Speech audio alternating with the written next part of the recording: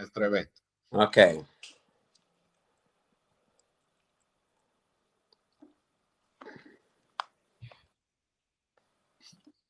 So, well, good afternoon, everyone. So this is an amazing day for us.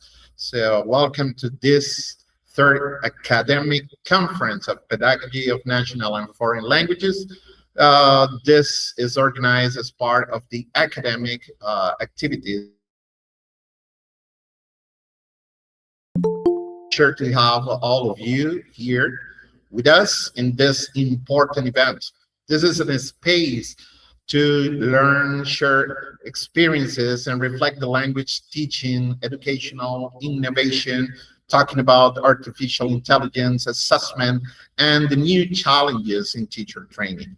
So my name is Master Gilberto Vélez, and today I'll have the honor of being your host for this academic conference.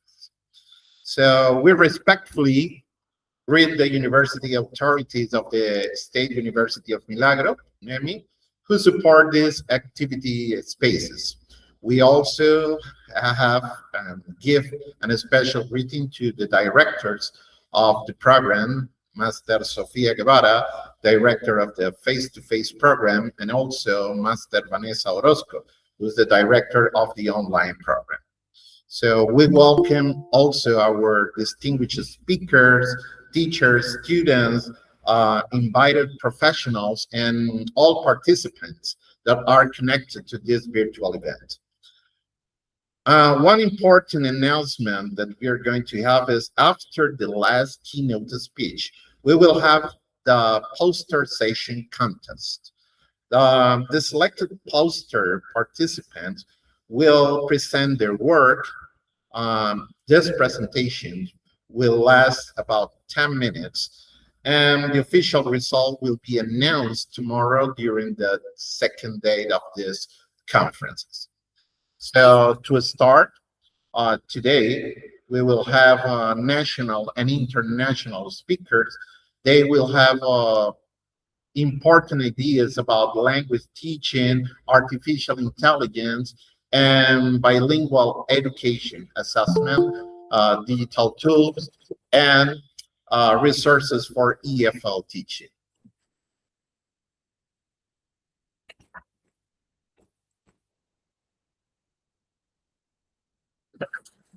Please join us. Welcome all participants during this activity. So now we invite Master Sofia Guevara, director of the face-to-face program, to give us the welcome words for this academic conference. So now, dear Master Sofia Guevara, welcome, and that time is yours. Good afternoon, everyone. Thank you, Master Vélez. So it's a pleasure to welcome you to this Jornadas Académicas, an academic space created to share knowledge, experiences, and research that all our speakers contribute to our professional and academic growth. Right. First, we would like to express our sincere gratitude to our distinguished speakers who are joining us today to share their knowledge, right? Remember, thank you so much. Your participation is truly valuable for us. And today, we recognize that artificial intelligence is here to stay, right? And AI is transforming the way we teach, we learn, and we communicate and create knowledge as well, right? So for this reason, as teachers and educators, we must open it to innovation, adapt our materials, our practices, and use these new tools responsibly, creatively, and ethically to strengthen the learning process as well, right? So to all participants and attendees, we invite you to take full advantage of this academic event. Please feel free to participate actively, ask questions, share ideas, and make the most of this opportunity to learn from our speakers, right? So once again, welcome to this Jornadas Académicas, and we wish you everyone a successful and enriching experience. Thank you very much. Thank you so much, Master Sofia. So for your welcome words, and for your support in this academic event. So with this message, we officially open and begin the day one of the academic conferences of Pedagogy of National and Foreign Languages. So dear participants, also we invite you to stay attentive, participate actively through the comment box. Please join us in welcoming Master of Science Enrique Rodriguez Leroy. He holds a master's degree. For first keynote speech. So let me introduce the PhD Enrique Rodriguez Leroy.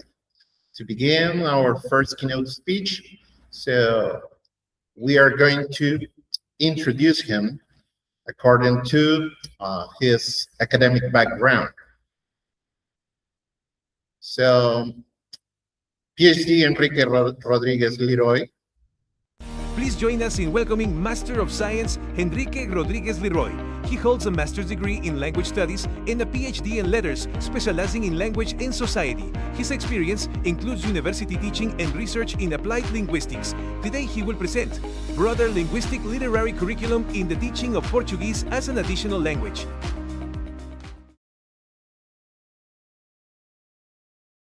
Additional language and linguistic education. Today he will present the conference, a broader linguistic literacy curriculum in the teaching of Portuguese as an additional language. So this topic is going to invite us to think about the importance of learning linguistic and literacy education in language teaching. So let's warmly welcome PhD Enrique Rodriguez Leroy. So, doctor, bienvenido, and el tiempo es suyo. Buenas noches a todas y todos. Buenas tardes, buenas noches aquí en España. Buenas tardes para ustedes en Ecuador. Buenas tardes también para Brasil. Soy Enrique. Voy a hablar con todos ustedes sobre mi investigación de postdoctorado que yo hice aquí en Galicia. Estoy en Galicia, Santiago de Compostela, en España, y también en Brasil. Entonces, yo viajé muchísimo mientras yo estaba investigando mi postdoc, y es sobre eso que voy a hablar con todos ustedes hoy. Muchas gracias por la presentación y gracias una vez más por la invitación también. Siento muchísimo, estoy muy feliz por estar acá con todos ustedes. Angie, voy a pedir tu ayuda para compartir mis láminas, por favor.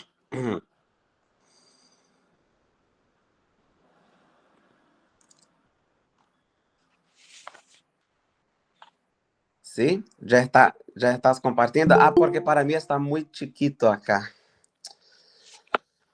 Un momento. Voy a tener que poner en la computadora acá. Solo un momento, por favor.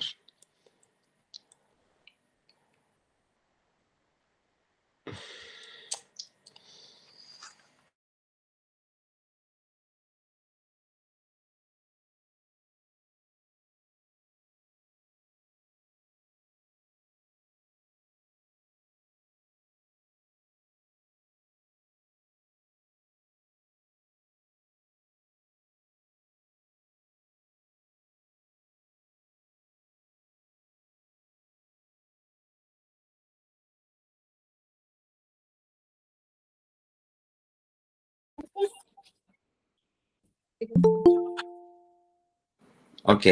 We're back. Ok, sí, ahora sí. Porque la presentación no estaba aquí en la computadora y no podía ver nada. Ok, entonces el título de mi presentación es La malla curricular lingüístico-literaria más amplia en la enseñanza de portugués como lengua adicional. Bueno, soy profesor de portugués como lengua adicional hace casi 20 años en Brasil. Yo ya enseñé portugués en Perú, en Colombia y también aquí en España. Y yo trabajo también con la formación de profesores de portugués como lengua adicional. Y siempre traigo los componentes culturales, históricos, antropológicos en la enseñanza de portugués como lengua extranjera, sobre todo el portugués brasileño y cuál es la importancia de las lenguas galega, africanas, sobre todo bantu, línguas quimbundu, umbundu, kikongo, y la importancia de las lenguas indígenas también en la formación y estructuración de nuestro portugués brasileño. Entonces, todo eso es muy importante para que podamos trabajar en las clases de portugués, ¿no? Entonces, los objetivos, no, antes de los objetivos me gustaría hablar sobre algunas preguntas con ustedes. Por favor, el próximo slide, Angie. Entonces, para empezar, sí, para comenzar, me gustaría traer algunas preguntas para todos ustedes. Y es interesante que las preguntas están en portugués para que todos podamos activar nuestro cerebro para otros idiomas también. Y el portugués es un idioma hermano del español. Entonces, a ver, ¿cuál historia nos contaron o cuál historia nos dijeron sobre la formación y estructuración del portugués brasileño? ¿Sí? En esta historia, podemos poner foco, ¿sí?, para los contactos lingüísticos culturales entre las lenguas indígenas del tronco tupí o de las lenguas africanas de la familia Níger-Congo, Yorubá, Bantu y a língua galega, ¿sí?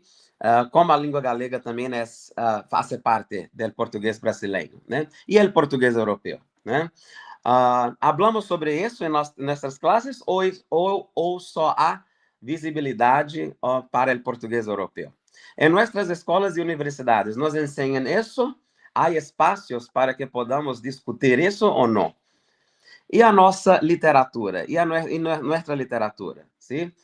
E a oralitura? Oralitura é uma perspectiva nova desta literatura, que muito mais que produções orales, a oralitura traz la palabra inscrita en el cuerpo, en el movimiento del cuerpo, de la danza. ¿Y cuál perspectiva nos contaron sobre la historiografía literaria también? Entonces, próximo slide. Me gustaría empezar con todos ustedes leyendo un poema de una escritora muy, muy conocida en Brasil que se llama Conceição Evaristo, ¿no? Entonces, el poema es así. Voy a leer en portugués para todos ustedes. Da calma e do silêncio. Quando eu morder a palavra, por favor, não me apressem.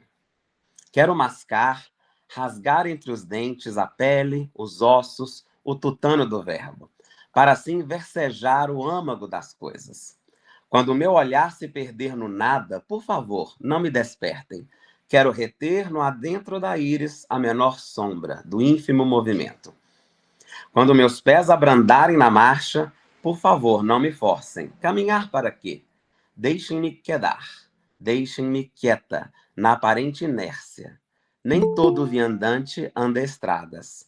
Há mundos submersos que só o silêncio da poesia penetra. Então, este poema habla sobre a importância da palavra em la produção literária e, sobretudo, a importância de quedarnos. La importancia de aprofundizarmos en los significados, en los sentidos de estas palabras, ¿no?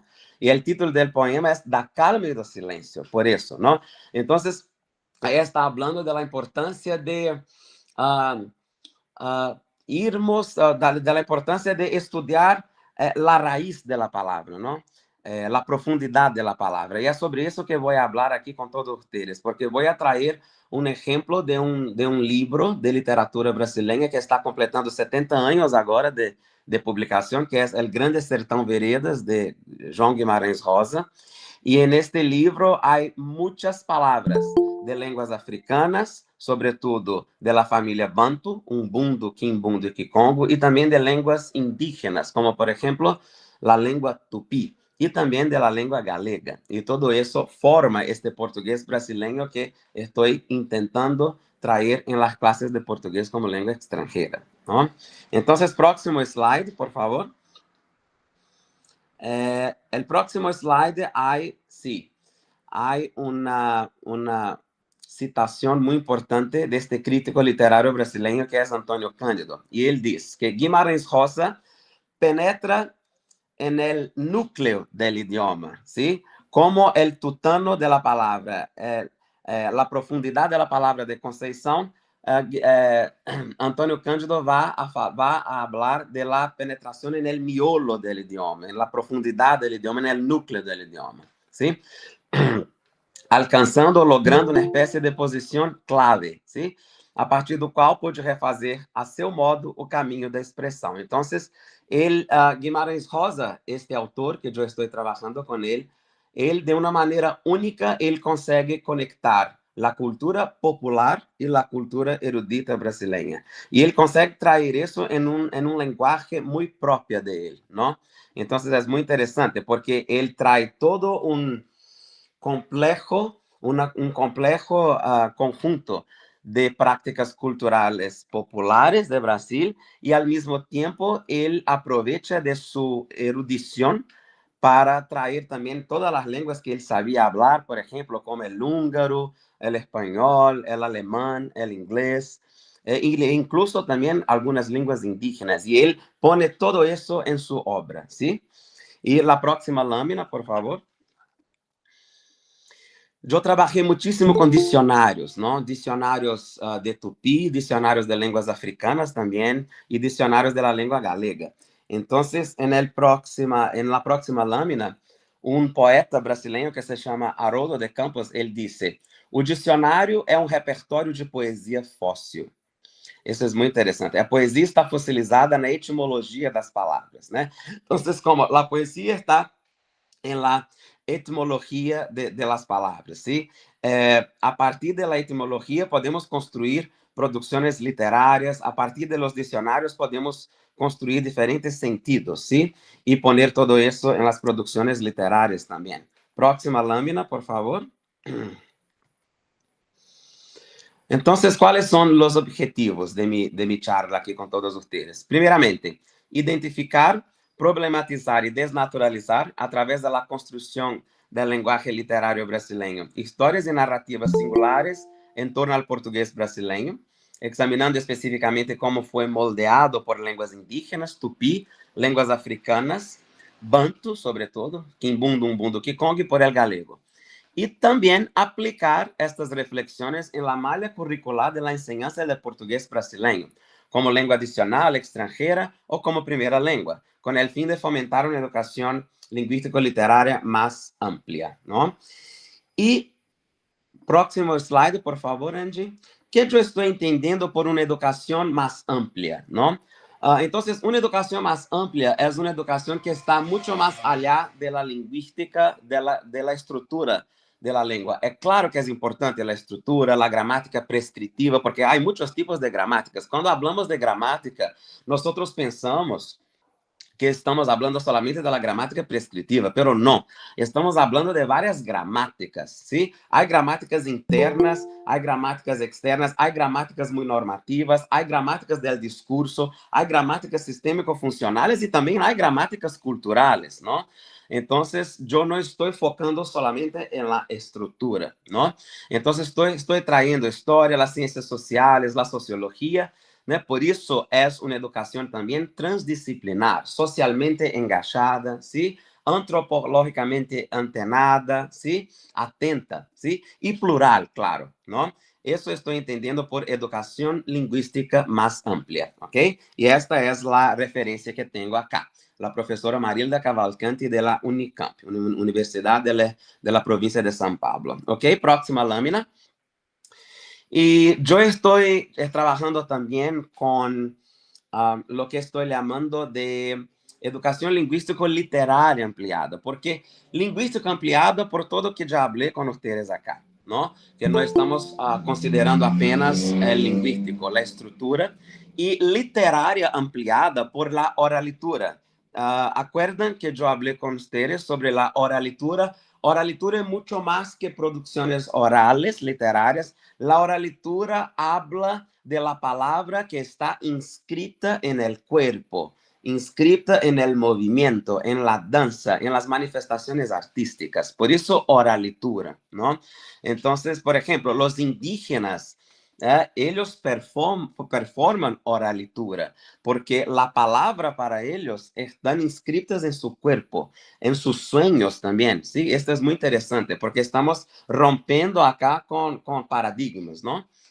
Del grafocentrismo, ¿sí? ¿Por qué algo para ser literario tienes que ser grafocentrado? No puede estar oralmente, ¿sí? Oralmente inscrito en el cuerpo, ¿sí? En la danza, en los movimientos, ¿no? Ah, incluso en el silencio, ¿no? ¿Por qué no? Entonces, esto es lo que estoy hablando, lo que estoy llamando de educación lingüístico-literaria más amplia. Próximo slide, por favor. Sí, esta es la profesora que desarrolló el concepto de oralitura. Profesora Leda María Martins, de la UFMG también, ya está jubilada, y la única profesora negra brasileña que yo tuve en mi graduación, cuando era estudiante de graduación en Brasil. Entonces, esta es Leda con su producción muy importante, y ella también desarrolló otros conceptos también, pero vamos a hablar de sobre oralitura, ¿no?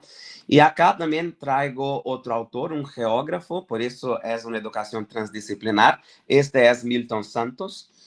Milton Santos es responsable por la creación de una geografía crítica. Entonces, él trabaja mucho con la noción con la concepción de espacio geográfico, pero el espacio para Milton Santos es un espacio más amplio también, un espacio que no sea apenas físico, pero también un espacio epistemológico, un espacio donde se pasan las relaciones sociales, culturales, emocionales de las personas, ¿no? Entonces, espacio geográfico para él no es apenas un espacio físico.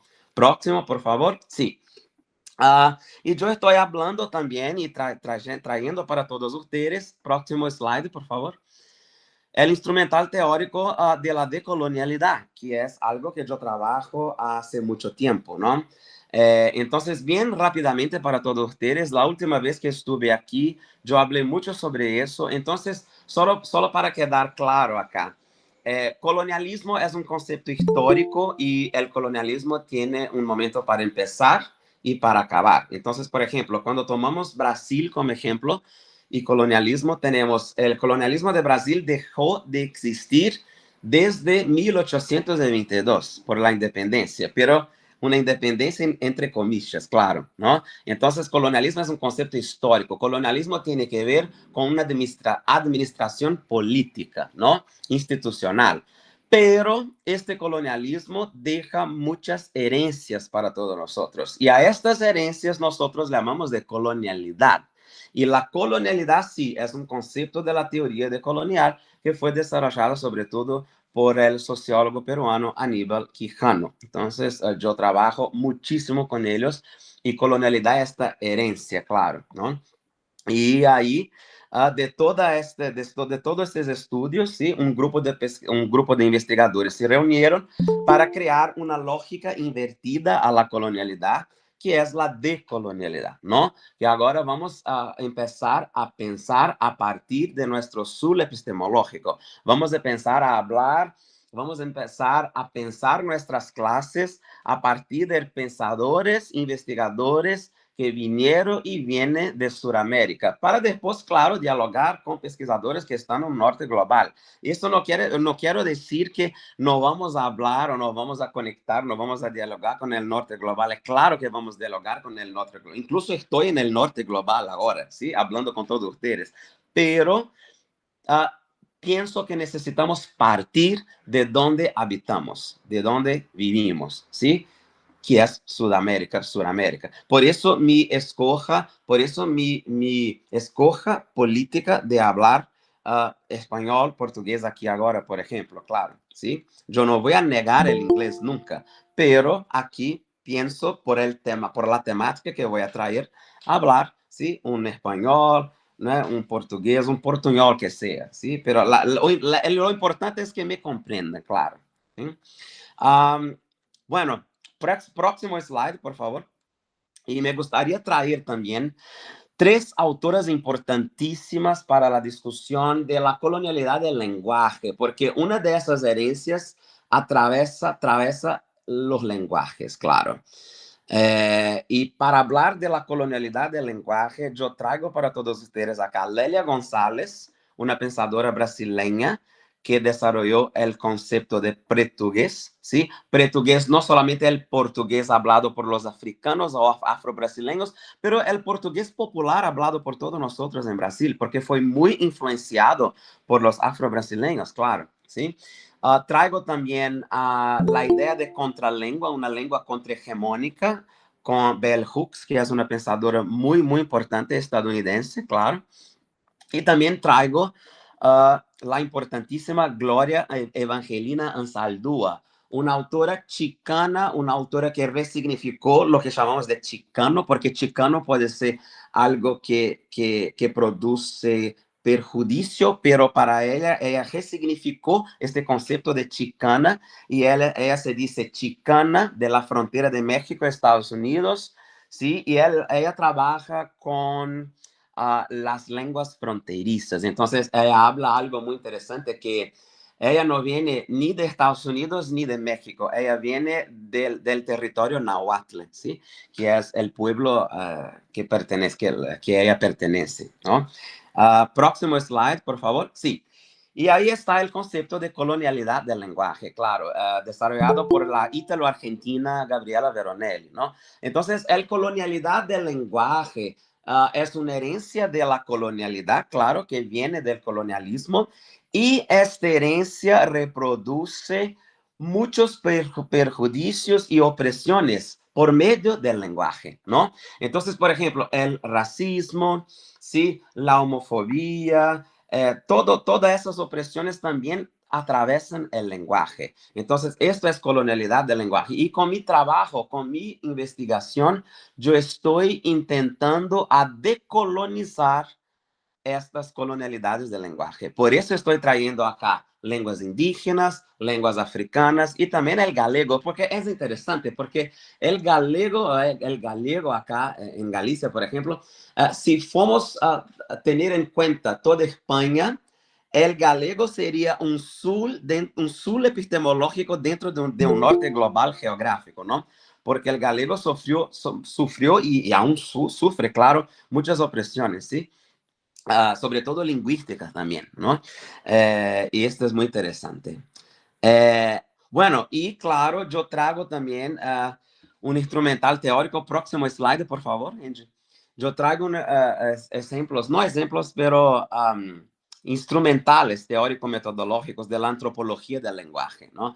Entonces, ¿qué es la intextualización? La intextualización es cuando una palabra mueve de un contexto para otro. Entonces, por ejemplo, la palabra, vamos a tener aquí la palabra negro, ¿ok?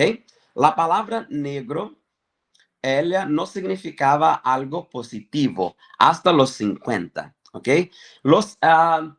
Hasta los 50, negro era una palabra que indexicalizaba, que significaba algo negativo. Y en 1950, Aimé Césaire, un importante pensador martinicano, va a resignificar la palabra negro. No, negro puede ser, sí, algo bonito. Negro negro también es lucha. Entonces, intextualización es el movimiento que una palabra hace de un contexto para otro. Y en este movimiento, las palabras significan, producen otros sentidos. Y a estos sentidos llamamos indexicalidad, ¿ok? Son los diferentes sentidos producidos por las palabras. En diferentes contextos, claro. Y estos sentidos también traen ideologías lingüísticas, ¿no? Bueno, ideologías que pueden ser colonizadoras o no. Ok, y ahí yo voy a traer para todos ustedes acá algunos diccionarios que yo utilicé en mi investigación. Por el próximo slide, por favor. Este es un diccionario de tupí antiguo, diccionario producido por un gran tupinista brasileño, que es el profesor Eduardo Navarro de la USP. Entonces, es un investigador tupinista, filólogo y lexicógrafo, ¿sí? Un diccionario muy interesante. Y el prefacio de este diccionario fue escrito por un escritor muy conocido en Brasil, que es Ariano Suassuna. Después, próximo slide, por favor. Tenemos el diccionario de topónimos brasileños de origen tupí, Sí, muy interesante porque en Brasil hay muchas ciudades con nombres de origen tupí, claro. Las ciudades Itaúna, por ejemplo, Piedra Negra, ¿sí? Itaporã es el nombre de un club cerca de la casa de mi mamá que significa Piedra Bonita en tupí, Itaporã, ¿ok? Y pienso que se pasa lo mismo en Ecuador con nombres de ciudades, ¿sí? De otros idiomas, indígenas sobre todo. Y no podemos olvidar que estamos en la década internacional de las lenguas indígenas, ¿no? Entonces, Brasil, por ejemplo, está haciendo muchos trabajos, grupos de trabajos específicos para que están discutiendo las políticas lingüísticas para revitalizar lenguas indígenas que ya se fueron o lenguas indígenas que están acabando, ¿no? Entonces, es muy interesante que de 2022 hasta 2032 estamos en la década internacional de las lenguas indígenas. Y también he traído para todos ustedes esta profesora maravillosa que es Ieda Pessoa de Castro y que produció este dicionário Camões com Dendê, o português do Brasil e os falares afro-brasileiros, ¿sí? El portugués de Brasil y las hablas afro-brasileñas, muy interesante, que es un diccionario con muchísimas palabras de origen bantu y también de origen yorubá, y que hablamos aquí en el portugués brasileño, claro. También, próximo slide, por favor. Andy, puede pasar, por favor. Ya me olvidé de hablar contigo para pasar los slides. Puede pasar uno más, por favor. Sí, puede pasar uno más. Sônia Queiroz agora. Ok. Este es más un diccionario que yo traigo para todos ustedes, que palabra banto en Minas, que son las palabras de lenguas africanas que vinieron con los esclavizados y que habitaron Minas Gerais, la provincia donde vivo, ¿no? Entonces es un diccionario muy interesante para enseñar portugués en la provincia de Minas Gerais, claro. Próximo, por favor. E, claro, dicionário Bantu, novo dicionário Bantu, del compositor, investigador, cantor, escritor Ney Lopes, muy importante también en Brasil, este dicionário, para que podamos traer las palabras, ¿sí? Traer las palabras africanas en el portugués brasileño. Próximo, por favor. Dicionário Dicionário Escolar Afro-Brasileiro. Este dicionário es muy interesante para trabajar con los niveles más básicos, por ejemplo, de portugués. Entonces, es muy interesante también. Y, por favor, próximo slide. Dicionário da Antiguidad Africana también, porque habla de la cultura africana, de todas las culturas en los plurales, claro, ¿no? En el plural. Próximo slide. Y claro, una otra herramienta que yo utilicé en mi investigación fue estas herramientas galegas, ¿no? Del Instituto de la Lengua Galega aquí en Galicia, un instituto que pertenece a la Universidad de Santiago de Compostela, y fue desarrollado, las dos herramientas que yo estoy aquí les mostrando, fueron desarrolladas por la profesora Rosario Ávares Blanco, ¿sí? Esta que está aquí, professora da Universidade de Santiago de Compostela, presidenta do Conselho da Cultura Galega, y también expresidente del Instituto de la Lengua Galega. Entonces, estas herramientas son muy interesantes porque tú pones la palabra y la herramienta te da si la palabra viene de Galicia o viene de Portugal o viene de Brasil. Es muy interesante. Y hay una otra herramienta también que es el diccionario de diccionarios, que hay un conjunto de diccionarios de varios siglos donde podemos encontrar también muchas etimologías, ¿sí? De palabras en castellano y en galego también, claro. Bueno, y yo trabajé también con este diccionario, o léxico de Guimarães Rosa, porque estoy trabajando con esta producción literaria, Grande Sertão Veredas, ¿sí? Y también un diccionario de la lengua portuguesa, claro, diccionario Aurélio acá, ¿sí? Un diccionario digital. Bueno, entonces llegamos a la obra literaria de Guimarães Rosa, ¿no? Grande Sertão Veredas, ¿sí? Este año celebramos 70 años de publicación de esta obra, ¿sí? Y me gustaría hablar un poquito con ustedes de esta obra acá, porque es una obra con más de 400 páginas, Es un clásico en Brasil y está traducido para muchas lenguas, incluso en español. Y hay una traducción para el inglés ahora buenísima, hecha por una traductora australiana, Alison, si no me engano, el nombre de ella. Y hasta en esta edición acá de 2019 es muy interesante porque el Grande Sertão Veredas, él empieza de una manera muy difícil para que de entender, ¿sí? Es por eso que es interesante una mediación y es eso que estoy trazendo acá para todos ustedes, porque esta mediación literaria que llamamos letramento literario es muy importante para quien no conoce la obra. Entonces, por ejemplo, en esta edición de 2019, hasta la página 78, parece que estamos en un laberinto, ¿no? Donde varias cosas se pasan. Y después, cuando adelantamos en la lectura, vamos a descubrir, entonces aquello es esto es aquello, ¿no? Entonces, cuando llegamos a la página 78, mira lo que el narrador habla. Assim é como conto. Antes, conto as coisas que formaram passado para mim com pertença. Então, assim é como conto a história. ¿Sí? Antes estava hablando de las coisas que foram importantes para mim, pero estavam todas bagunçadas, estavam todas assim, um pouco confusas, ¿sí?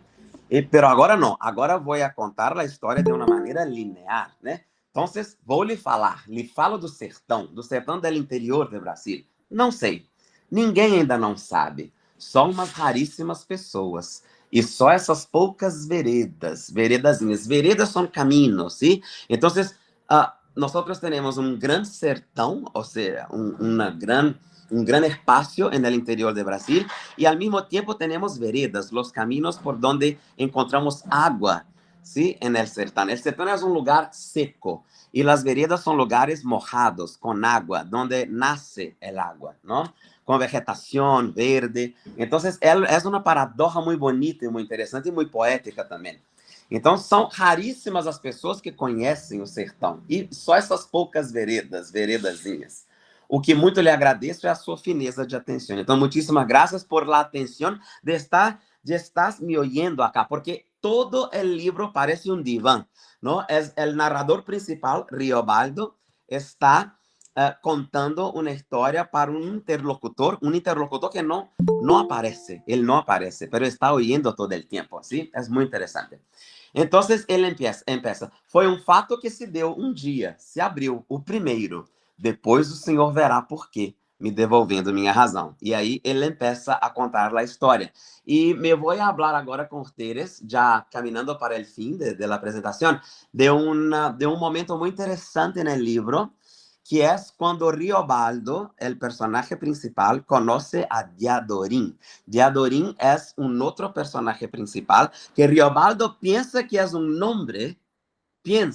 nome, pero depois ele vai descobrir que não é. É muito interessante. E ele tem conflito consigo porque ele empieza a gostar, a amar este personagem, e ele tem conflito porque como um nome pode amar outro nome, e depois ele descobre que não é um nome, e isso é muito interessante. É muitíssimo interessante todo esse processo de descobrimento y de las identidades de los personajes. Y este momento es cuando Riobaldo encuentra por la primera vez a Diadorim, ¿sí? Y en esta pasaje acá yo voy a traer muchísimas palabras de origen africana, de origen galega y también de origen indígena, ¿no? Entonces, por favor, el próximo slide. Sí, entonces vamos a hablar un poquito de la palabra cabaza, ¿no? En esta pasaje, Riobaldo está siendo curado de una doença. Ele está doente e ele foi curado de uma doença, de uma enfermidade. E ele paga uma promessa para um santo específico e ele põe um pouquinho de dinheiro em uma cabaça para que esta cabaça vá hasta um santuário, para que ele tenha bendição, não? Então, mira en el slide acá. Antes que a travessia seja realizada, sabemos por meio da narrativa que Riobaldo estava ali, no Porto de Janeiro. Ele estava ali en el puerto de este río que se chama de Janeiro. É o nome de um río. Para pagar uma promessa.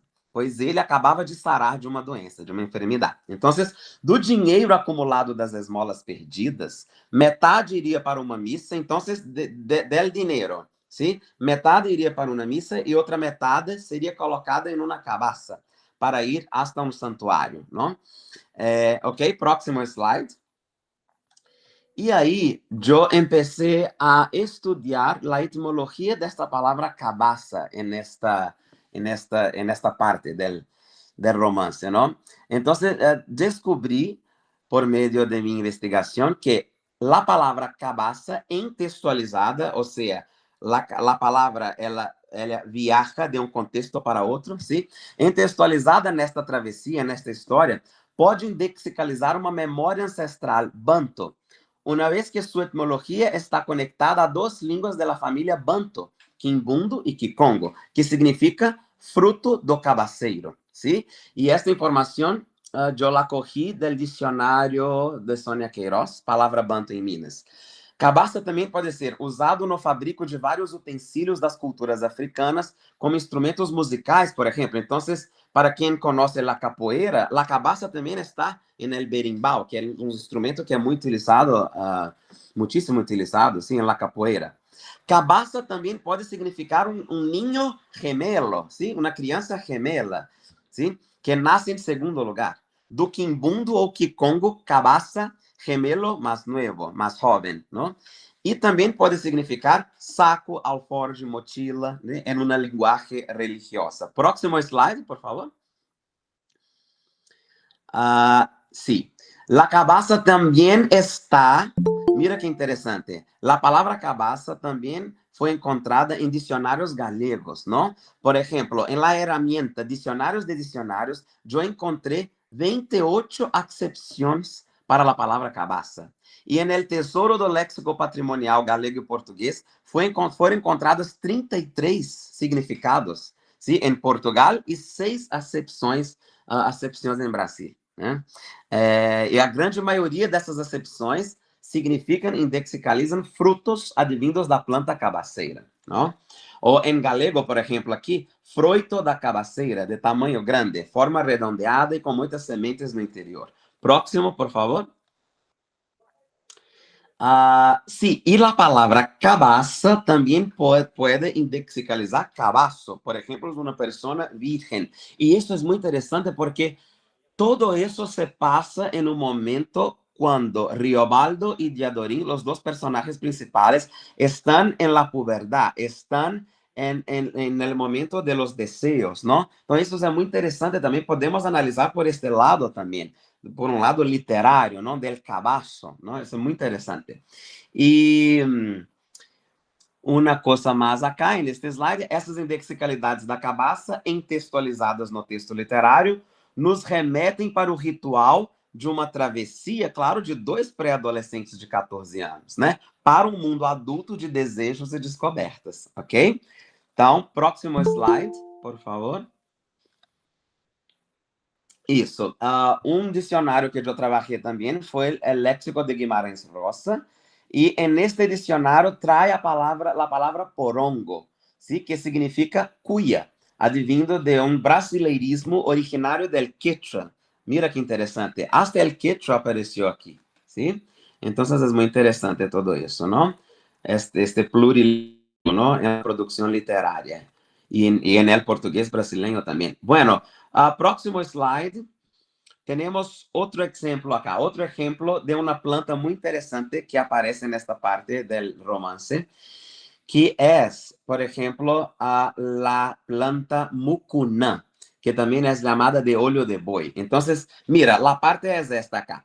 Foi o menino que me mostrou Diadorim, que Riobaldo pensa que é um ninho, ¿sí? Diadorim presenta a natureza para Riobaldo. E Diadorim conhece como nadie a natureza e seus detalhes, não? As plantas, as flores, os animais, isso é muito interessante, não? Então, nesta passagem, nesta parte do romance, eles estão adentrando a uma canoa, ¿sí? A um barco, e há um remador neste barco, e alrededor de eles há esta vegetação riquíssima de colores, de plantas y de animales, ¿sí? En una de estas plantas es la mucuna. Entonces vamos a ver el significado de mucuna. Próximo slide, por favor. Ok. En el diccionario de Tupi antiguo, dicionário A Língua Indígena Clássica do Brasil, mucunã é um nome comum a plantas da família das leguminosas. Ok. Para o léxico de Guimarães Rosa, é a designação comum a várias leguminosas, cujas vagens têm um revestimento piloso. Então, parece um frejol, não? Essa mucunã. Mira que interessante. E essa é uma palavra indígena da língua tupi. Mira, acá estão as flores del mucunã. Na acepción de Martins, mucunã, en el léxico de Guimarães, nos pede para ver la entrada para catuaba. Mira que interesante, ¿sí? Una planta ornamental de flores amarelas, que es tida por medicinal afrodisíaca. Mira que interesante, adolescencia, 14 años, planta afrodisíaca, ¿no? Mucunã. Eso es muy interesante, hace todo sentido. Y hay también un otro ejemplo de que mucunã sea una planta que tiene que ver con la planta erótica catuaba, ¿no? Próximo slide, por favor. Ok. Y esta mucunã también es llamada de olho de boi, ¿sí? Olho de boi popularmente conocida, ¿sí? Mucunã es conocida popularmente como olho de boi, ¿sí? Y olho de boi es usado en un ritual de matriz africana, un ritual de religión matriz africana que es la Umbanda, ¿sí? En Brasil. Entonces, todo eso es muy interesante. Y en este ritual, la planta mucunã trae coraje, fuerza y resistencia, ¿sí? Para la persona. Y es todo que Riobaldo necesita, porque ellos van a atravesar el río San Francisco en este momento en el libro. Entonces, hay una pasaje muy, muy conocida en el romance en que Riobaldo habla, carece de tener coraje, mucha coraje. Entonces, en esta parte del romance, Riobaldo habla eso, porque Diadorim es muy corajoso. ¿Sí? Tiene mucha coraje, mucho coraje, y Riobaldo es muy, muy medroso, ¿no? Entonces, es interesante que esta planta aparezca acá también, ¿no? Bueno, próximo slide, ya estamos casi terminando. Esta planta es muy interesante porque es un ejemplo de translenguaje. Por ejemplo, cuando tenemos en una misma palabra dos idiomas diferentes. Entonces, canaranas, mira, esta es una canarana. Canarana es una planta que está alrededor de un lago o de un río. Son plantas rasteras allí que están cerca, ¿sí? Del río.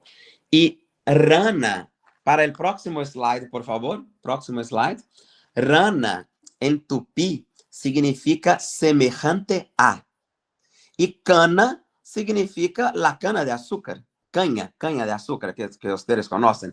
Entonces, mira qué interesante. En una misma palabra tenemos la lengua tupí, guaraní, rana, semejante a, y tenemos también el portugués, ¿sí? Caña o cana de azúcar, ¿no? ¿Y por qué semejante a? Porque no es cana, es semejante a cana. Y en esta parte del romance, la canoa movimienta, porque la caña, la falsa caña, no da firmeza, ¿sí? Para la canoa, para ellos. Entonces es muy interesante esta palabra. Y vamos a pasar, por favor. Hay una otra palabra que es copla. ¿Puedes pasar, por favor, Angie? Isso, ok. Esta palavra copla, descobri que é uma palavra galega e que também traz uma memória afro-indígena, porque há um canto que o remador vai a cantar nesta parte, que é... aqui está. Próximo slide, por favor. Ok, a ver. Sim. Meu rio... Antes, por favor, Angie. Uno antes, isso. Sim. Meu rio de São Francisco, nessa maior turvação, vim te dar um gole d'água, mas pedir tua benção. Então, mi rio de São Francisco, nesta, como se diz, turbação. Turbação é quando o água está muito agitada, não?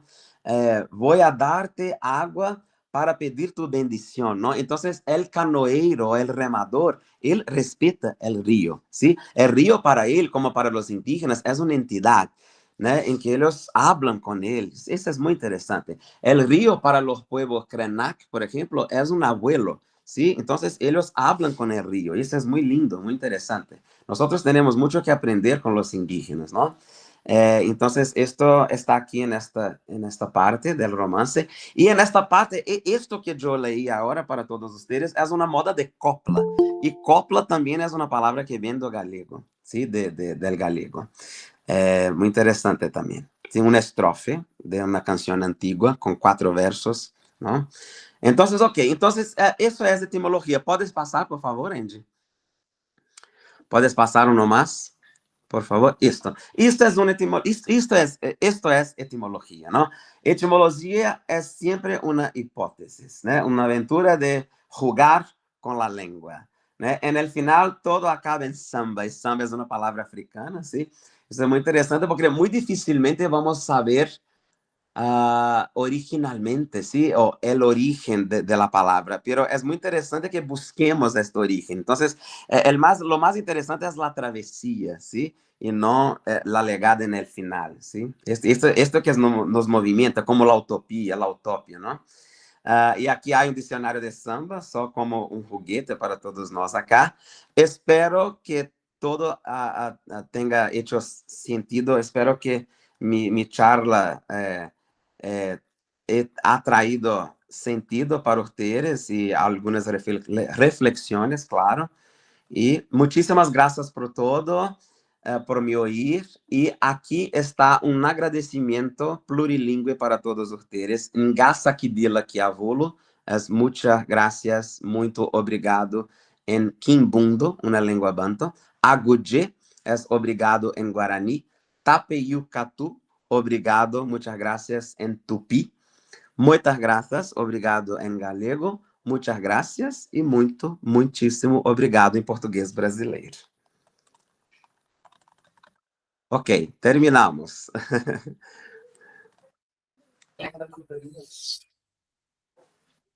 Thank you so much, Professor. De nada, de nada. It was a pleasure for your valuable presentation and sharing your academic perspective with us. Well, so we kindly ask our participants to write their messages of thanks to our speaker in the comment section. And also, if we have in our meet a question from our professor from UNEMI, so it is open right now. Okay. So, well, again, thank you so much, Professor Enrique. So, well, we hope that this is going to be something that is going to give us more more knowledge in our life as in the part of linguistic. And well, so now we are going to present the certificate of this conference. Muchas gracias una vez más por la invitación.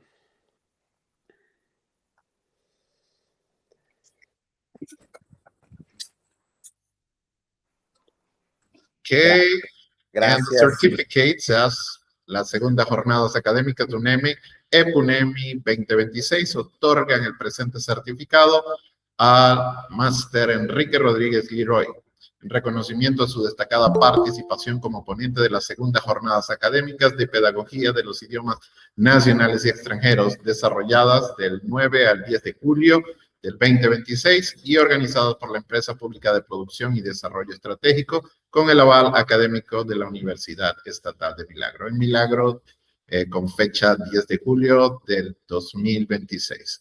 Thank you so much. Obrigado. De nada, muchas gracias. Muito obrigado. Well, so we are going to continue with our keynote speech. The second one is going to be a professor from this university, the State University of Milagro, UNEMI. So let me introduce Master Viviana Briones. She's a professor at the State University of Milagro in the pedagogy of... Please join us in welcoming Master Viviana Briones. She holds a bachelor's degree in economics and master's degrees in educational technology and innovation in foreign language pedagogy. Her experience includes university teaching, academic supervision, and educational leadership. Today, she will present AI for specific needs. This is titled AI for Specific Needs. This presentation will help us reflect on how artificial intelligence can support teaching and learning processes for specific needs. So let's welcome Master Viviana Briones. Dear Magister, welcome, and the time is yours. Hello, welcome to this interesting and incredible afternoon. I'm so happy to participate today. I've already organized my slides and everything for people who speak English, but I can see we have many people who cannot understand maybe, so I'm going to mix the languages, okay? I hope this exposition I'm going to show help our teachers and move our feelings, because it's important to understand that if we are not ready to teach, maybe our students won't be ready to learn. So it depends on us. Every time you get a student who has a specific needs in your classroom, remember that is a gift that God has given you. Si no estamos listos para enseñar, para aprender, tal vez nuestros alumnos nunca van a estar listos para aprender, ¿verdad?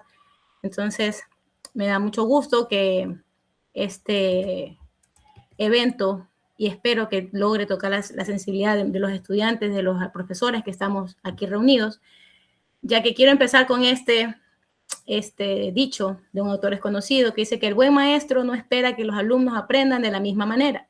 Busca el camino para que cada estudiante florezca a su propio ritmo.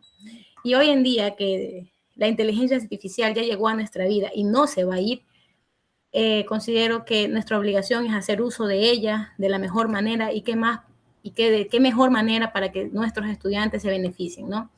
So, entre los objetivos tenemos understand the role of AI in inclusive education, entender el rol de la inteligencia artificial en la educación inclusiva, identificar diferentes necesidades que la inteligencia artificial puede solventar, puede apoyar, explorar herramientas de inteligencia artificial prácticas y diseñar además las actividades. Eso quiere decir que hoy vamos a tener una tarde durante mi ponencia muy activa, ¿no? Se los invito a las personas presentes que pueden acceder a este QR, por favor, acérquenlo un ratito. Vamos a trabajar con un Mentimeter, que no es una inteligencia artificial, pero sí es una herramienta que nos sirve mucho a los docentes, ¿no?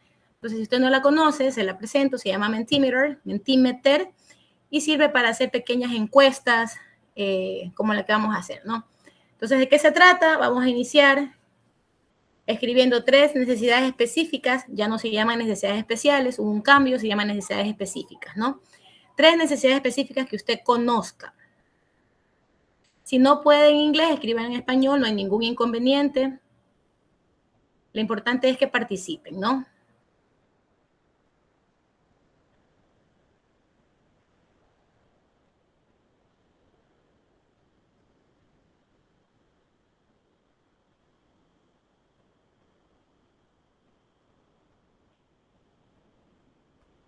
Ok.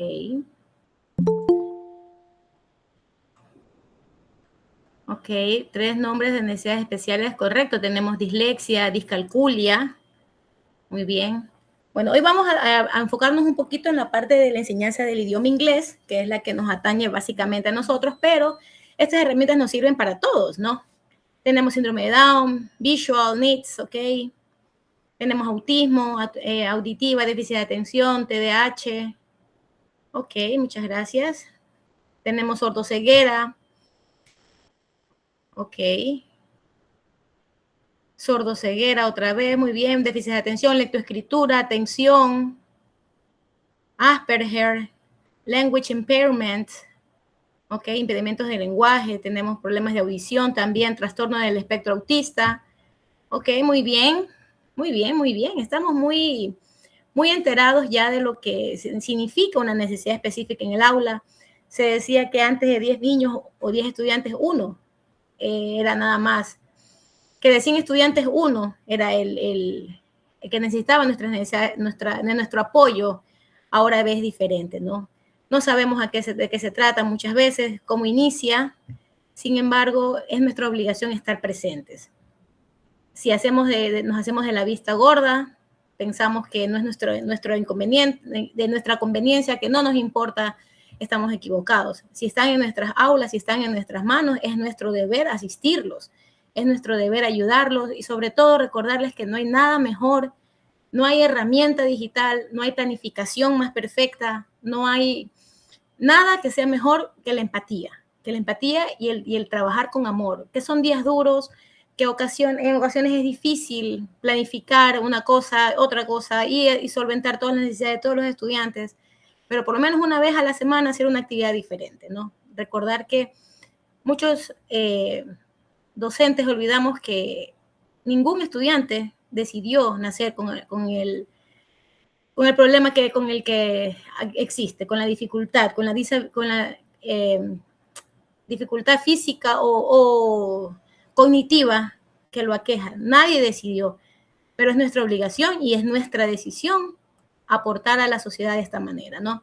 Entonces vemos que en el aula podemos encontrarnos con estudiantes que presentan, bueno, y esta parte quisiera hacerles una pequeña acotación, pues no tenemos dos tipos de necesidades. Specific Educational Needs, SEN, in the classroom, se dividen en dos. Las asociadas con discapacidades, associated with disabilities, que son pues las que se pueden observar aquí, motor impairment, puede ser deafness, sordera, ceguera parcial o completa, problemas o dificultades psicosociales, condiciones de salud mental, síndrome de Down, ¿correcto? Y tenemos las que no son asociadas a las discapacidades, que pues tenemos a los estudiantes que tienen autismo en cualquiera de sus 3 niveles, alumnos con problemas con desórdenes de conducta, como por ejemplo los estudiantes con trastorno de hiperactividad, o trastorno de déficit de atención con o sin hiperactividad, desorden de conducta, TOCs. Todos hemos tenido en algún momento. Yo recuerdo en una ocasión yo tenía un alumno que yo me di cuenta que se lavaba las manos muy frecuentemente. Cada 25 minutos, cada 20 minutos él iba al baño. Entonces, yo conversé con la mamá y ella me dijo que sí, que ella se había fijado lo mismo y él tenía un TOC que le hacía pensar que corría peligro si no estaba a salvo. ¿Cuándo le inició a él este problema? En el momento de la pandemia, porque su papá era militar, su mamá era enfermera, entonces él se quedó con esa sensación de que la limpieza era lo único que le daba la seguridad. Entonces, también estamos llamados a observar dentro de las aulas qué está pasando con nuestros estudiantes. Muchas veces los niños y los jóvenes pasan más tiempo con nosotros como docentes que con los padres de familia. Entonces, ¿quién mejor que nosotros a dar esas voces de alerta, ¿no? Entonces, tenemos varias de las opciones que nos puede pasar y quiero que hagan un poquito de reflexión sobre la postura física de los estudiantes. Por ejemplo, mira el estudiante que presenta, un ratito, déjenme regresar a mi pantalla. Ok, el estudiante que presenta el problema de dislexia. A simple vista, usted no ve que él es un estudiante que tiene problemas. Usted no sabe, no se nota, pero se siente. ¿Y cómo nosotros nos damos cuenta al momento de monitorear la clase? Recuerde que el formative assessment es muy importante. Antes de llegar a las evaluaciones sumativas, lo importante es hacer los seguimientos. Y es ahí donde notamos que algo está sucediendo, ¿ok? Y una vez que lo notamos, es nuestro deber ayudar a estos estudiantes. Entonces, bueno, aquí les puse ya un poquito más detalladito para que en su momento los pueda leer con más calmita. Estamos cortos de tiempo. Pero vamos a ver qué nos sirve a nosotros, qué herramientas podemos utilizar para solventar en un poquito estas necesidades, ¿no? Hablando en cuanto a números, el Ministerio de Educación no da un número específico de estudiantes con necesidades, pero mire esta cifra. Nos dice que tenemos 50.676 estudiantes con discapacidades, que son parte del Sistema de Educación Nacional. dice que 7.687 pertenecen o asisten a instituciones educativas inclusivas y que hay 135 instituciones especializadas. Ahora, preguntémonos nosotros, ¿qué pasa con los estudiantes que no van a este tipo de instituciones, donde no hay un licenciado en educación especial, como gradúa nuestra hermosa UNEMI? No cuentan con ese tipo de personal. ¿Quién los ayuda? ¿Quién los asiste?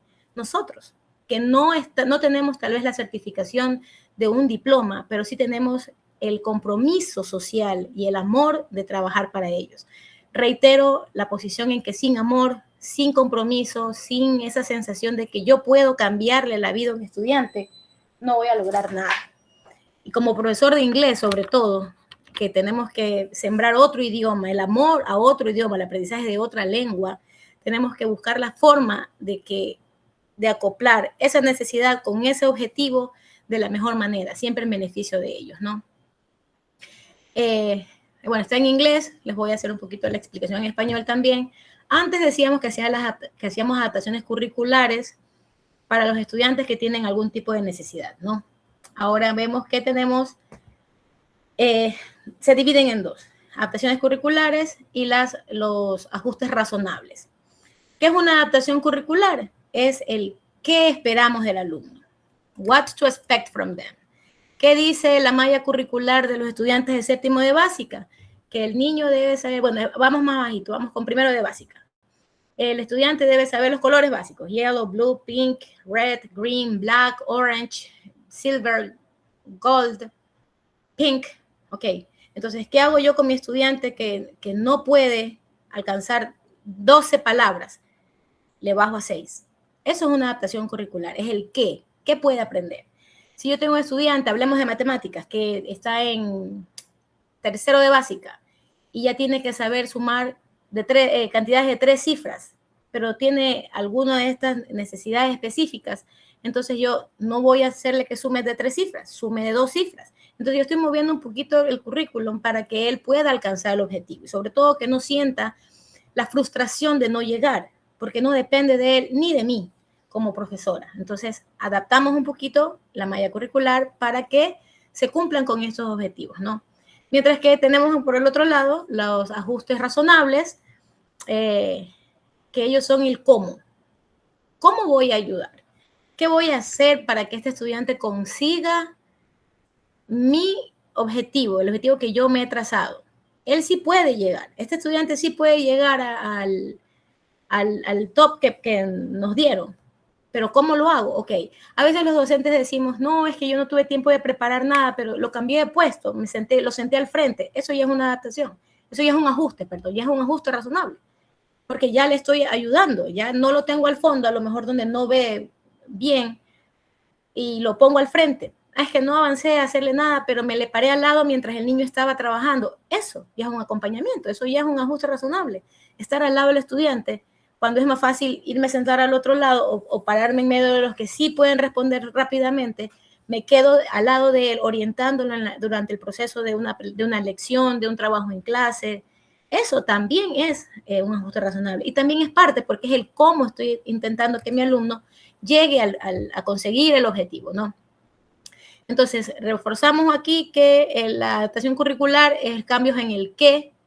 Ok, changes what the student is expected to learn. ¿Qué espero que este estudiante aprenda? Mientras que los ajustes razonables me dicen cómo. Hago cambios en el cómo.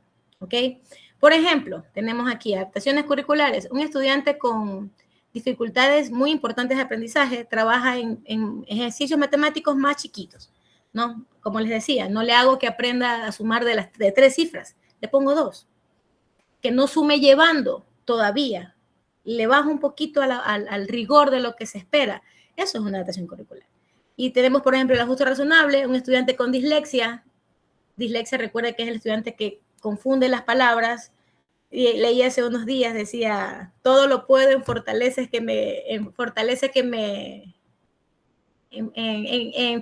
que me fortalece. Y después decía, somos mi dislexia y yo contra el mundo. Y eso es lo que les pasa a los disléxicos, cruzan las palabras. Entonces, me pasó en algún caso que tenía un alumno con dislexia y que los compañeros querían a la brava que responda, que lea igual, que trabaje igual con las mismas hojas de trabajo. Y el niño tuvo muchos años de sufrimiento. En realidad, los alumnos sufren, tienen episodios traumáticos porque no consiguen lograr los objetivos. Pero en este ejemplo que tenemos, este mismo estudiante que tiene dislexia, que no va a poder entender al 100% una lectura, puede realizar la misma actividad con un audiolibro y un poquito más de tiempo. Entonces, va a lograr lo mismo que los demás, pero de otro modo, ¿ok? Y recordar que juntos podemos, ¿no? Si nosotros usamos estas adaptaciones curriculares y los ajustes razonables, vamos a poder construir ese salón de clases que todos esperamos. No solo hablando de alumnos de escuelas o colegios, también nuestros estudiantes universitarios. Por ejemplo, en mi caso, con trabajos en línea, se les otorga un poco más de tiempo, se le designa a un compañero que le ayude. Entonces, lo importante es no, como les decía hace un momento, no mirar hacia un lado, no hacerme de la vista gorda. No es su problema, es mi trabajo, el poder solventar y ayudar a estos estudiantes, ¿no? Entonces, aquí quiero que me escriban un poquito para que participemos todos. Les voy a compartir este link, que es un Padlet, ¿ok? Donde yo quiero leerlos a ustedes, ¿no? Que me cuenten, en español también, no importa, ¿por qué utilizar la inteligencia artificial? Les voy a compartir también aquí en el YouTube. ¿Por qué utilizar inteligencia artificial para necesidades específicas es una buena idea? Entonces ahí les está corriendo bastante rápido los mensajes. Sin embargo, ahí les vuelvo a poner el link, ¿no?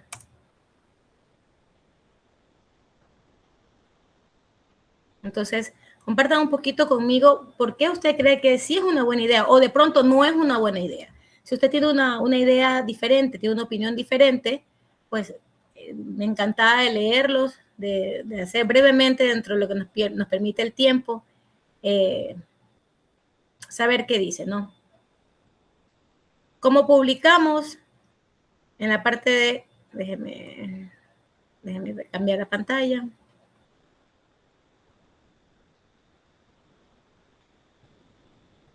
Ok. Entonces, en la parte de aquí abajito, dice publicar. Si ve ahí un rectángulo de color rosadito, ahí usted pincha. Donde dice asunto puede poner su nombre. Y en la parte de abajo escribe el texto y luego publica, ¿no? Entonces aquí vamos a leer. Why using artificial intelligence for specific needs is a good idea.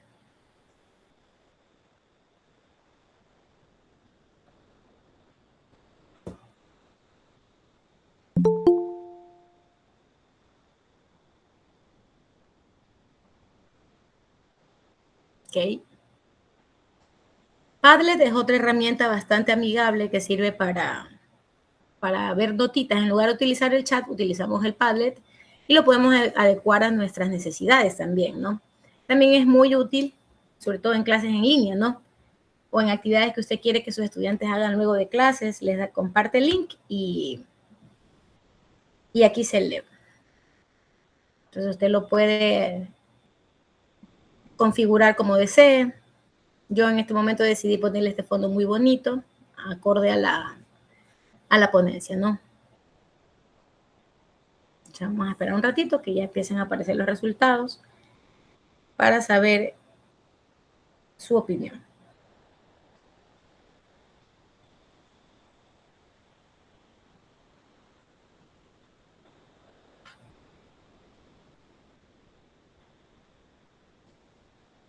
Ok, dice Lourdes, porque ofrece soluciones rápidas, precisas y adaptadas a necesidades específicas, optimizando el tiempo y apoyando la toma de decisiones.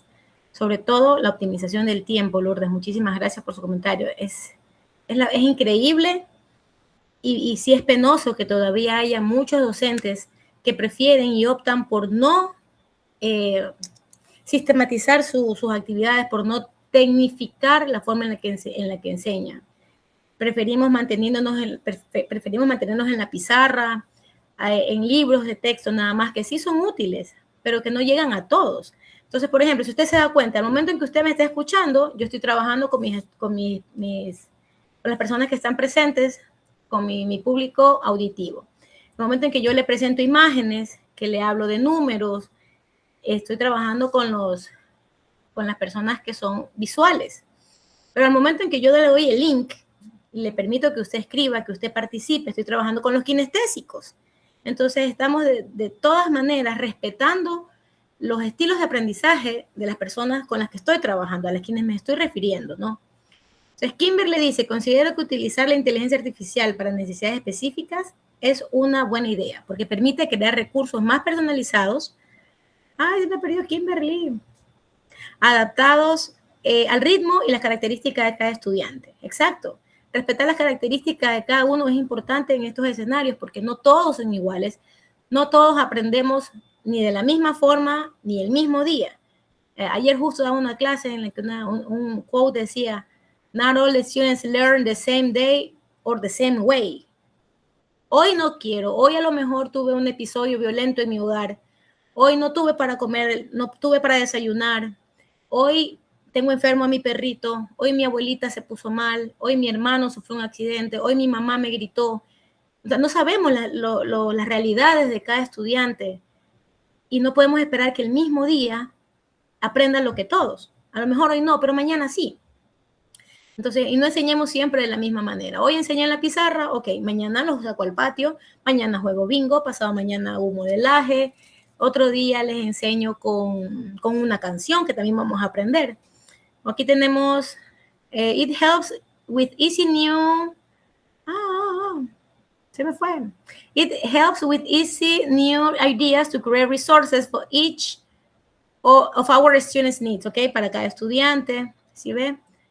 Aquí tenemos a alguien que supo usar la herramienta. Muy bien, Pilar Peralta. Oh, bienvenida. C2. Hola, Pilar.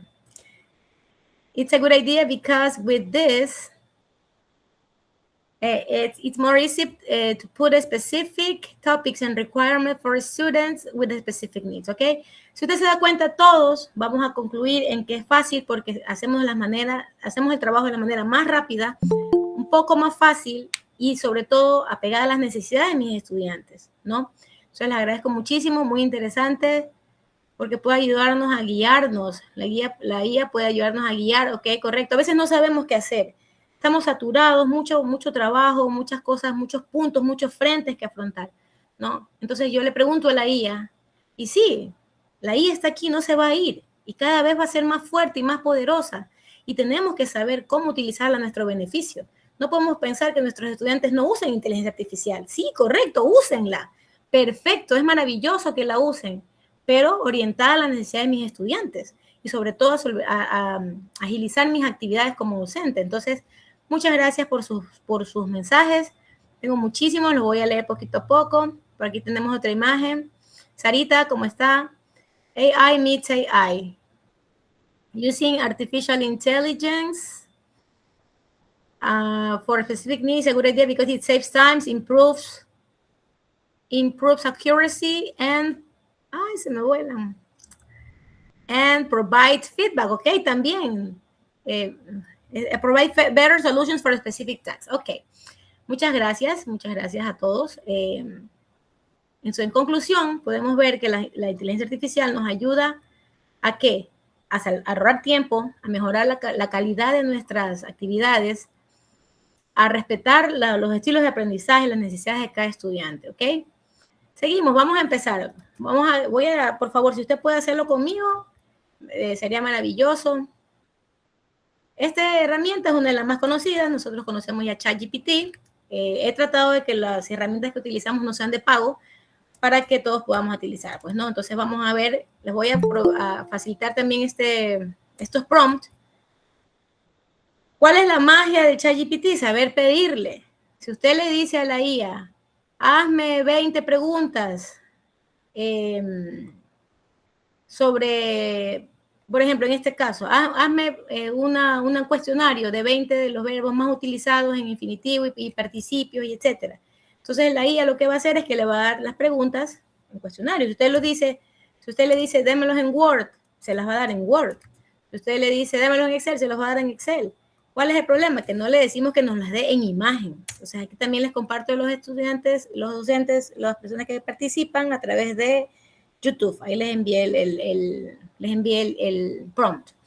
Entonces yo le digo a mi ChatGPT eso, que haga una imagen, make an image of worksheet, ¿ok? Y usted lo puede hacer en español, crea una imagen. El momento en que le dice la imagen, es más, él va a saber, va a ver la diferencia, ¿no? Entonces, yo, como voy a utilizar verbos, yo quiero que lo haga con un template relacionado a la familia. Usted le puede pedir con un template relacionado a dinosaurios, si a su alumno, por lo general a los alumnos autistas les gustan los dinosaurios, que me la haga con un formato de dinosaurios.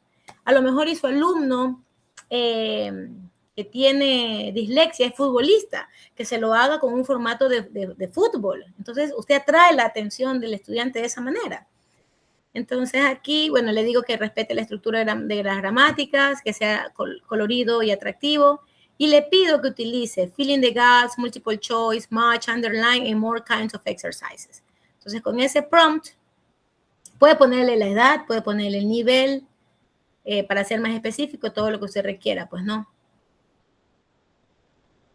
¿Y para qué vamos a adaptar esto? Aquí, por ejemplo, ya mismito que se cree la imagen, usted va a ver la diferencia. A veces, si no lo quiere como imagen, lo puede crear nada más como preguntas. Entonces, la IA le va a dar las preguntas y las respuestas, las preguntas, y usted las puede copiar y pegar en un Word, por ejemplo, en un Quizzes, en un Kahoot, en un booklet. Usted lo puede copiar y pegar en la herramienta que usted desee. Pero si usted lo que quiere es un worksheet para imprimir y trabajar con ellos, pues esta es la opción más rápida. Al menos una de mis favoritas. Porque es bonita, es muy visual, muy colorida, y puedo cambiarla y editarla para los estudiantes que tengan otras necesidades. O sea, que esperamos que nos trabajen nada más. Les invito, por favor, que hagan lo mismo en sus equipos para que vayan aprendiendo. No es lo mismo que usted me escuche, que usted lo realice. Entonces, lo correcto sería que vaya conmigo, pues no.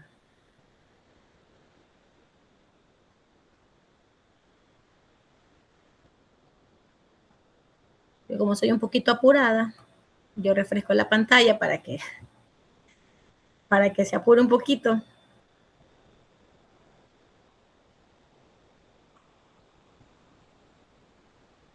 Ay, no se fue.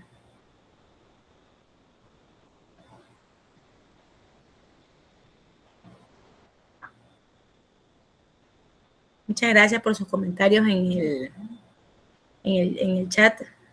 Me da mucho gusto que estén disfrutando de la ponencia. Muchas gracias.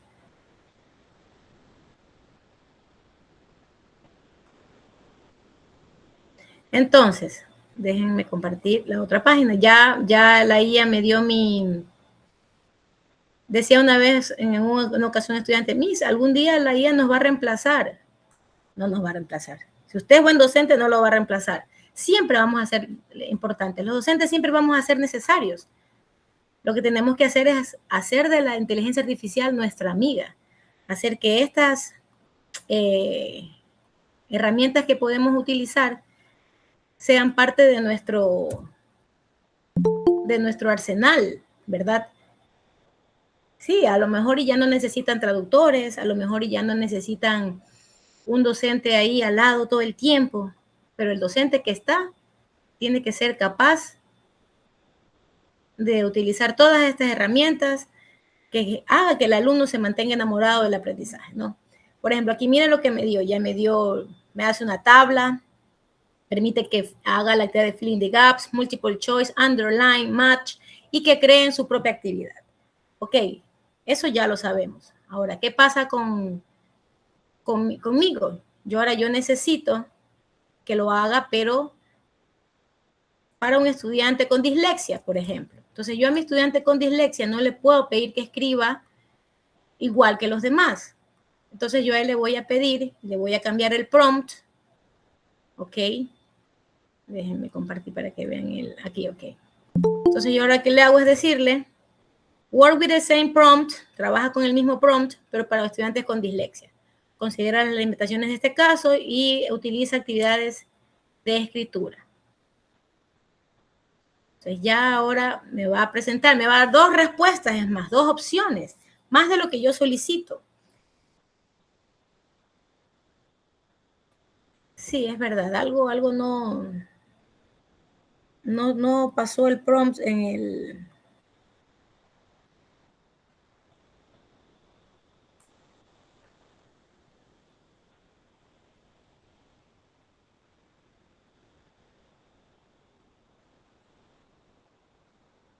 Gracias, mis queridos estudiantes. Por ahí estoy leyendo sus mensajes.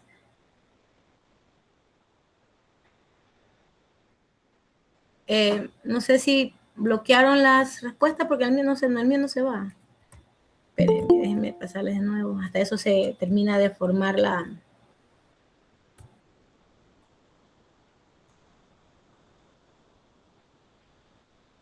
Ok, a lo mejor es muy largo.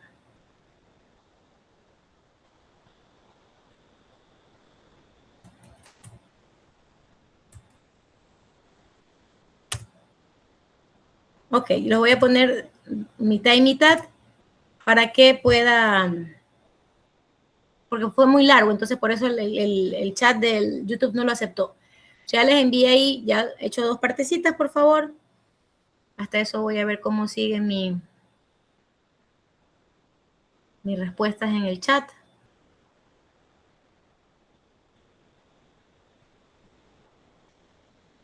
Ok.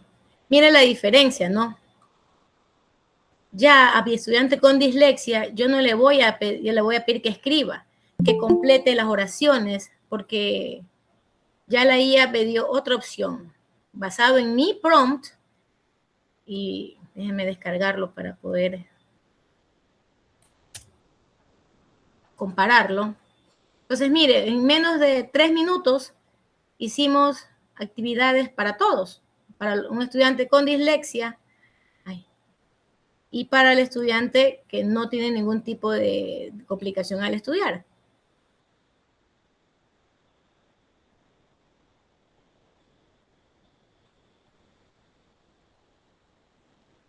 Ok, miren la diferencia, ¿no? Acá tenemos que tenemos una sopita de letras para que ellos encuentren, ¿ok? Y aquí tiene las mismas palabras que puedo utilizar para responder acá, pero tiene imágenes, ¿verdad? Es diferente. Y usted le puede seguir cambiando el prompt hasta que satisfaga sus necesidades, ¿no? Entonces vemos cómo la ChatGPT, en algunas, ahora que estaba investigando, muchas personas dicen que chat ya no se usa, que ya no. Pero sí, ok, correcto, sí. Y es una versión libre de pago que es muy útil. Lo importante es el prompt que le damos, sea lo más específico posible y verá como sí se logra, ¿no? Entonces vamos a apurarnos un ratito porque ya nos coge el tiempo. Déjenme continuar con, bueno, ya tenemos ChatGPT. Seguimos con otro acá. Ok, ese de aquí es solo para el celular. Si lo pueden descargar, sería muy conveniente ahora. Se llama Sing AI, ¿ok? Esta herramienta es para estudiantes con problemas de visión, total o parcial, ¿verdad? Entonces, ¿trabaja con qué? Con la cámara del teléfono. Y sirve para describir el surrounding environment, ¿ok? Mi alrededor. Sirve para leer textos, reconocer caras. Yo estaba haciendo la prueba y yo me enfoco y dice, se visualizan 2 rostros y yo estaba solita. Y yo, ¿cómo que 2 rostros? ¿Dónde está el otro rostro? Cuando me di cuenta estaba captando levemente la imagen de una alumna que ya llegaba. Pero primero me asusté y dije, ¿cómo 2 rostros? Pero sí, o sea, es tan buena que aún a la distancia pudo identificar el otro rostro, la otra carita, ¿no? Entonces es muy importante para los estudiantes que no pueden observar correctamente. Entonces, que si usted se da cuenta, aquí le puse, ¿no? Porque a lo mejor no todos pueden descargarla, pero usted puede escoger el idioma, ¿no? Usted escoge el idioma y tiene ya su lectura. Aquí también puse yo una opción de lectura. Peter. Entonces, una vez que ya escojo, que esté en... Yo apego. Peter. Hello, my name is Peter. I am 7 years old. I am a student, have brown eyes and brown hair. I wear a red cap. My trousers are white. I wear white sneakers. My t-shirt is red and white. Hello, my name is ¿Sí Peter. ve? O sea, no, si escucha más bien. Si se escucha cómo lee tan perfecto. Solo controle que esté bien pegadita la cámara al texto. Entonces, así lo puede escuchar claramente. Entonces, el estudiante que no puede ver el texto, que no puede ver a la pantalla, puede enfocar y es más fácil porque le va a ir diciendo de manera oral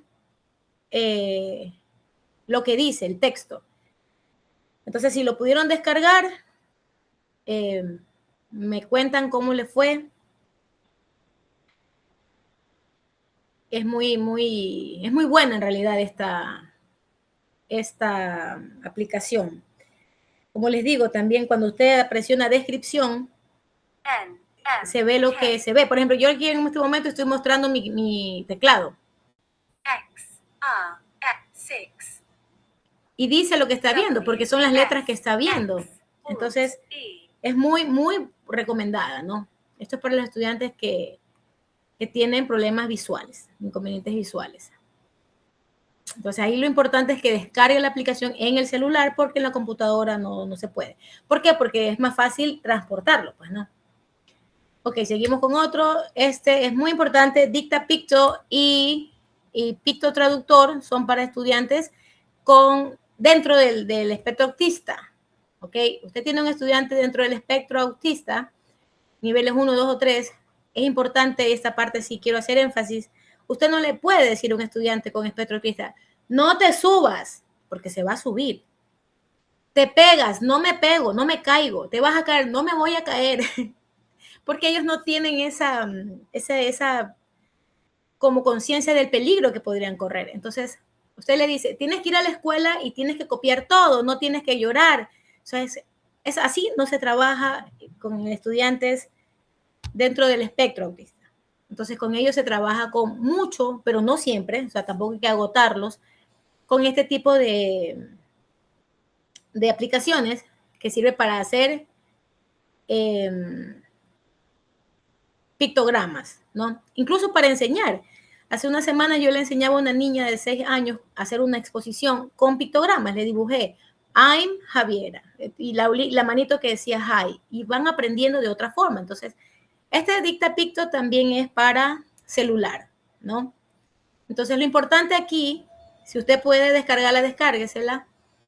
Lo importante es cómo yo puedo utilizar. Por ejemplo, yo aquí puse mi nombre, mi cara, mi foto. Usted puede poner la foto del niño, del estudiante. Por ejemplo, Vivi trabaja feliz, come pizza. Entonces, yo le voy diciendo, si Vivi, ¿cuándo? Ok, también cambiemos el sí, que es como una especie de condición, ¿verdad? Cambiemos el if por el cuándo. Cuando Viviana trabaja feliz, ella come pizza.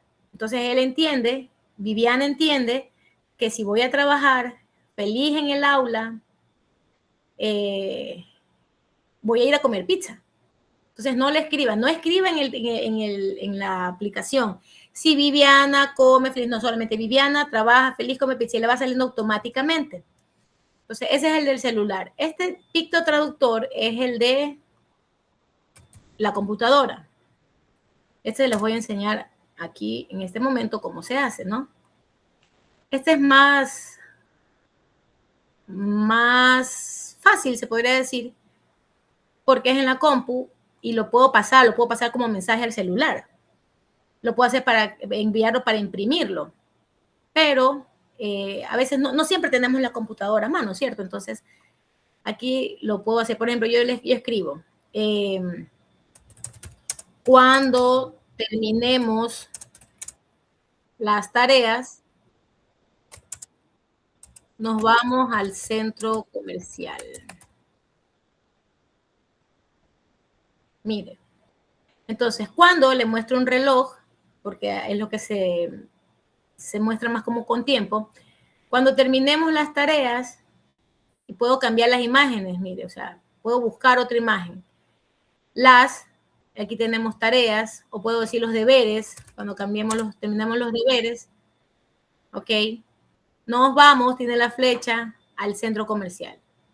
Entonces, es más fácil y los alumnos específicamente con necesidades especiales, referentes a autismo, van a entender mejor esto, ¿no?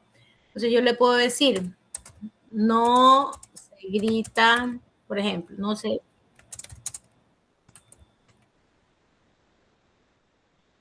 Ok, no se grita en el aula. Entonces yo al niño no le digo, no se grita en el aula, le muestro la X, ¿ok? Ok, que no podemos gritar.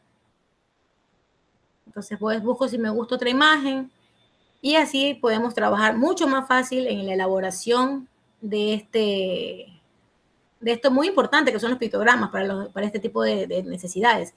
Es muy importante, se las recomiendo desde el fondo del alma. La materia que usted dé le va a ayudar mucho porque va a comunicarse de mejor manera con su estudiante. Entonces, vamos a ir un poquito más rapidito porque se me acaba el tiempo y me falta todavía Suno. Suno sirve para hacer canciones. Por ejemplo, mire, que es el logo naranjita, ¿no? Se llama Suno AI, ¿no? Aquí en las que están creadas, por ejemplo, yo creé ya algunas para hacer las prácticas. Entonces, por ejemplo, yo le dije a mi Suno que cree una canción que incluya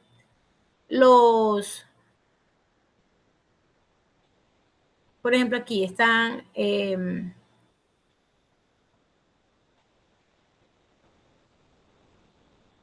un ratito. Ok, vamos a hacerlo juntos, ¿ya? Para que usted pueda ir aprendiendo. Entra Suno, por favor. Y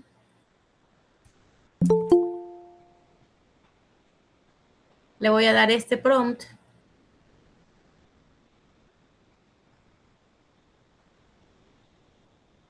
Y le digo que cree una canción, create a song, using the parts of the house. Include the words bedroom, living room, bathroom, kitchen, garden, yard, hall, garage, studio, dining room. Make it for 8-year-old students. Y le digo que cree. Create. Ok, pero yo tengo que escoger si quiero que me dé una con tono orquestral o de pronto quiero que me cargue. Ok, si lo quiero con marimba, si lo quiero con guitarra, si lo quiero con piano ambiental. Entonces con lyrics me va a dar la letra. Y usted la puede también pasar, pues, ¿no? Entonces aquí, more options, déjenme ver.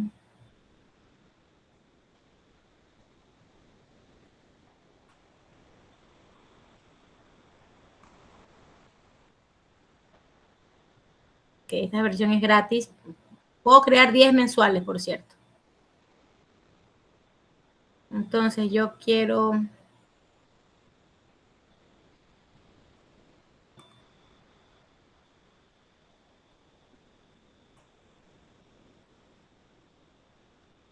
Vamos a hacerlo con marimba.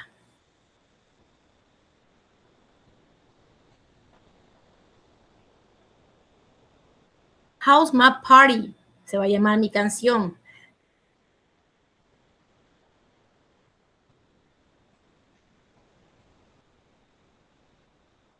Ya está creándola.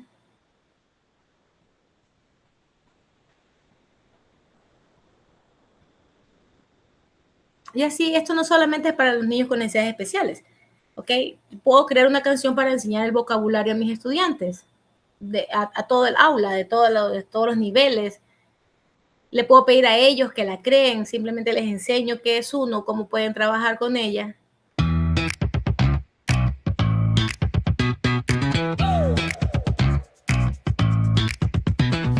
Walk with me through the bedroom. Pillow mountain, blanket hill. 2 small feet on the carpet. Quiet place that sits so still. Then we spin to the living room. Big couch, books, and a ball. One bright rug in the middle.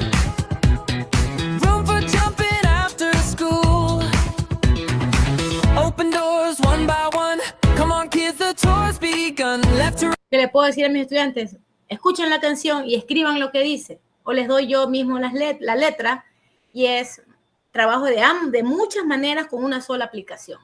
Entonces eso es uno.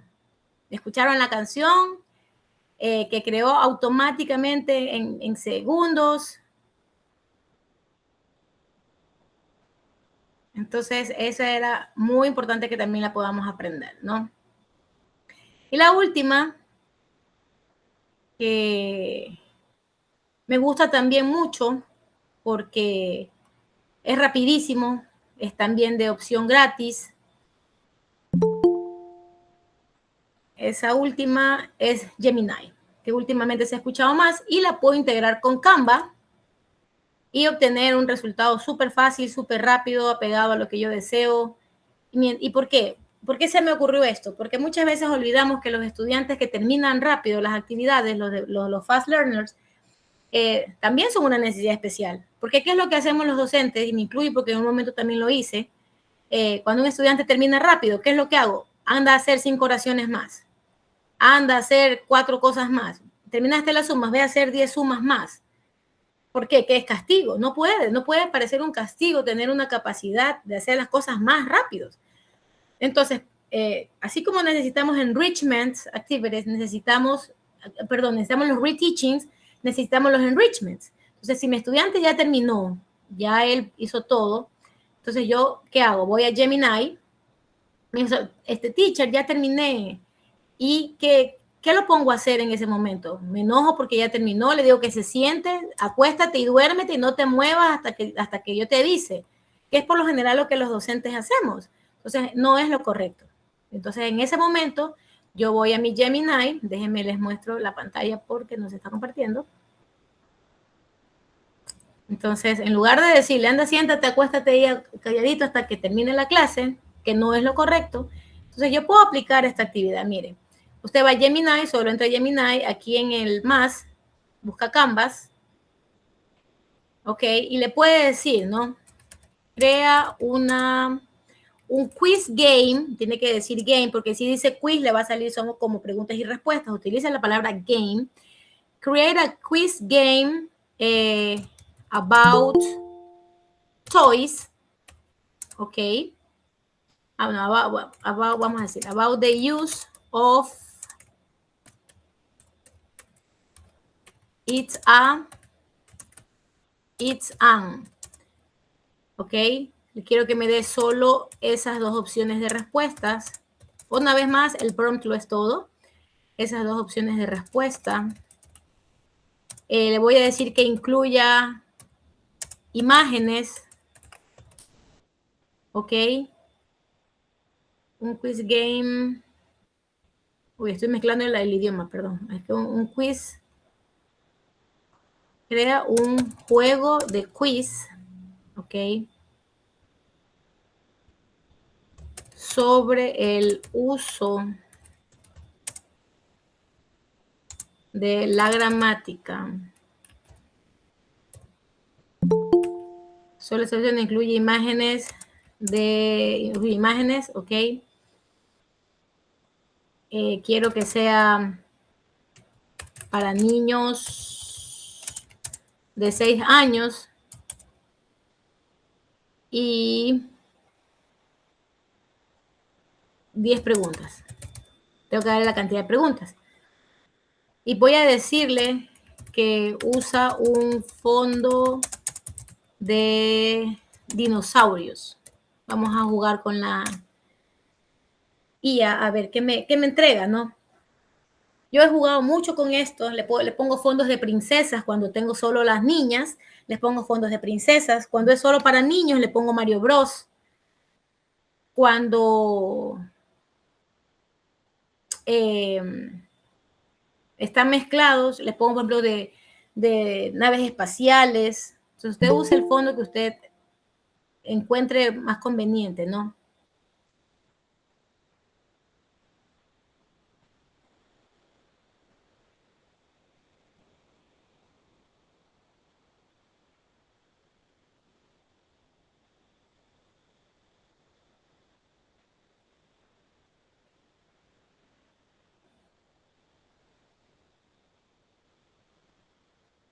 Entonces ahí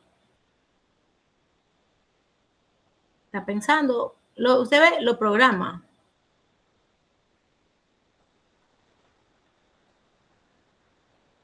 Espérense, déjenme ver mi diapositiva.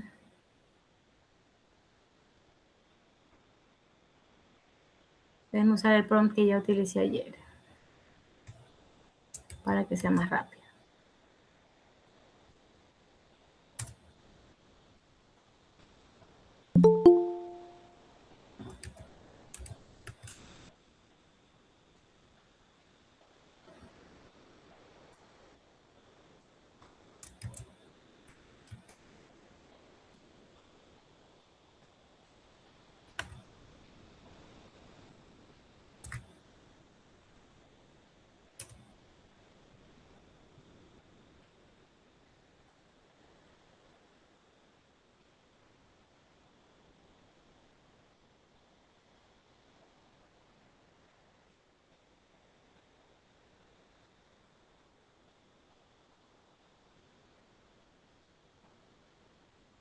Aquí está creando.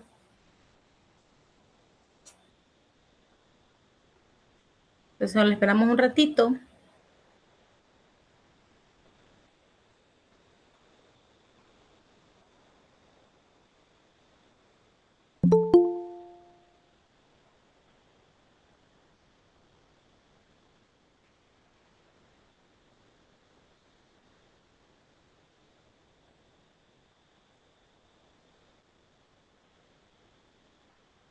Okay, tengo un mensaje muy importante de Sofía Minga, que tiene toda la razón. Dice, el uso del término estudiante con necesidades específicas es una necesaria evolución en la educación, dejando de estereotipar a los estudiantes basado en sus limitaciones y enfocándonos más en lo que ellos requieren aprender. Correcto. Esa es la intención de esta ponencia. Mire, ¿sí ve lo que creó? Le puedo pedir que dé score, le puedo pedir que dé sonido. Entonces yo voy a empezar. Complete, este lo hice con simple present y se va acabando el tiempo. Le puse score, mire, she worked. Si está bien, suena y continúa. Complete, they don't like, continue. ¿Qué pasa si hago mal? Do you play soccer? Voy a poner das. Y al final, vamos a terminarlo rapidito para ver cómo se veía. Okay, where does your sister? Mire, da toda la gramática sin necesidad de escribir yo las oraciones. Okay, we don't have the sun rises. Does she speak? I always get up. My parents don't watch. Do they go to the same school? A cat catches. Complete. She doesn't study. What time does the train leave? You speak. Le puedo pedir que no me las dé todo, mire. Y aquí tiene el puntaje. ¿Te das cuenta? Y lo hice en ¿cuánto? 2 minutos. Y es una herramienta muy útil, tanto para reteaching como para enrichment. ¿Ok? Bueno, se me acabó el tiempo, me pasé un poquito, perdón. Espero que haya sido muy útil esta ponencia, que la hayan disfrutado tanto como yo disfruté hacerla. Le agradezco a mi directora de carrera, Máster Vanessa Orozco, por motivarme a hacerla. Muy contenta con lo que aprendí, sobre todo, porque yo también aprendí mucho. Y espero que lo que vimos juntos el día de hoy sea muy útil para todos y que nos abra y sobre todo que nos despeje el camino de la enseñanza de este idioma tan bonito y tan importante como es el inglés. Y recuerden que lo que se enseña con amor se cosecha con amor. Muchas gracias a todos. Espero que podamos vernos pronto. Thank you so much, Viviana. So nice and amazing presentation, especially because we are talking about the artificial intelligence and also this amazing word that is called special education. So you're right when we are talking about that we need to have that empathy with our students, that we need to know more our students, and we have that opportunity to give them the chance to be included in the classroom. So claps for you. Thank you so much. So, well, now I would like to invite you, all you amazing participants, that you are in YouTube and also in this Meet. You have your questions. If you have a question for Ms. Briones, and if you have it, so just write it. So I only have one question for you. What will be your advice for this future teachers that we have here at the university to understand the neurodiversity and also to be more inclusive teacher? Well, as I said at the beginning, if we don't work with love, in our job, we won't be successful, because you can be the best teacher with the best strategies, with good tools. You can use technology as a pro, but if you don't feel affected when your students suffer, if you don't feel worried about their pains, if you don't understand that this world is full of people with special necessities, with who need special attention, and it's our commitment to work with them. Okay, my advice is work with love. You can forget. Sometimes we don't teach. Sometimes we use the teaching time to talk about their problems, their real life, because classrooms, online or face-to-face classrooms, are a world. It is our world, and we share moments, we share our real lives there. So my advice, don't forget that you are human beings and you are working with human beings, and forming and giving the shape of those souls is our real job, not just teaching English. Thank you. Thank you for your words, Viviana. So, well, I have some questions for you from this comment box in YouTube. Helen Rodríguez, she asked, ¿alguna vez no ha funcionado una estrategia que planeó? Por supuesto.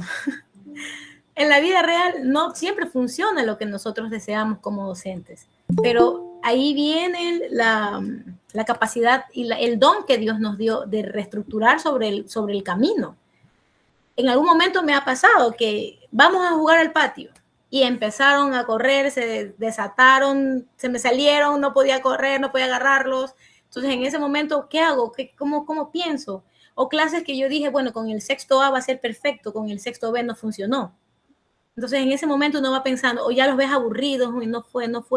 Una vez, por ejemplo, les enseñaba a los niños sobre los animales, y yo pegué la figura de los animales en las sillas, y les decía, ok, corre Antonio, Gilberto, corre al go to the chicken. Y ellos iban y se sentaban. Pero ya se aburrieron. Y yo, se aburrieron, ¿y ahora qué hago? Entonces hice que bailaran el baile de la silla. Y se sienten en el animal que estaba. Ahí ahí recuperé. Pero como decía una vez una amiga mía, nada está escrito en piedra. Y es eso de reinventar o de reingeniarse qué hacer en clases, es algo que se desarrolla con el tiempo. Es que usted tiene que ser muy, muy suspicaz al momento de planificar la clase, analizar cómo son los estudiantes, cuál es la conducta de los estudiantes, si se aburren, si saben un poquito más, porque no todo funciona para todos. Por supuesto que nos pasa muy seguido que lo que esperamos no es lo que obtuvimos, y es bueno, porque solo así somos capaces de reinventarnos. Okay. Thank you so much, Viviana, again. So thank you for answering these questions for our participants, and we appreciate actively your participation. Thank you. With us. So we are going to give you this certificate. So, las segundas jornadas académicas de UNEMI PUNEMI 2026 otorgan el presente certificado a la máster Viviana Briones en reconocimiento a su destacada participación como ponente de las segundas jornadas académicas de Pedagogía de los Idiomas Nacionales y Extranjeros, desarrolladas del 9 al 10 de julio del 2026 y organizadas por la Empresa Pública de Producción y Desarrollo Estratégico, con el aval académico de la Universidad Estatal de Milán. Muchísimas gracias. Thank you so much, Viviana. Gracias a ustedes. Well, so we're having really, really nice presentations. So we are going to continue with our next keynote speech. So the third is Professor Dennis Eduardo Montaño Ormaza. So our keynote speaker. Please join us in welcoming doctoral candidate Dennis Eduardo Montaño Ormaza. He holds master's degrees in curriculum design and bilingual education. His experience includes graduate school leadership, language program direction, and educational consulting. Today, he will present EMI Unpacked, where content, language, and learning meet. Of the Language Center at the Chai-Tex. He has also worked as a consultant in education and English language teaching. So his conference is EMI Unpacked, where content, language, and learning meet. This topic is very important because it's going to connect the content, language, and learning in educational contexts, where English has a central role. So let's welcome Professor Dennis Eduardo Montaño Ormaza. So, dear speaker, welcome, and the time is yours.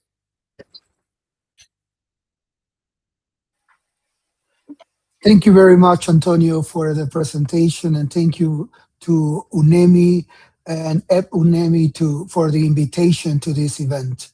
Can you listen to me? Is the audio correct? Yes. Yes. Thank you very much. I'm going to share my screen.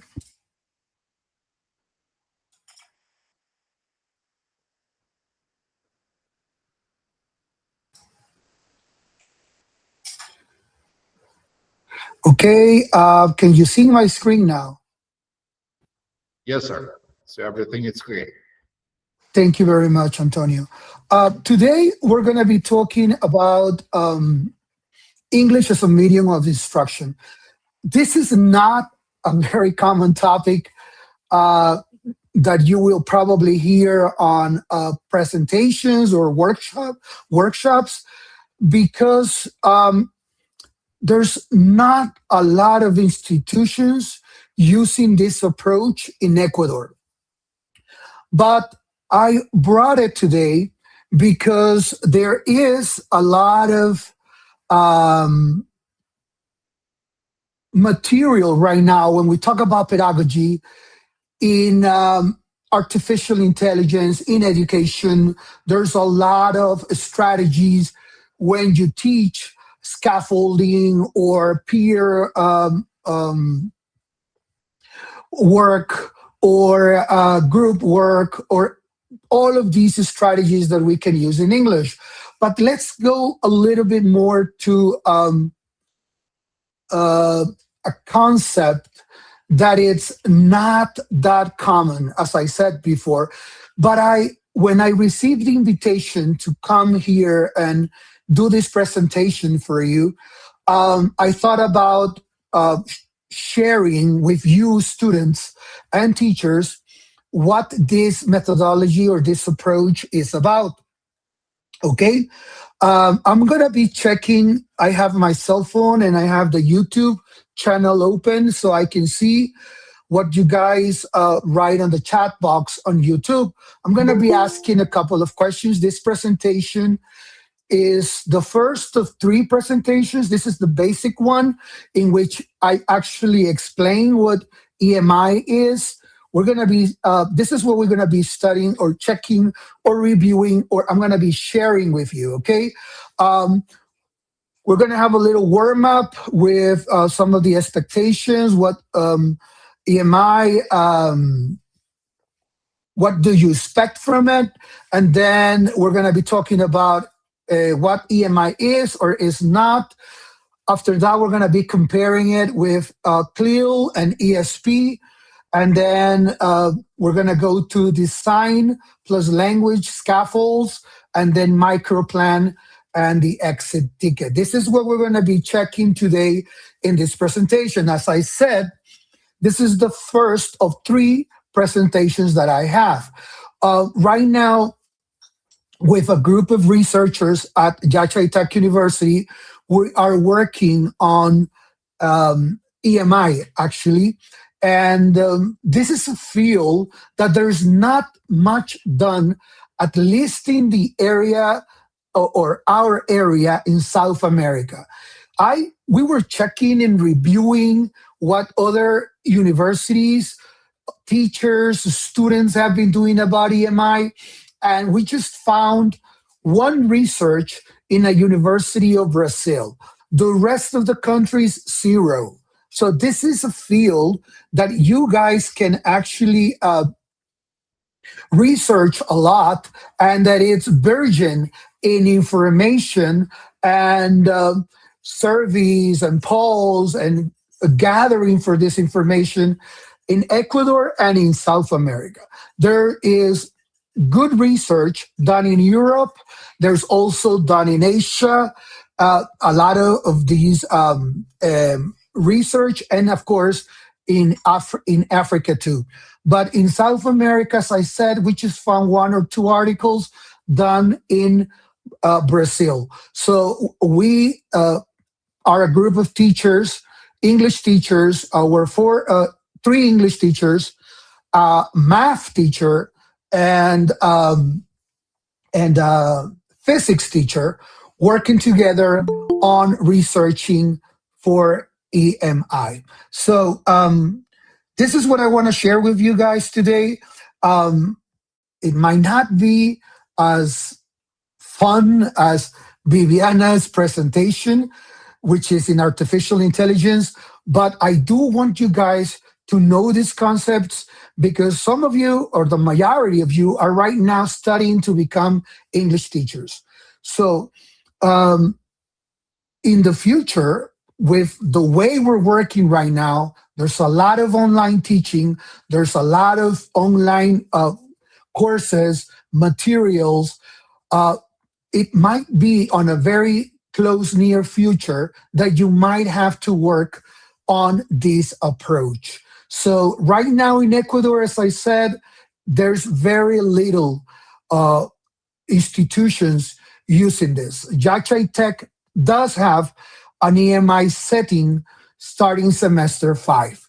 It means that English teachers have to teach English to their students from 0 to a B2 level, from leveling, which is nivelación, to semester 4.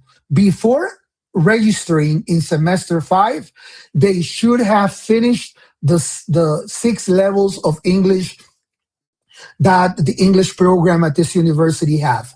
Okay? Because when you start semester 5, your content classes are going to be taught in English. It means physics in English, chemistry in English,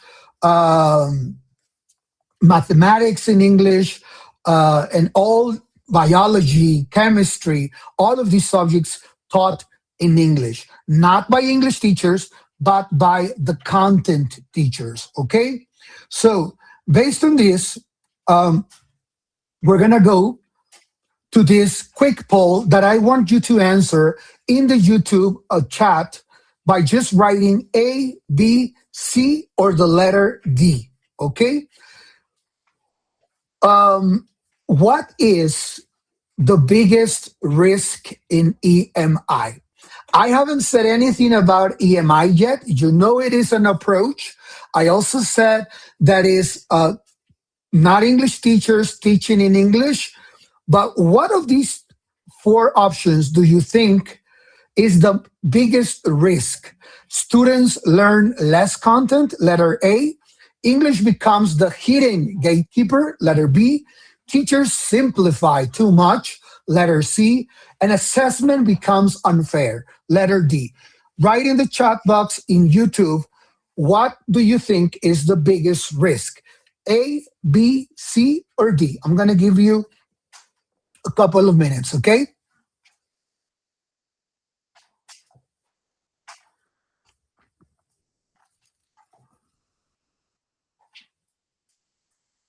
Thank you, Valeria. Rebecca, you were the first one to answer. Valeria says letter B, English becomes the hidden gatekeeper. Thank you. Please, the rest, try to answer. It doesn't matter. There's no right choice right now, okay? So just write A, B, C, or D, thinking on what you believe is the biggest risk. Okay, there's a lot of B's.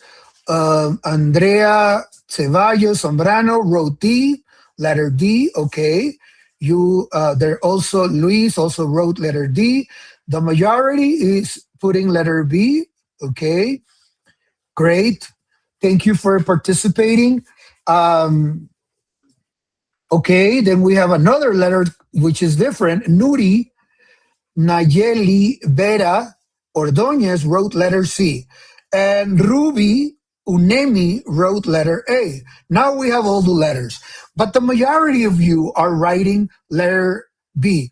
Oh, okay. Now we have another. Ruby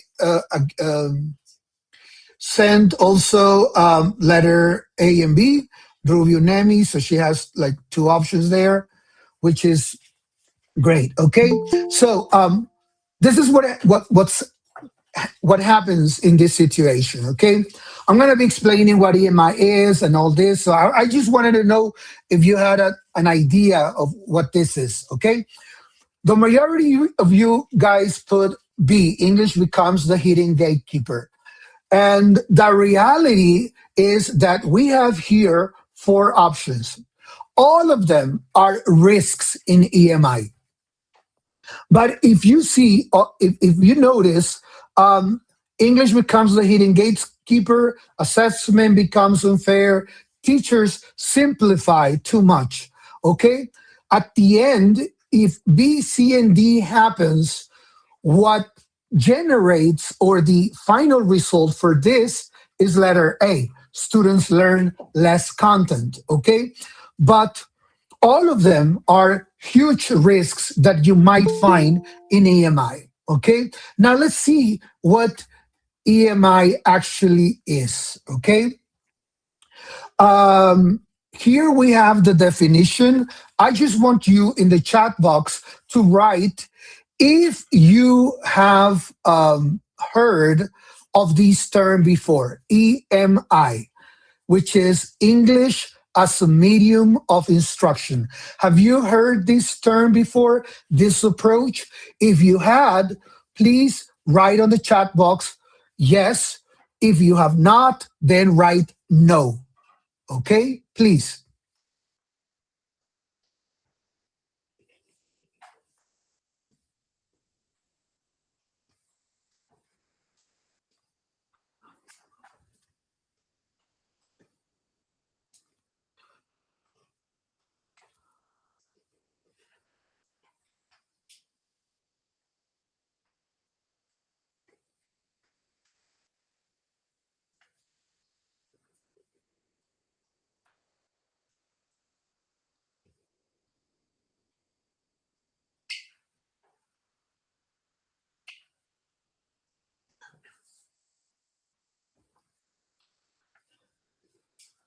Okay, the majority of you guys are writing no, no, no, no, no, and don't be ashamed. Do not feel ashamed because it is what it is. I mean, this is not a common situation. There's not a lot of people that can talk about this, and this is why I brought it, because I want you, University of Milagros students, to hear this. If this is the first time, great, and have a clear idea of what this is about, and then in the near future probably become an expert on teaching this. Okay, so let me go on with this. Sorry, I was checking the answers. So the core definition, EMI is not an English class with content, okay? It is a content program delivered through English, usually where English language is not the majority of the students' L1 which means the main language, okay? In this country, the main language is Spanish, okay? Even though for some students in the highlands, it's Quechua, but Spanish is Ecuador's L1. So what this means is that this is basically teaching a content subject, math, physics, chemistry, biology, nanotechnology, geology, any of these subjects deliver through the English language. That is EMI, and EMI stands for English as the medium of instruction. Okay? So the use of English to teach academic subjects other than English itself. This is what Mercado wrote back in 2018. What are some implications? Language is the medium, but it still needs explicit support. Okay? There's a question that I want you guys to answer. Is business English EMI? Do not write why or why not, because as I said, this is for face-to-face presentation, but just I want you to tell me if business English is EMI. On the chat box, please write yes or no. And then later, I'm going to answer this question, okay? So is business English EMI?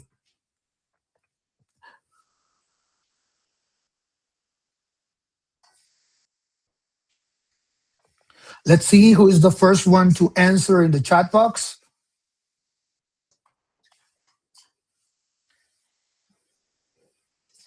Okay, Domenica Anaí Chavez was the first one. Thank you, Domenica. Please write your answers, and we're going to be seeing the answer to this later on, okay? So until now, EMI is teaching content through English. Now, if teaching content through English is EMI, then why are we actually in this presentation today?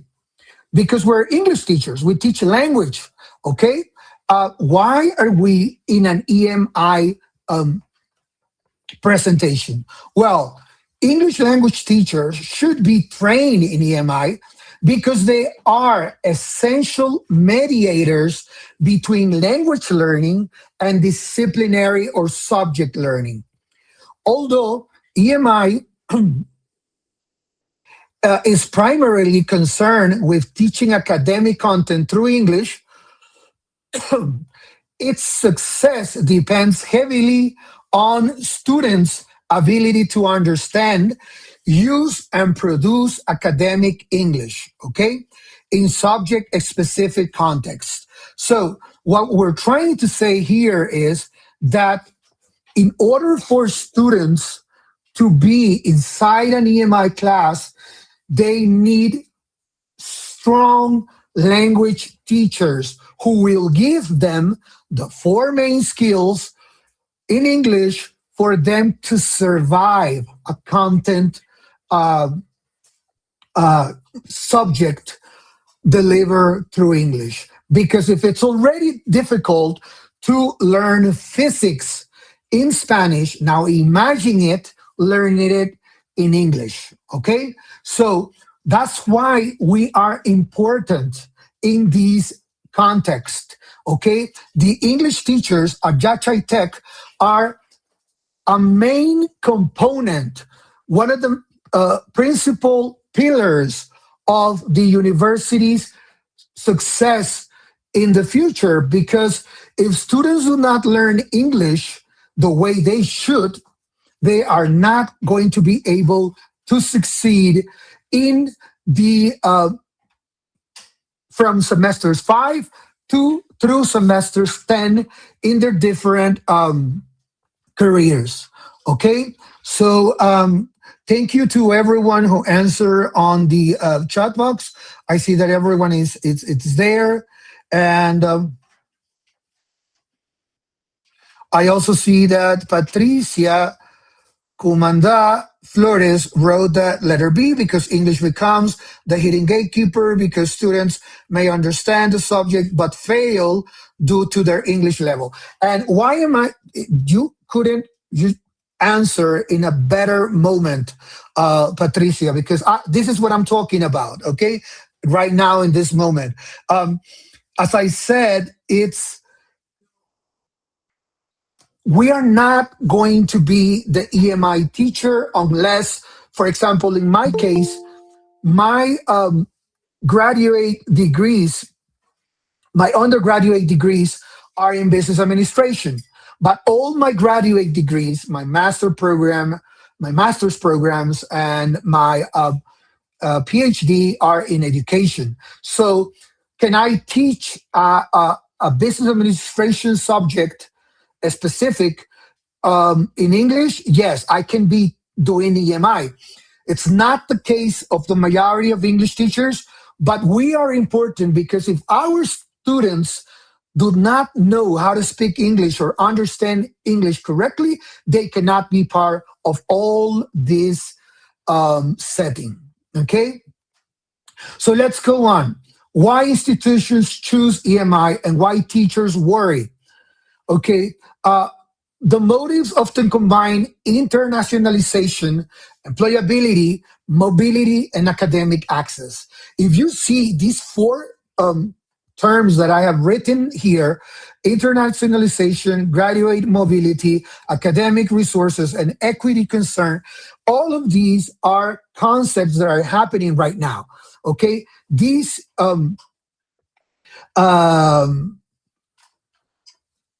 terms or concepts, it's what's going on right now. We're talking about internet, we're talking about artificial intelligence, we're talking about that you can be teaching for another country. Right now, there's a lot of teachers teaching English to students in other countries because they have online programs. So all of these are some of the reasons why institutions choose EMI. Internationalization, well, to attract students, to attract partnerships and publication culture. The majority of universities, internationally speaking, that have master's program and PhD programs use EMI settings in their universities. If you go, for example, to some of European countries, when they have international programs, their master's program is not going to be under L1. If it's in France, it's not going to be French. It's going to be English. Okay? The same happens in Japan. The same happens in Korea. The same happens in Morocco. The same happens in Qatar. These happens in all the universities that use the international setting. When you use the international setting, it means you're doing EMI. Graduate mobility, because normally when a student graduates in one institution that has an approach in EMI, this student has access to global careers and postgraduate studies.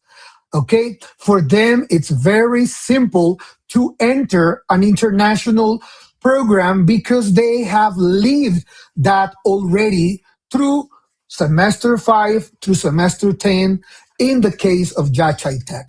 Academic resources, well, you know, as English teachers, more journals, more textbooks, conferences in English, etc., etc. An equity concern, which is English can reward prior privilege unless supported. Okay?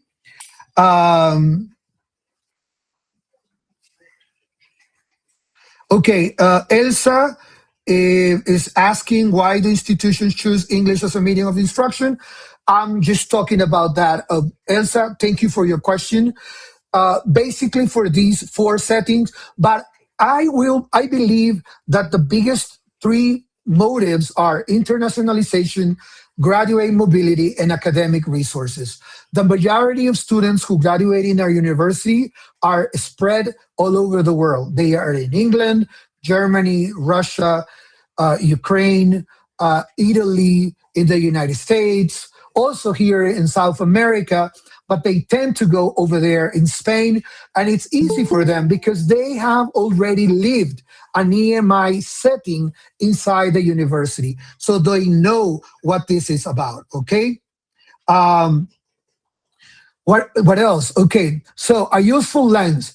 EMI success has three moving parts. The question is not English or content. It is how the three interact, okay? And we have these three moving parts: content understanding, language access, and classroom interaction. Even though EMI is not focused on language, they need language. Because as one of you said in the chat box, if the student does not know or does not speak or does not understand the content teacher, he's not going to succeed or pass that subject. So when we talk about content understanding, what we're saying is, can students explain the concept? Did they actually understood it on a level that they can explain it?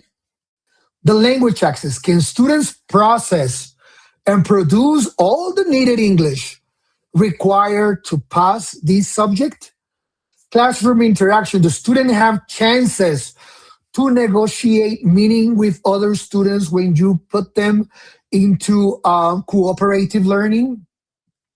Okay, so we have a design challenge: strengthen the weakest part without lowering the content goal. So this is the challenge, to strengthen the weakest part without lowering the content goal. And this happens a lot.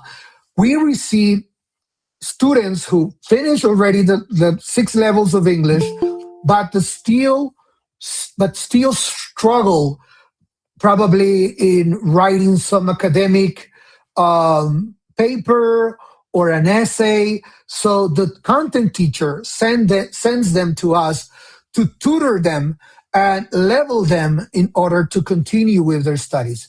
This is important, like working together with the content teacher in order for the students to be successful in classes.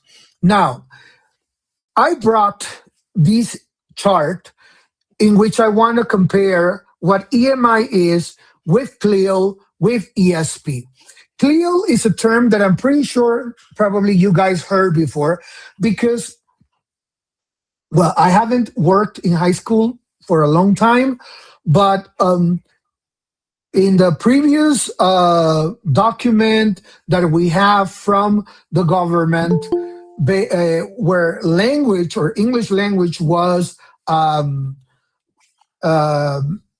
ruled, they had soft CLIL as part of the components of teaching of the English program for Ecuador. I know this changed because they lowered down the hours that English teachers teach inside classrooms and so all these things, but I'm pretty sure the majority of you guys have heard CLIL before, okay?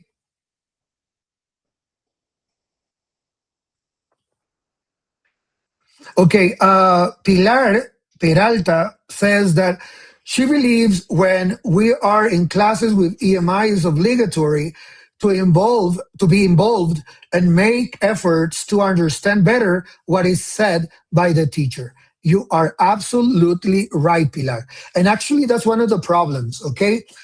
So you need to be very involved in the class, otherwise you're going to be left behind. So here we have a chart with the 3 concepts, okay?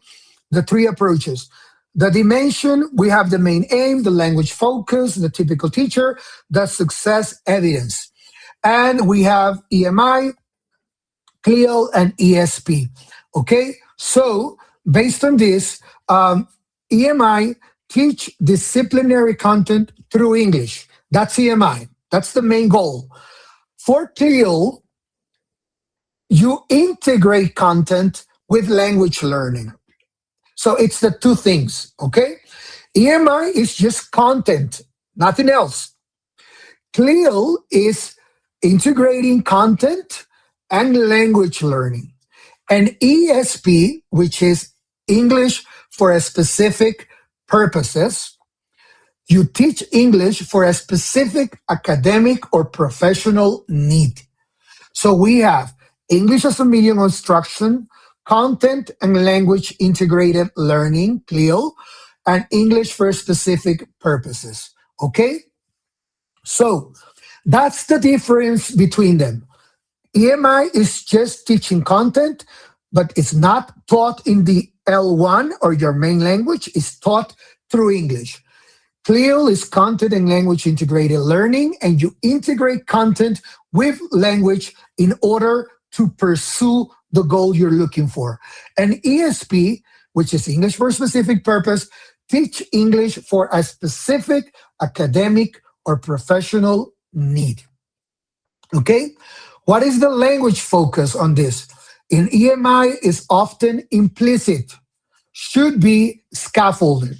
Scaffolding plays a huge role in EMI, okay? Then in CLIL, we have explicit, dual focus, because you have a focus on language, but you also have a focus on content. You need to plan for both. And in ESP is explicit target genres, tasks, lexis, and discourse, okay?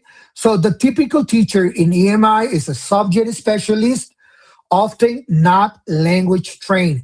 And this is the biggest problem, okay? Teachers that are mathematicians or physicians or that teaches chemistry that have never taught language before, they were not trained to teach language. In the majority of cases, if they are PhDs who got their PhDs to do research, probably their teaching skills are also not that good. Okay? Then we have CLIL, in which the typical teacher is a content and or language teacher with a content and language integrated learning pedagogy. And finally, ESP is English teacher with needs analysis orientation. Okay? Success evidence, content achievement plus participation through English. In the case of EMI, in the case of CLIL, both content learning plus language growth, and in ESP, ability to perform target tasks in English. So EMI starts with the subject, CLIL starts with integration, and ESP starts with the target they need. This chart summarizes the three definitions, okay?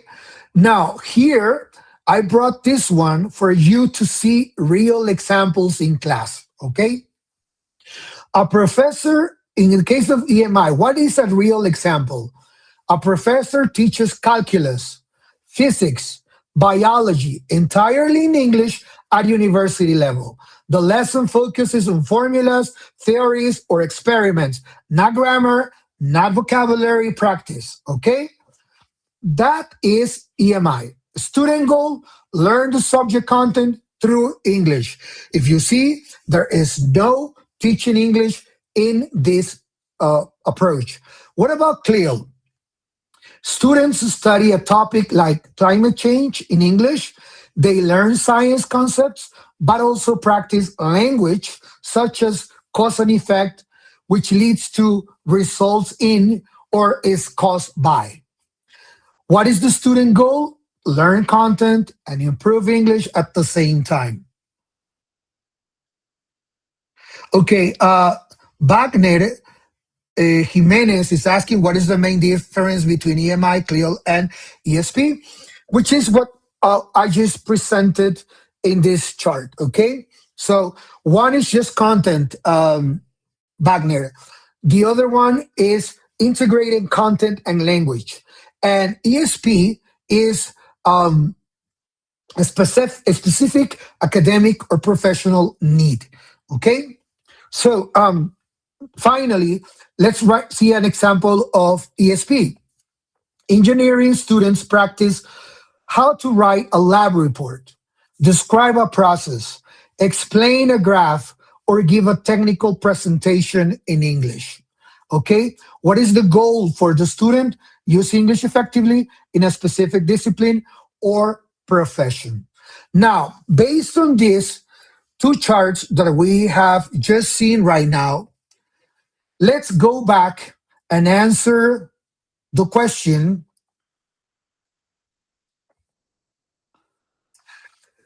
Check yourself. Is business English EMI? Why or why not? You're not going to answer why or why not. I just want you to write yes or no. The majority of you wrote yes before. Now that we saw what is EMI, what is CLIL, and what is ESP, what is business English? Is it EMI? Yes or no? Put it in the chat box, please.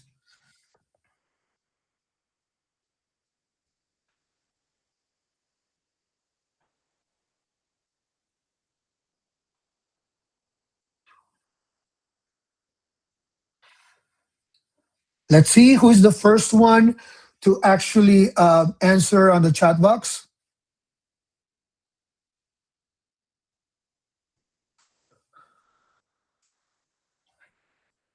Okay, Janela Uni wrote yes, and then Domenica put no, I think is ESP. Also, Monica said, well, she said excellent. And then Galo said no. Luis Rene said no. Julio said no, it is ESP. Nilda Stefania said yes, and so on. Okay, thank you guys for participating actively in this. I know there's a little delay between my presentation and YouTube, okay? But all of you who answer no, you're absolutely right. Business English is not EMI. Business English is ESP. See, guys, we began this presentation at 6:20. It's 6:53. In around 33 minutes, you guys have already know the difference between the three of them. I'm really happy and I'm really proud of you because you guys got the message, okay? If we're talking about business English, that's ESP. But if I say that there is a subject in the Maya called business administration, and it's going to be taught in English, that is EMI, okay? If I put finance, that is EMI, okay? Because it's a subject, it's content. But business English, like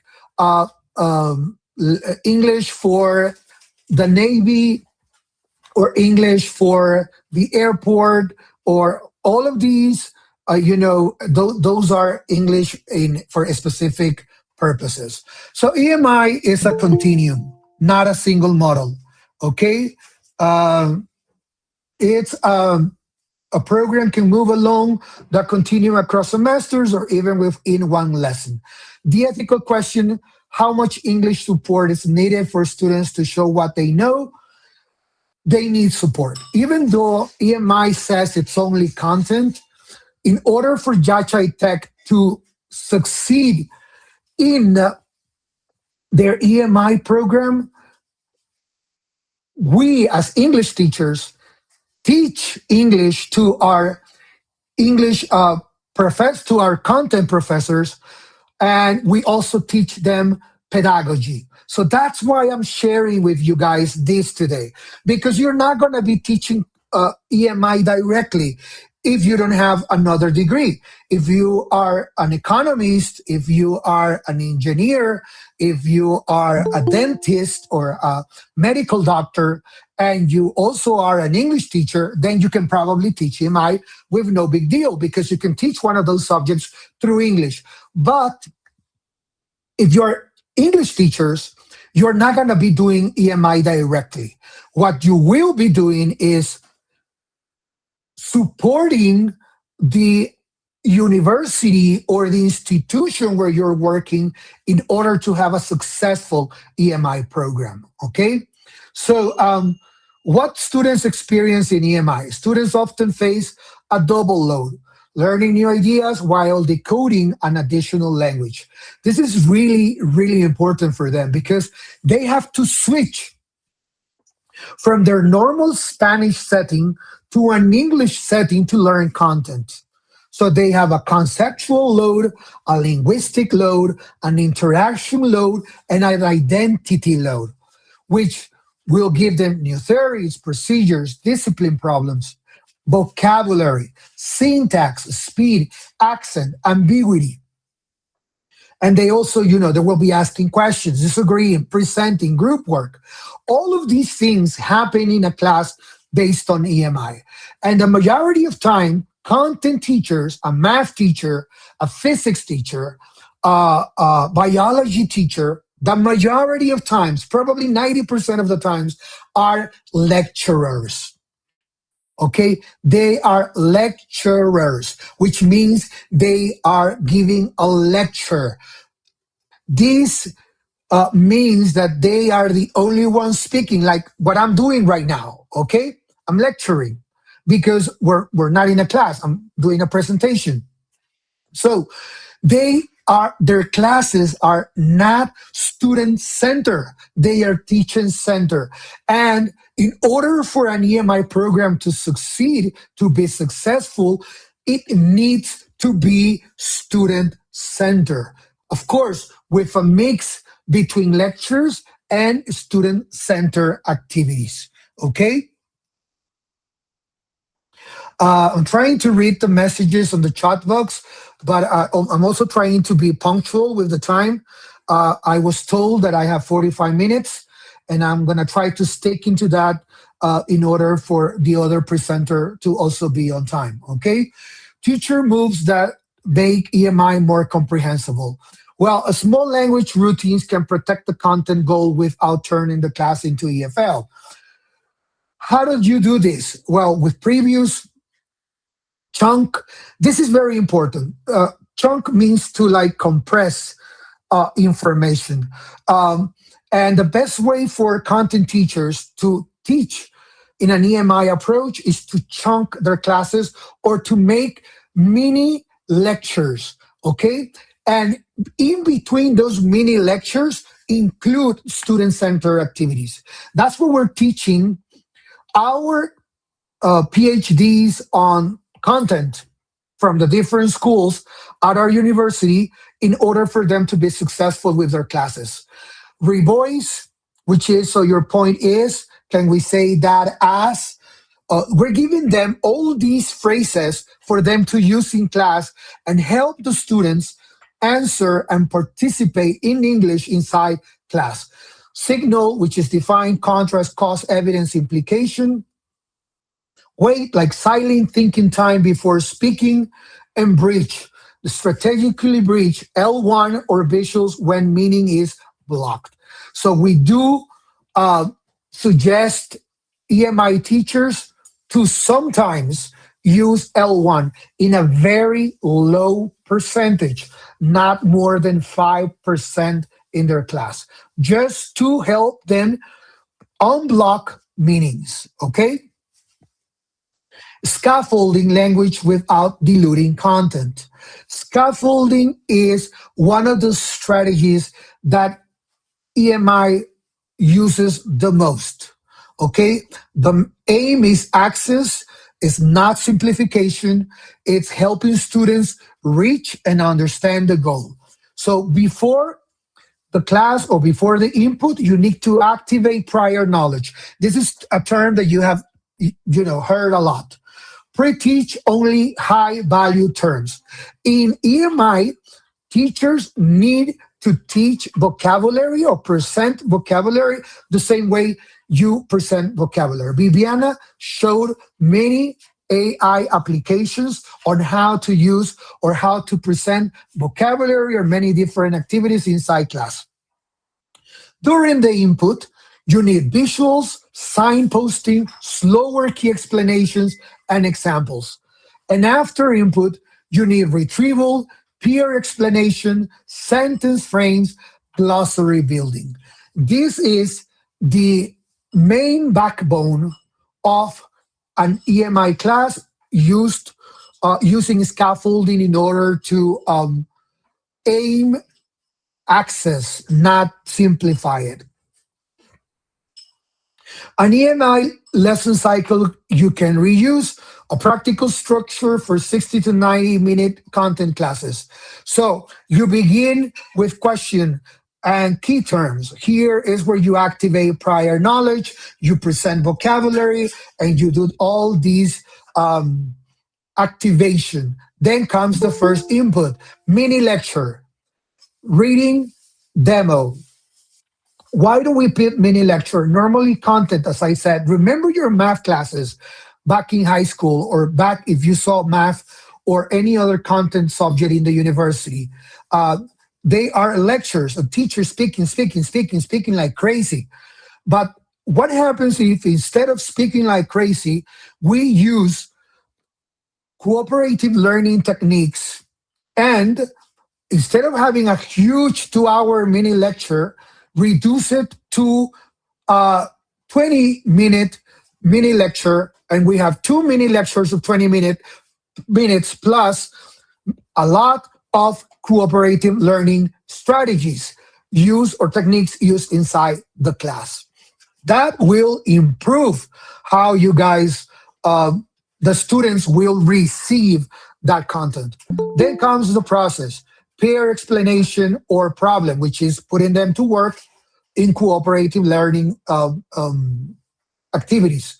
Produce, claim, calculation, case solution, and finally, feedback, content accuracy, language clarity. Okay, this is a 5-step cycle for, if you see, it's the normal cycle of English teachers inside their classes when they're teaching science or history in bilingual institutions, okay? But it's the same thing. Now, well, this is an activity. You're not going to be able to do it right now because, as I said, it's not a face-to-face presentation, but redesign one explanation for EMI. Use the chat or share document. Well, I want you to see this activity and later, when you have time, do it. Try to do it, okay? Choose a difficult concept, example, validity, photosynthesis, market equilibrium. Add language support, 3 key terms, 1 sentence frame, plus 1 visual analogy. And add interaction. Students must explain, apply, or challenge the concept. This is something teachers or English or language teachers normally do inside class, but I want you guys, when you have time, to try to do or redesign this explanation. Now, EMI assessment, measure content without ignoring language. Yes, EMI, when you assess EMI, you measure content, but you cannot ignore language. Students need fair ways to demonstrate disciplinary understanding, okay? By content criteria, which have to be accurate, it has to be, it needs reasoning, evidence, procedure, and disciplinary standards. You need language criteria, only the English needed for the task, clarity, genre, terminology, support policy, define what is allowed, glossary, bilingual notes, models, peer rehearsal, and finally, feedback type, separate comments, content, next step, language, next step. This is what you need to measure or evaluate when you are doing EMI, okay? The content criteria, the language criteria, the support policy, and of course, the feedback type. Fairness prompt. Would a student with strong content knowledge but weaker English have a credible path to success? What do you guys think? Yes or no? Do you think that if a student is very good in math, but his English is very weak, will he have a credible path to success? Is he going to be getting a very good grade in this content subject taught through English? Yes or no, please?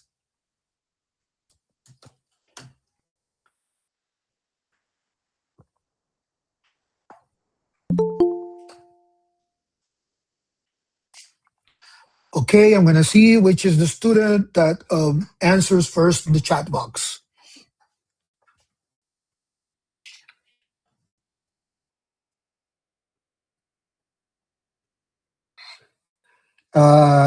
Mela.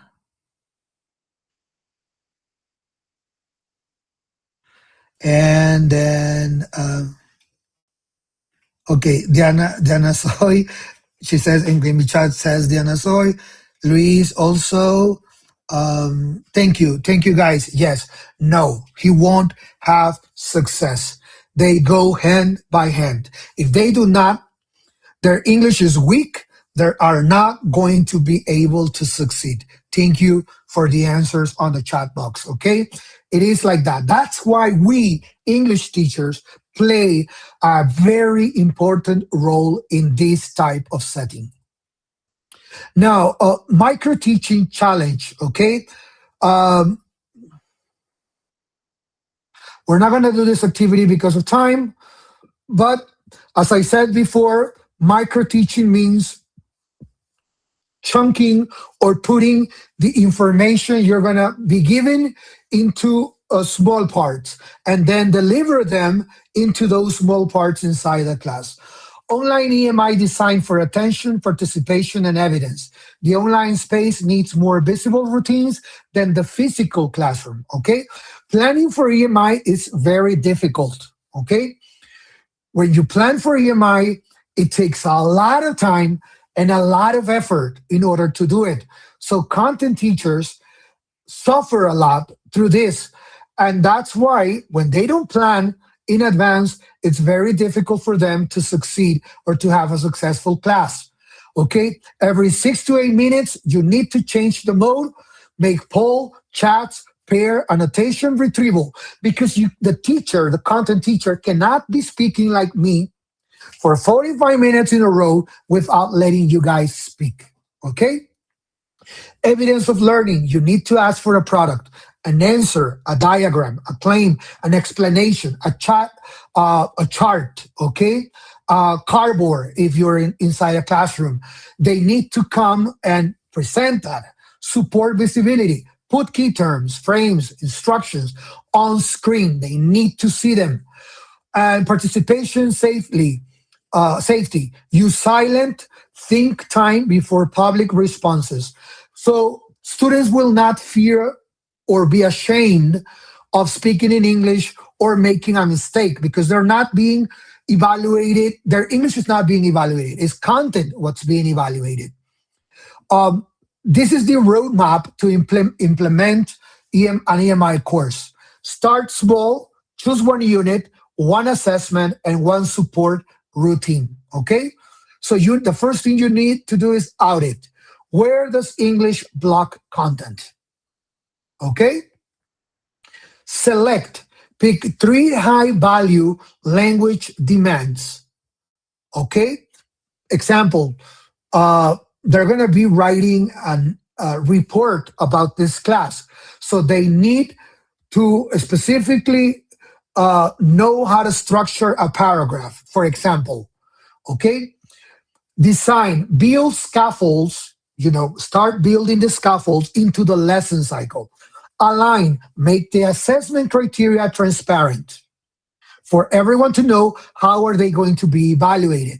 And the review, use students' evidence to adjust support. The exit ticket, leave with one decision, not just one idea. One concept I now understand better, okay? This is like the quiz. I want you guys to internally answer. Okay? Are you leaving this presentation with at least one concept that you know you understand better today? EMI, CLIL, ESP, scaffolding, assessment. One EMI move I will try. A preview, a chunk, a revoice, a signal, a wait, a bridge. One question I still have. What are the policies? If there's teacher training, fairness, online design? I want you to answer these questions through yourself. And if in this presentation, which is supposed to be a 45-minute presentation, you guys answer these questions with, yes, I know now what EMI is, or what CLIL is, or what ESP is. I will try to apply previewing by activating prior knowledge, chunking inside a class, or one question I still have, like teacher training, fairness, online design. If you can do that, thank you very much, because it means that my objective and my goal today was achieved. Okay, these are the references and further reading for this presentation. And finally, thank you very much. This is my email. If you need any information, if you need anything from me that I can share with you guys, I'm going to be very, very happy to do it. There is a QR code there. If you scan it, you're going to go directly to the webpage of our university, where there's a lot of information. There's a lot of things going on right now. So if you have any questions or if you have any comments, please feel free to do it right now. Put it in the chat box on YouTube, or so the person in charge of these program can actually share it with me, okay? Well, thank you, Mr. Montaño, for your presentation and helping us to understand the relationship between the content, the language, and the learning process. If you have any question from the chat box in the YouTube channel or here in our meet, so be open to make the question. So if not, so we are going to continue. But Mr. Montaño, I have here a question as well. So, what guidance will you give or offer to this university, the students, to build a strong English skills and achieve success in MI as a foundation of their professional future? That's a huge question, Antonio. Yes. And first, I want to thank everyone. I mean, it's the first time I have a presentation in which I'm trying to, if you see, I have you guys here on the YouTube. I have both at the same time. I'm trying to read. And I've seen that a lot of you guys have participated a lot. And I'm really happy for that. I always, when I have these presentations, I always say that you guys are teachers that care. That's how I feel you guys being part of this presentation, because you can be anywhere. You can be watching football right now or in a bar or anywhere, but you're here listening to English presentations that will reinforce and strengthen all your skills. So that is something that it's really motivating for a presenter to see the amount of people and the amount of comments you guys have put there, even though this topic, it's not a simple topic. Now, to answer your question, Antonio, the first thing, as I said when I was presenting, one of the reasons why an institution decides to become a bilingual institution, which means that they're going to be teaching math. If it's a high school, math, or the typical subjects are math, science, history. Even though I worked a long time ago in an institution that we had, we also had health, and we also have business administration, because in those days there were no bachillerato unificado. Remember, we had físicos matemáticos, comercio y administración, and comercio and administración students, they had business administration, they have accounting. So since this was a bilingual institution, teacher, there was they looked for an accounting teacher that could also teach this in English. And as I said, this is like not something that you cannot see in Ecuador. We have institutions with EMI. They're not many, probably just with one hand we can count them, but it comes from the heads of the university, Antonio. It's the first step, okay?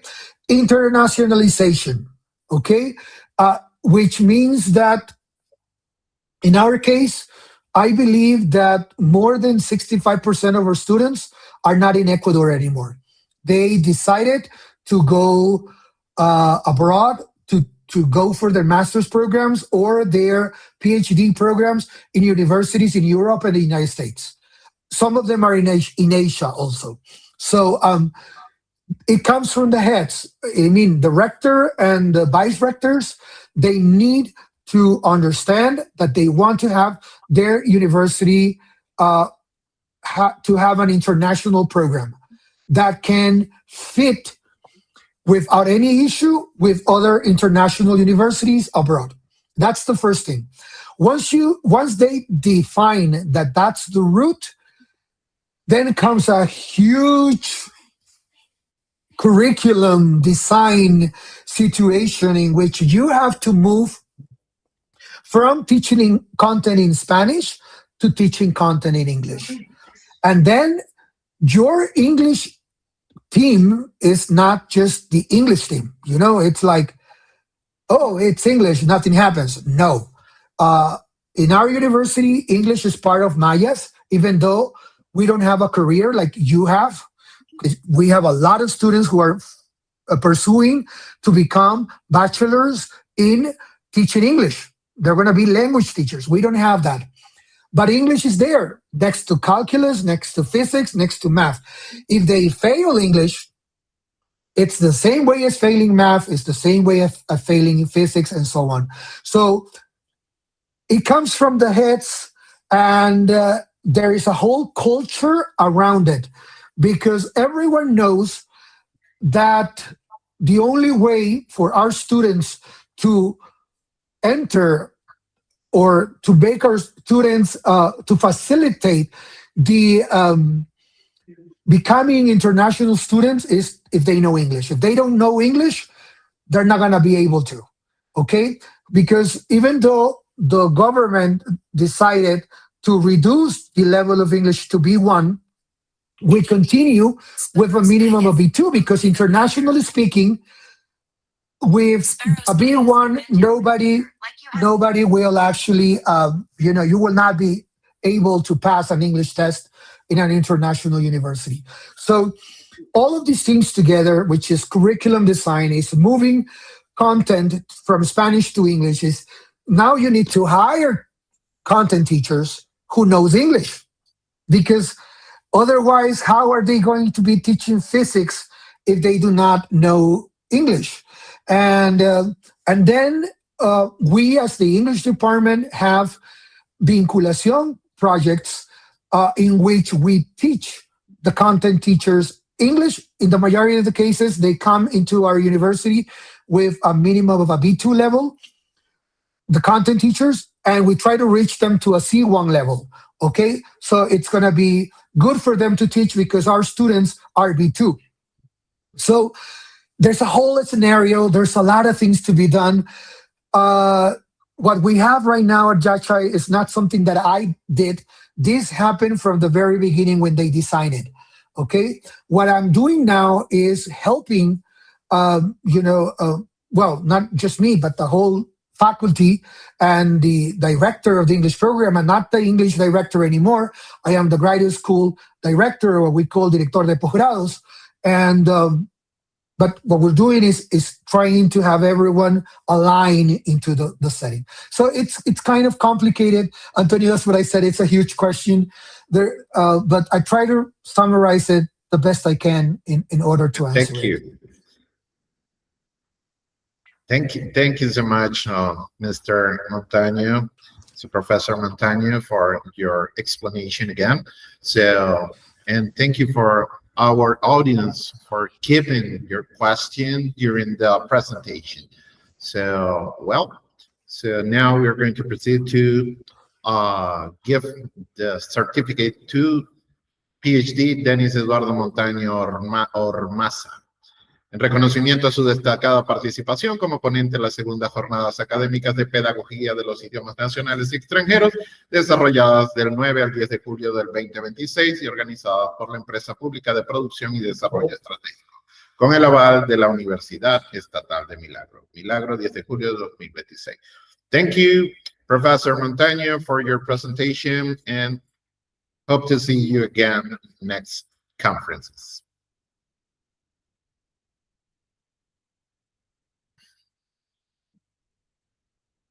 Well, dear audience, so we are going to continue with this amazing academic conference from the Pedagogy of National and Foreign Languages. So we are going to continue with the keynote speech number. Please join us in welcoming Master Benjamin Jones. He holds a master's degree in education, specializing in applied linguistics. His experience includes academic leadership, teacher training, and university teaching and assessment methodology. Today, he will present the washback effect, how exams shape language learning and teaching. He holds a master's degree in education with emphasis in applied linguistics from the Open University in London. His professional work is related to assessment, teacher training, and academic management.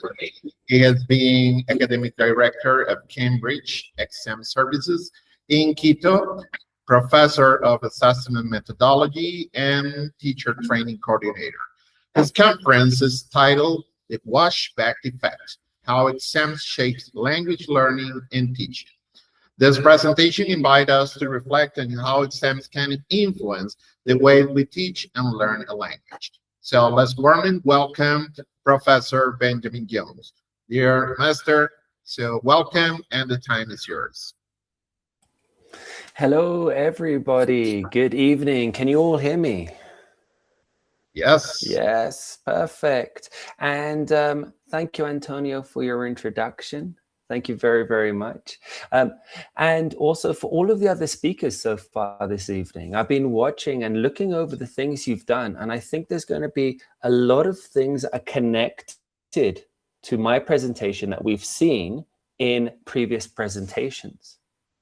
Now, every now and again, you may see me looking down. If I'm looking down, that's because I am looking at the chat in YouTube, which is a little bit slower than what I'm seeing on screen. So if I ask you guys a question, as in write A or B, or write your answer in the chat, it may take a little bit of time for me to respond. Okay? So thank you all for being here. Thank you all for paying attention all the way through all of these different seminars so far this evening, and also to the other speakers. Amazing stuff so far this evening. So, as Antonio mentioned, my name is Ben Jones. I am the acting director of International House Quito and the head of teacher training. Now, one of the things that I am passionate about is assessment, specifically assessment methodology. In fact, I lecture at Universidad San Francisco de Quito in their Maestría de Pedagogía de Idiomas Nacionales y Extranjeros, okay, specifically in the area of assessment. And it's a very large area. It's a huge field, okay? But today we're going to be focusing on something that I think is a theoretical concept that is incredibly important for us to focus on as teachers in our teaching practices, okay? And this is not just for teachers. This is also for students, okay? So, are you ready? In the chat, say, yes, we're ready. Lots of thumbs up going, perfect. All right, thank you, thank you, thank you. Okay, so I am going to share my screen, okay? And I'd like you guys just to let me know if you can all see the screen that I am currently sharing. Good, perfect. All right, guys. Okay, so we're going to be looking at something called the washback effect, okay? Now, this word washback, backwash, impact, you're going to hear it quite a lot. Don't worry about that word yet. It's just terminology for right now. Overall, the idea is about how exams, tests, assessments affect not only our teaching practices as teachers, okay, but also our learners' learning practices. Today, we're going to identify what washback is, what positive, negative washback could look like, and things we can do to ensure that our assessments are going to have the most positive impact, not only on our learners' learning practices, but our own teaching practices. So, have a look at this. Don't write anything in the chat, just thinking about it, okay? Take 30 seconds, read the question and the quote, and think to yourself, what does this quote mean? Assessment is the tail that wags the dog. Assessment is the tail that wags the dog. Okay. Now, I'm a very visual learner. So here's an image of what this kind of means.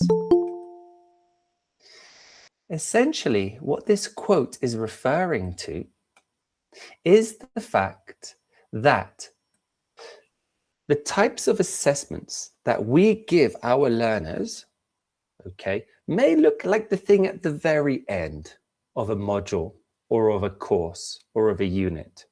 And sometimes not enough attention is paid to it.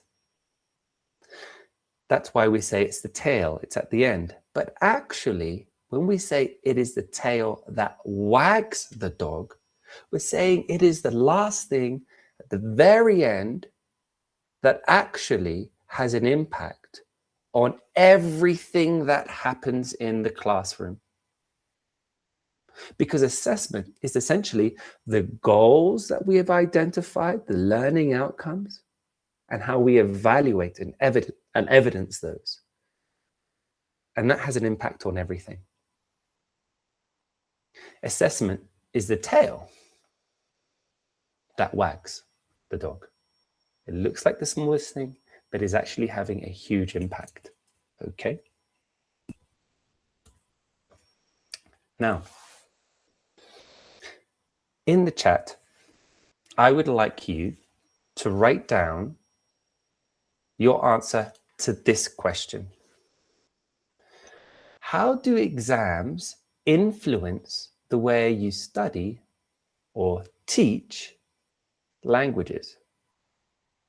Okay, now I've had the word languages here, but we've seen throughout the other presentations that it's more than just a language. We're talking about translanguaging. It's more than just subject or grammatical knowledge, it's subject knowledge, okay? And also, it's really important to remember the idea of differentiation, as one of our colleagues mentioned this evening. But in the chat, how do exams influence the way you study or teach languages? Okay. So, perfect. Okay, guys, I'm going to take a little bit of time as the answers are coming through the chat. Okay. Okay. We have Christina mentioning what she believes this to be the image. Give me just one moment, please.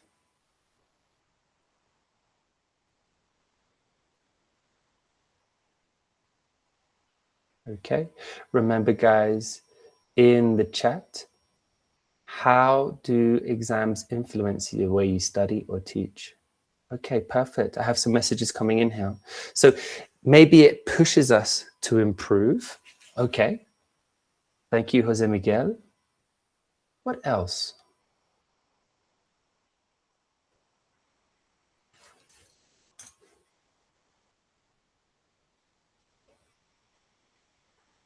Okay.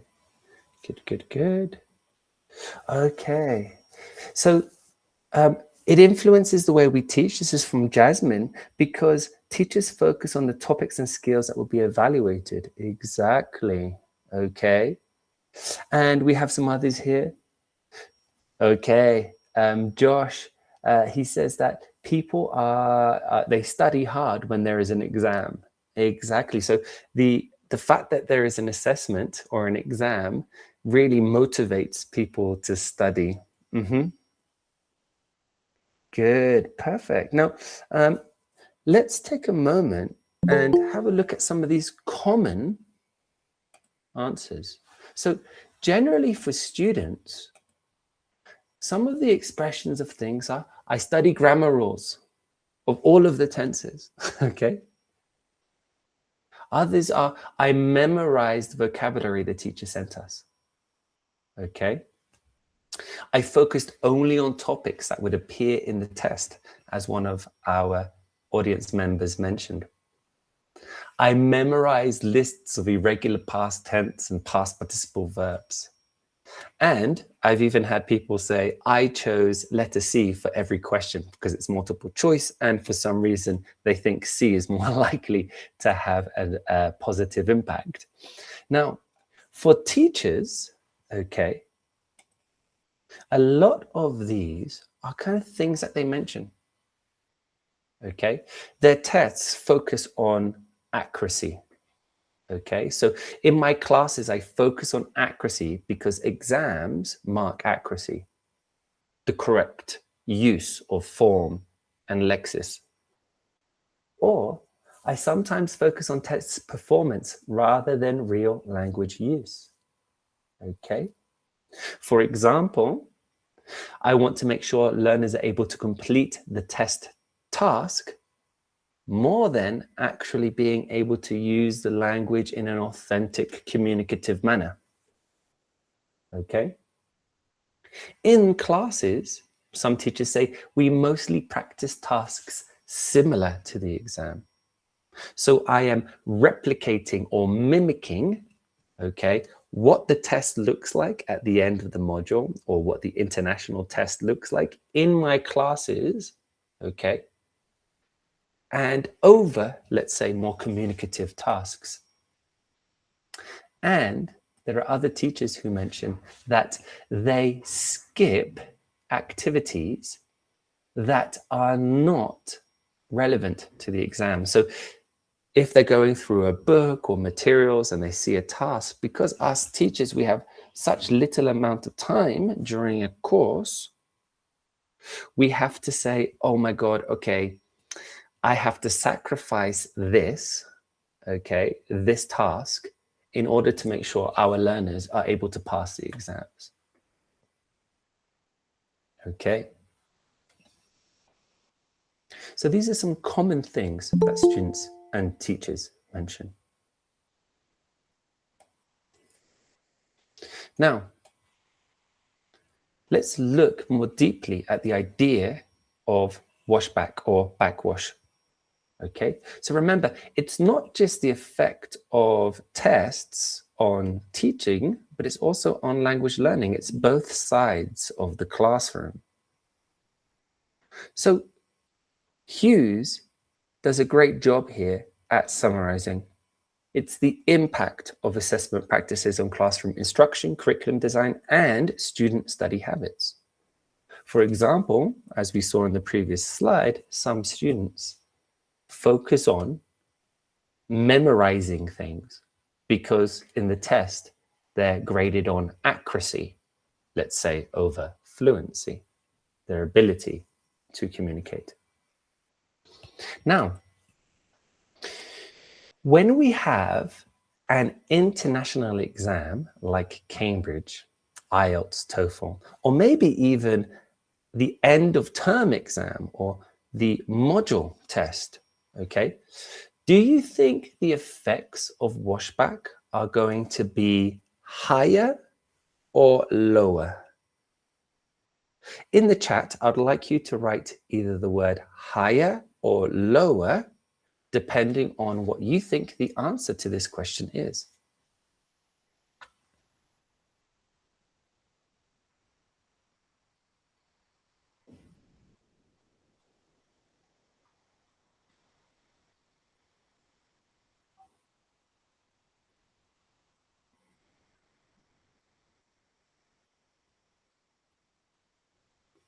Okay.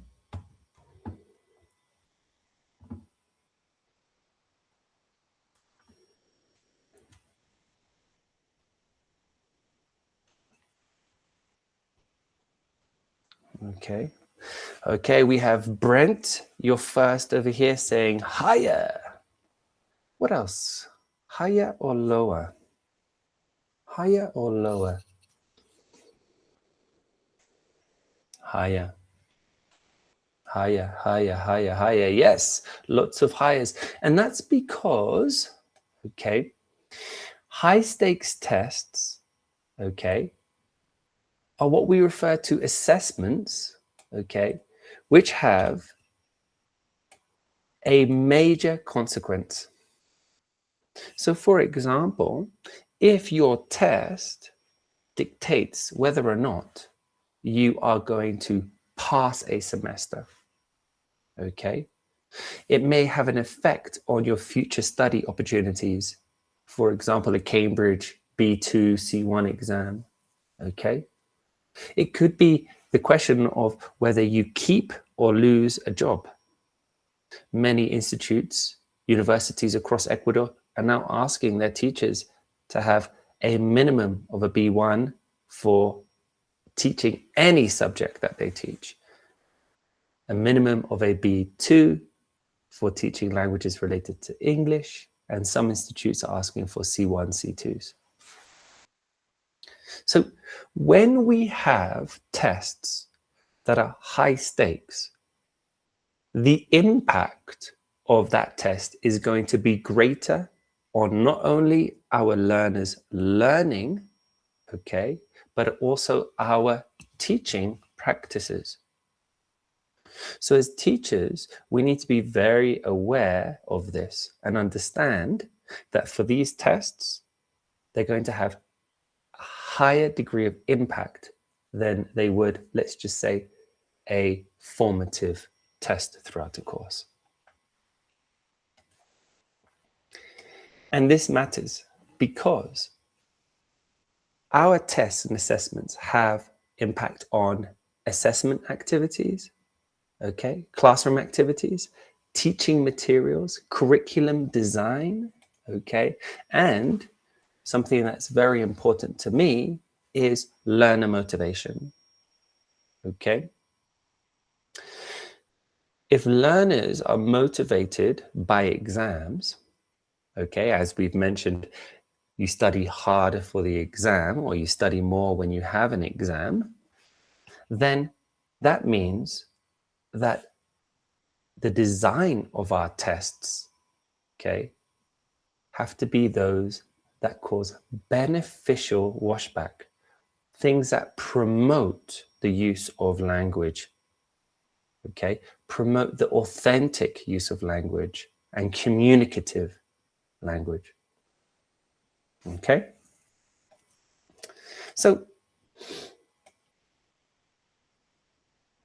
just very quickly, washback supports useful language learning. We're focusing on authentic communication, whereas negative washback, okay, is very narrow teaching, essentially teaching to the test. And if that test does not promote communicative competencies, okay, then it's more likely going to have a negative impact, which is called washback, on learners' learning practices.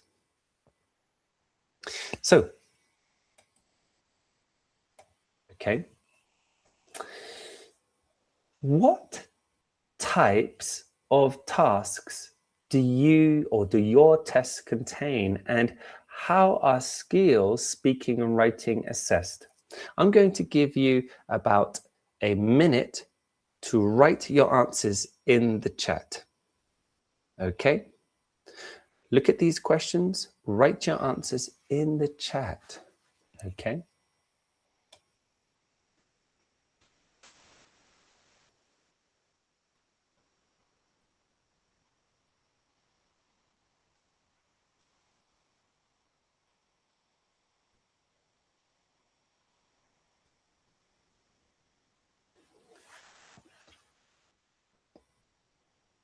As you're doing this, I'm going to be just looking at some of the previous notes here. I had something from Geoffrey talking about how he had a nerve-wracking experience completing a Cambridge test. Yes. Okay. So here we've got some answers coming in.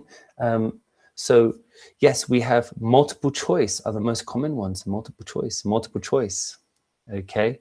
Multiple choice, true or false. Okay. Example statements, open-ended questions. Maybe open-ended questions are used to assess either reading or possibly listening here. Okay. Ooh, lots of examples of multiple choice questions. Yes. Okay. So now, multiple choice questions are not necessarily bad in of themselves, okay, but they can lead to quite narrow assessment, okay? And we also have here things like fill in the blank, okay? So, now, here is a task. I have a list of different exam style tasks, okay? Some of them are going to have more likely going to have a negative washback, and some of them are more likely to have positive washback. Now, I don't think this task is going to work as well as I would like it to because of the delay between the video and the chat. Okay, so we're going to do things slightly differently. Okay, I'd like you to imagine that you are on a dating application like Tinder. Okay, and looking at these on your own, in your own space, I'd like you to either swipe left or swipe right. Okay, thinking about whether or not the task here is more likely to have beneficial washback or more likely to have negative washback. Okay, so I'm going to give you guys just 1 minute to do this on your own, in your own space. You don't have to put anything in the chat, otherwise it's going to get quite tricky. And think to yourself, does it swipe left or swipe right? Okay, does it develop beneficial washback or positive washback? Yes or no? Okay, take a moment to think about those. If you're more of somebody who moves, maybe you want to move back and forth in your chair. Maybe you need to stand up and move around because you've been watching lots of presentations today. Okay. All right.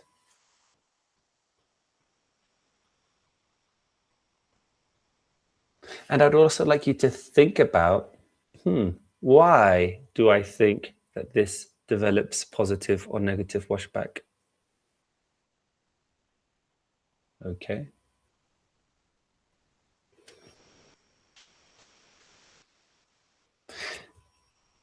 Take a note in your notebook. Which ones are negative? Which ones are positive? we're going to check the answers. Ready? Okay. So, you may have been correct here, okay? Now, in the chat, I'd like you to write correct, somewhat, okay, or no, if you've got lots of them wrong, as we go through these. So, a written or writing a paragraph about your weekend, okay, is definitely not going to really generate positive washback. It's more negative. And the reason why is that it's quite uncommon for us to write a paragraph about our weekends and our daily day-to-day lives. We have to think about authenticity here. What things do you do on a daily basis in Spanish or your first language? Okay, and we need to try to replicate that in our lessons. So if the question was something like, it is a diary entry, tell your diary about what you did last week, then it's probably going to have more positive washback. But just write a paragraph about your weekend, not really, okay? Doing only, and I think the expression in Spanish is ojo, only multiple choice grammar questions. Because here, if we're doing only multiple choice grammar questions, we're really not identifying somebody's communicative competence, their ability to have a clear interaction with another individual, whether that's spoken or written, or their ability to understand a text, okay, whether that's reading or listening. Using only fill-in-the-blank grammar and vocabulary grammar exercises, okay. Again, single sentence or single sentences, okay, are definitely not providing us with enough context for a task to be rich and develop communicative skills, okay? And assessing speaking through presentations. Now, I'm not saying that doing presentations only, okay, or doing presentations is bad, but in many contexts I've seen assessing speaking is only done through a presentation style task. And the problem with a presentation style task is a lot of what the learners are speaking about is actually memorized. So it brings into a question about the validity, okay, or what we call the construct validity, okay, of what that test is. Are we assessing their speaking skills, or are we assessing their memory skills? Are we assessing their speaking skills, or are we assessing their presentation skills? How much text they put on a slide, how they're interacting with the audience? So remember, guys, I'm not saying that this is bad. I'm just going to say it's more likely going to produce negative washback than positive washback. And the positive washback, we can see that we have reading or listening of real life contexts, blogs, articles, interviews at lower levels, okay, A1, A2, these could be announcements, okay, imagining that you are at a bus station, railway station, etc., okay. Writing, but not just write a paragraph about your last weekend, but writing for a variety of genres, okay. The previous speaker identified this as being very, very important, okay, that we should be exposing our learners to different generic or genres, okay, their styles, because within a specific genre, we have the lexical grammar that is associated with that genre, according to the register or appropriacy, okay, but also the generic structure, okay, how things are generally given or the order of things within a text. Okay, and you can actually see, if some of you have done some of these Cambridge exams, emails, reports, articles, reviews, okay? In the case of Cambridge exams, we can actually say that Cambridge exams are actually going to be having a positive washback effect on learners, because you're forcing learners into a task where they're identifying generic features and using the correct lexis and grammar and style and appropriacy related to each of these genres. Okay. And speaking, practicing speaking with discussions. Okay. Negotiating towards a decision. And again, this is something you might find, let's say, in Cambridge international exams. We're really measuring in these exams your ability to interact, to listen and respond, because communication is not just a one-way road. So I was looking at the chat, okay, and I can see that we have a lot of people who are correct here, okay. We have, over here, I have someone saying, if exams shift their format, okay, in a positive direction, for example, evaluating real-world tasks, teachers will be motivated to teach in a way that is more dynamic and useful for students. So this was from, oh, I'm sorry, I can't read your name, it's all together. But this is a really, really, really important point.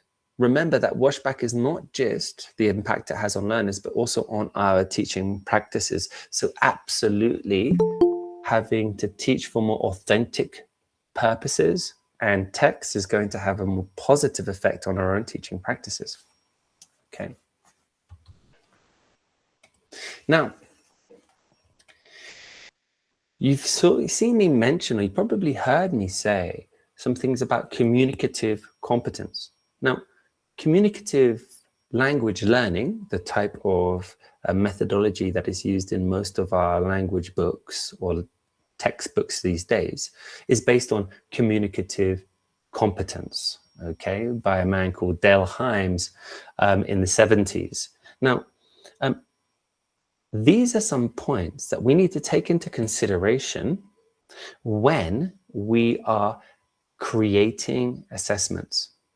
Because if we create assessments with these things in mind, then we're probably going to have an assessment that contains more beneficial or positive washback for our learners.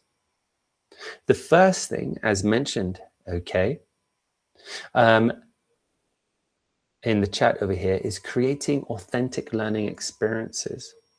The more authentic something seems, the more positive impact or positive washback it's going to have, the more motivation it's going to give learners. Okay. Now, some people say, but you can't use authentic materials with younger learners, or you can't use authentic materials with lower learners. But I always want you to keep this expression in mind. Do not grade the text, grade the task. Make the questions accessible for the learners. Okay. Or, as our previous speaker mentioned, scaffold towards making sure that they're able to work with authentic materials. Maybe doing a little bit of a word list, identifying keywords that are blockers for their understanding of a reading or listening. And authenticity can be put into two kind of areas. It could be situational. Okay, situational means that it feels and looks like a real or natural situation. Okay, or it could be interactional. Okay, so for example, interactional means that you're actually using cognitive processes that are very much related to real world situations. One example here is reading for gist or global understanding.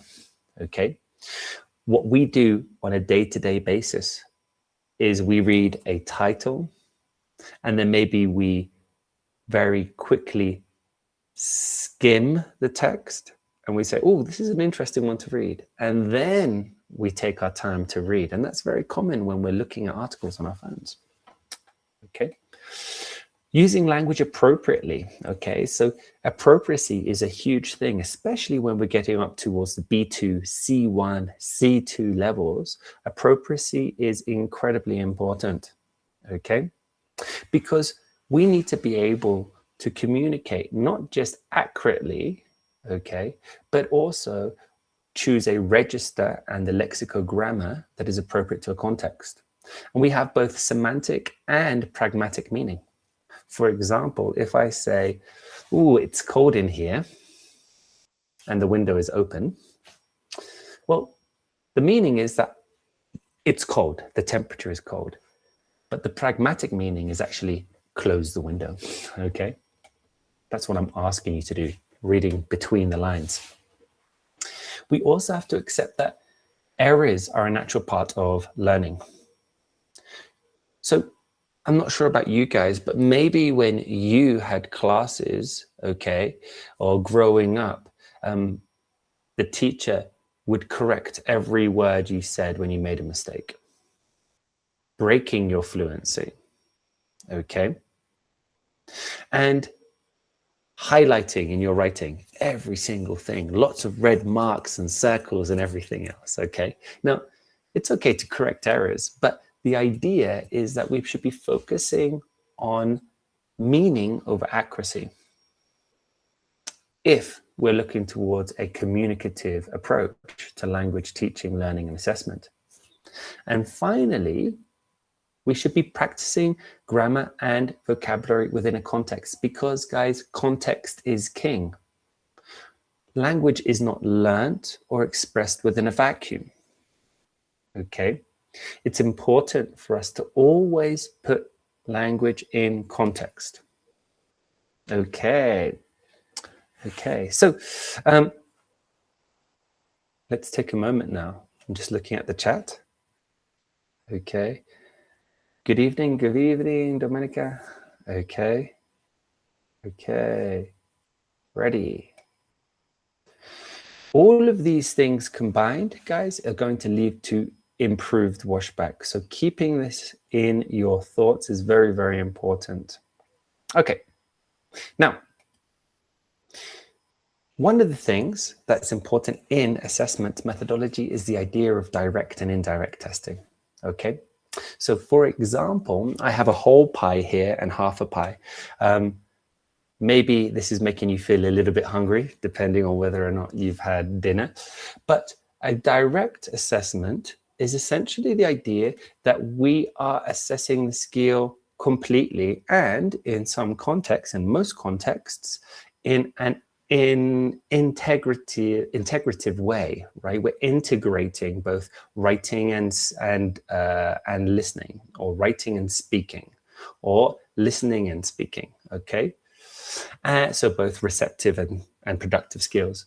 Whereas indirect testing is the type of test that focuses on a very specific, narrow aspect, okay? So essentially, when we think of indirect testing, we say this person can use the past tense correctly in the fill in the blank task. Therefore, they should be able to tell me about their weekend, last weekend. And I'm not sure about you guys, but I've been a teacher for many, many years, and I know that there are students who get 10 out of 10 on the fill in the blank grammar task. But the moment you ask them to use the language, okay, they can no longer use the past tense accurately in a fluent manner. Although they are focused, because they're focused specifically on fill in the blank tasks, multiple choice, and not a more natural communicative task, although they receive 10 out of 10, they can't communicate, which means you have developed negative washback through assessment practices. So have a look at this screen over here, guys. I'd like you to take a picture with your phones or a screenshot, okay? Here are some quick notes about the types of things, okay, that are going to lead to more beneficial washback, okay? So if a task focuses on skills that students need to develop to function in their day-to-day life, okay?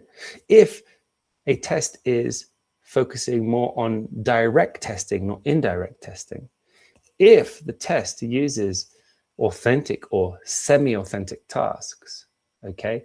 If the text presents language in context, and if there is more of a focus on form and meaning combined, not just form, then it's probably going to create beneficial washback, okay? So you're going to be using these as we look at some tasks, okay? And in the chat, I'd like you to write either letter A or letter B, depending on if you think the task develops or not, okay, positive washback. So let's take a quick look over here. Which one is more likely to develop positive washback? Look at the picture on your phone. A or B?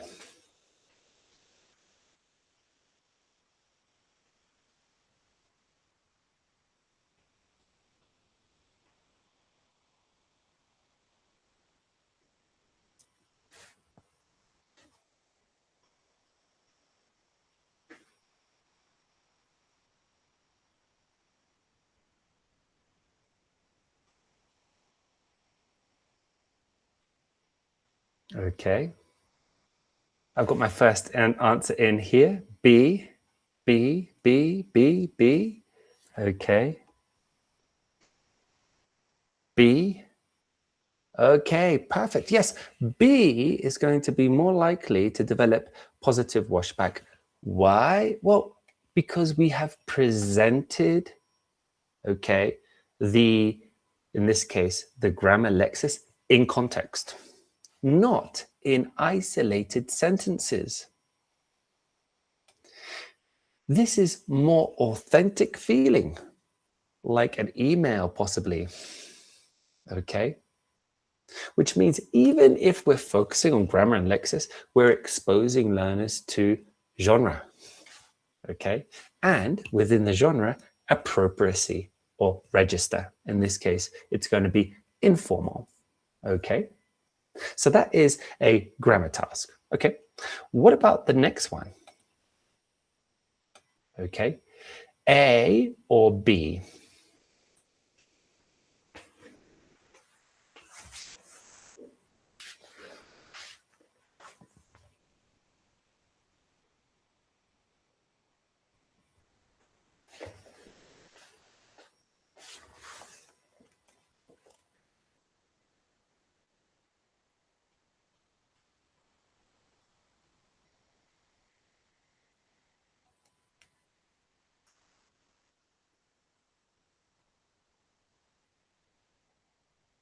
Okay, we got our answers coming in.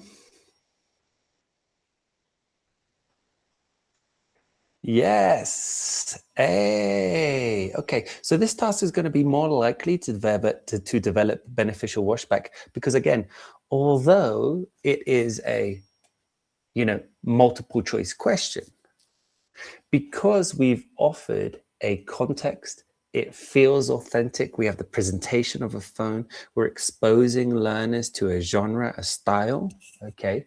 Even if it's multiple choice, what we're getting learners to do is interact with a more communicative, authentic task. Okay, next one.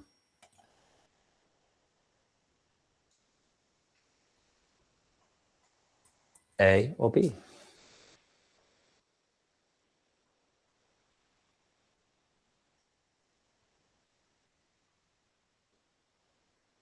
Okay, we have our answers coming in. Lots of A's, exactly. Okay, so is B a bad task? No, B is asking the candidate here or the student to listen for detail. That's great. But A is actually a more natural, authentic task for two reasons. It has what we call interactional authenticity. We're identifying the main idea, okay? We're identifying whether you agree or disagree. That is a natural, everyday task. And then we are including other skills in this to share and compare with a partner. And if there is a difference in opinions between two classmates, for example, okay, or between the candidate explaining to the examiner, we create what we call an information gap. And information gaps result in higher communication or more communication. Okay, last one. Ready?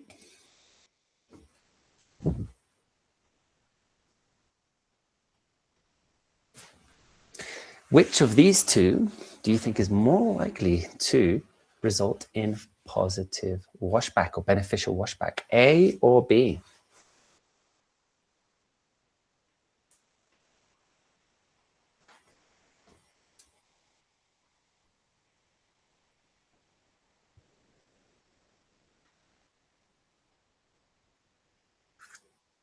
Let's see, we have some answers coming in.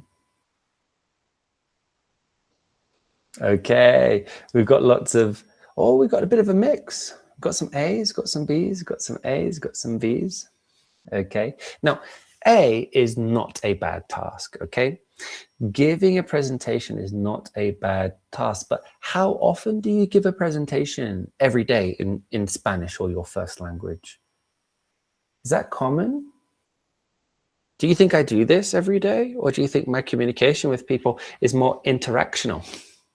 Okay, so we can actually see, this is another example from a, let's say, Cambridge exam, okay? Because what we're asking candidates to do in this test is to talk to each other, listen, actively listen, respond, and negotiate towards an outcome, okay? All of these abilities, okay, are things that are very authentic, things that we are expected to do, okay, on a day-to-day basis.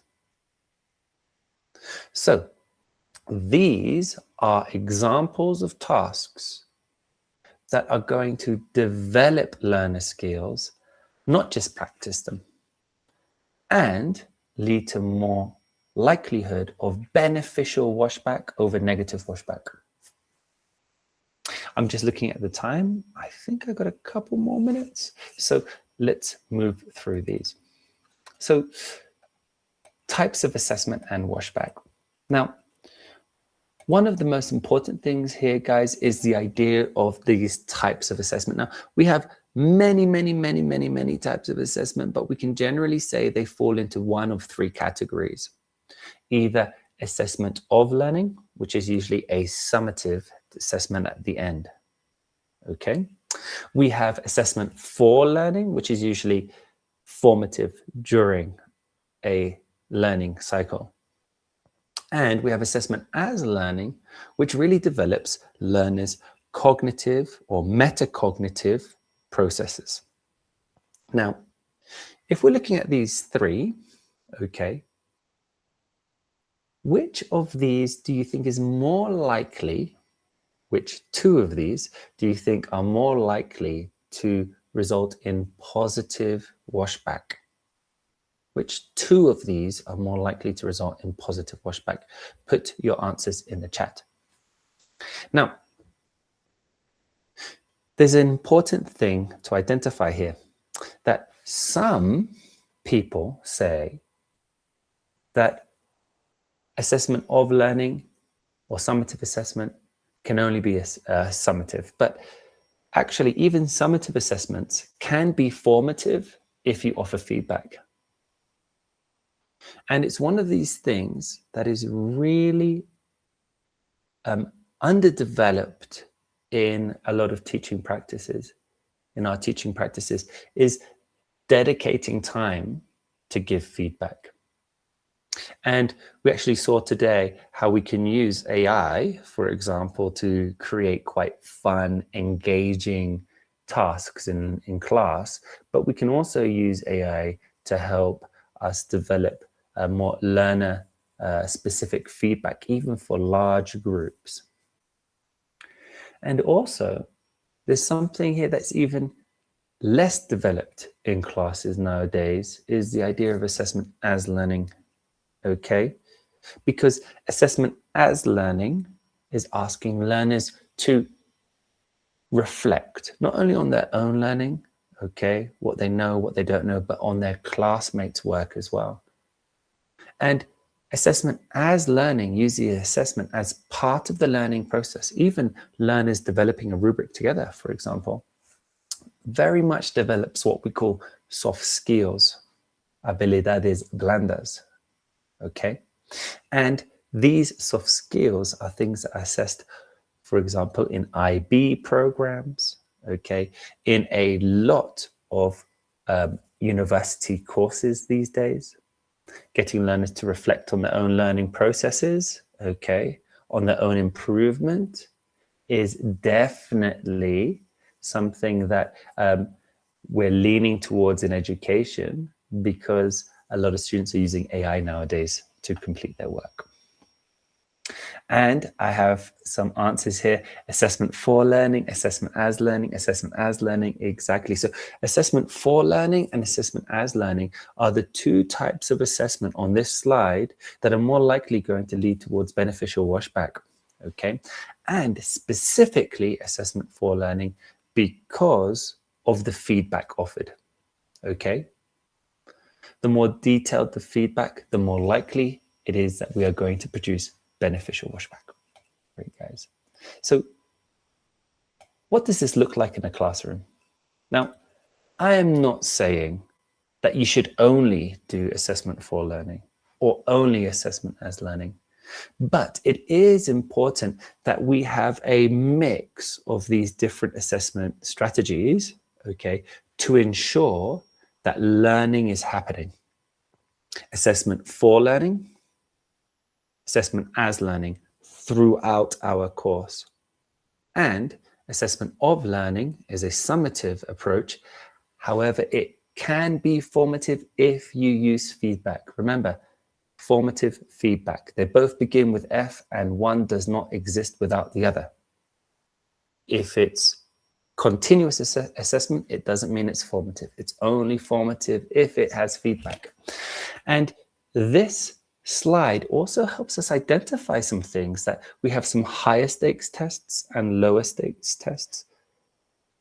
The teacher focus, the student focus, or the student-centered approach to assessment. So we should be using a mix of these, but make sure that the assessments you create are authentic. Language and grammar are presented in context, not isolated sentences. That you are assessing directly, trying to integrate more than just one specific area, okay? And make sure that you are trying to develop a more communicative approach to assessment, making sure that there is a line or an information or opinion gap to develop more communicative skills. So it's important for us now just to remember, tests do more than just measurability. They influence our teaching practices, student learning behavior, and our curriculum priorities, very much in line with the previous speaker. Now, on your own, here is your exit ticket. Okay. I'd like you to choose, okay, one or two of these and make brief notes on your thoughts. This is for yourself, not for the chat. Okay. And in the chat, okay, write a question that you still have. Write a question that you still have in the chat. So, okay, perfect.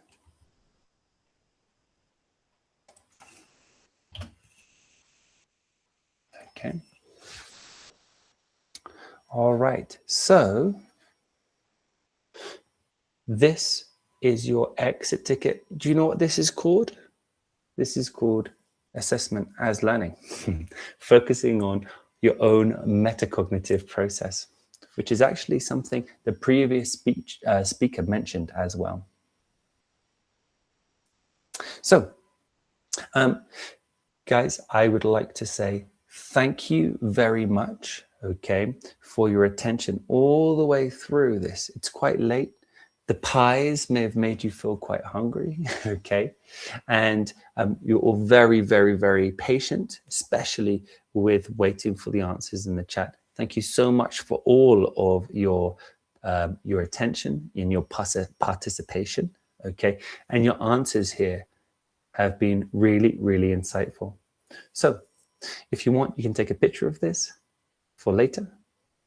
But that is the end of my presentation tonight. So I would like to say thank you again to everybody, okay? And I'm going to open up the space for questions now. Thank you, Ben. Thank you. So amazing. So Professor Jones, for this enriching presentation about assessment and language learning. So this is your opportunity for our audience to send your questions through the comment box or also in the Meet. So this presentation was really, really amazing. So thank you, Professor Jones, for your knowledge and sharing with all this audience that we have tonight in this conference. So I don't know if we have questions, especially, well, thank you so much for your presentation. I'm pretty sure so it's really important for us and for our future teachers. So, okay. This information is from our director. It's absolutely important for you guys and for future teachers, because I've noticed that sometimes, you know, we teach and we assess how we've been taught. And because sometimes that's our only experience. But we need to start being able to analyze assessment in a way that we're able to say whether or not just is this a test or assessment itself, but is it a good assessment? And one of the best ways of identifying if an assessment is a good assessment, okay, is thinking about what kind of impact it's having on our learners' learning. Again, if these assessments are authentic, they are developing communicative skills, not just practicing them, but developing them. And what do I mean by development? You need feedback. To give learners feedback on their answers, on their production is really, really, really important. And sometimes for us as teachers, we say, oh, we just don't have time for feedback. But feedback is sometimes just as important, if not more important, than some of the tasks they give, okay, or they take in the lesson. So it's just really important for us to identify the impact of our assessments, not only on our learners, but also what effect are they having on our own teaching. And this leads to curriculum change as well. Okay, thank you so much, Mr. Jones, Professor Jones, for answering to all of us and sharing your professional experience with us. So now we're going to give you this certificate because you were with us during this academic conference. So, las segundas jornadas académicas UNEMI 2026 otorgan el presente certificado al Máster Benjamin Jones en reconocimiento a su destacada participación como ponente en las segundas jornadas académicas de pedagogía de los idiomas nacionales y extranjeros, desarrolladas del 9 al 10 de julio de 2026. y organizadas por la empresa pública de producción y desarrollo estratégico con el aval académico de la Universidad Estatal de Milagro. Milagro, 10 de julio 2026. Thank you so much, Master Benjamin Jones. And thank you everyone for having me this evening. Thank you for your attention. Thank you for your participation. And thank you to all the other presenters tonight as well. It's been really enriching, I think, my experience of watching you guys this evening. So thank you, and on to the next presenter. Thank you so much. Well, guys, so now we're going to the keynote speech. So our sixth is going to be Professor Jordi Christian Grandam Feijóo.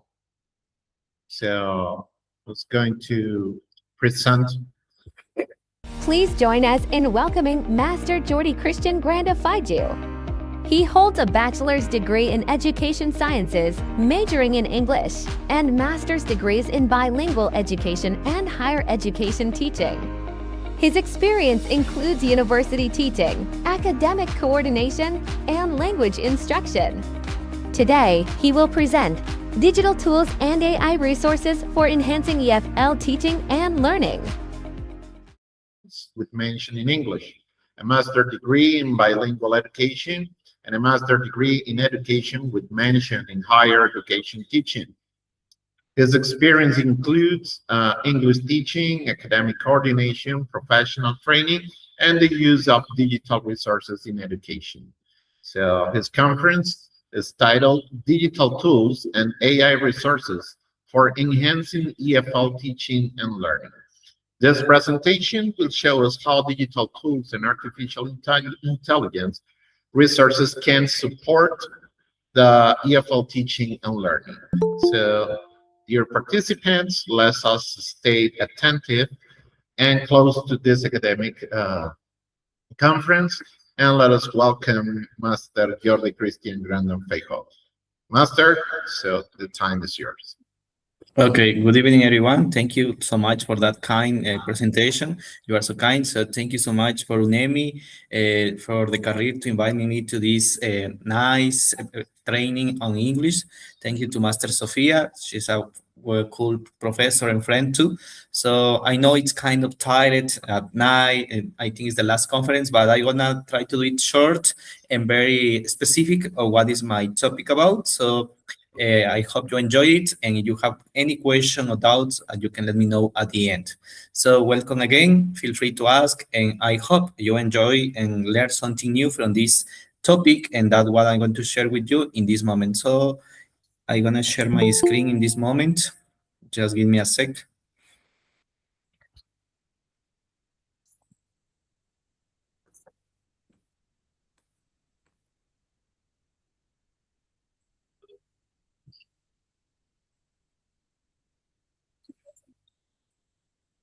Okay, so I don't know if you can see my screen, so sorry to ask.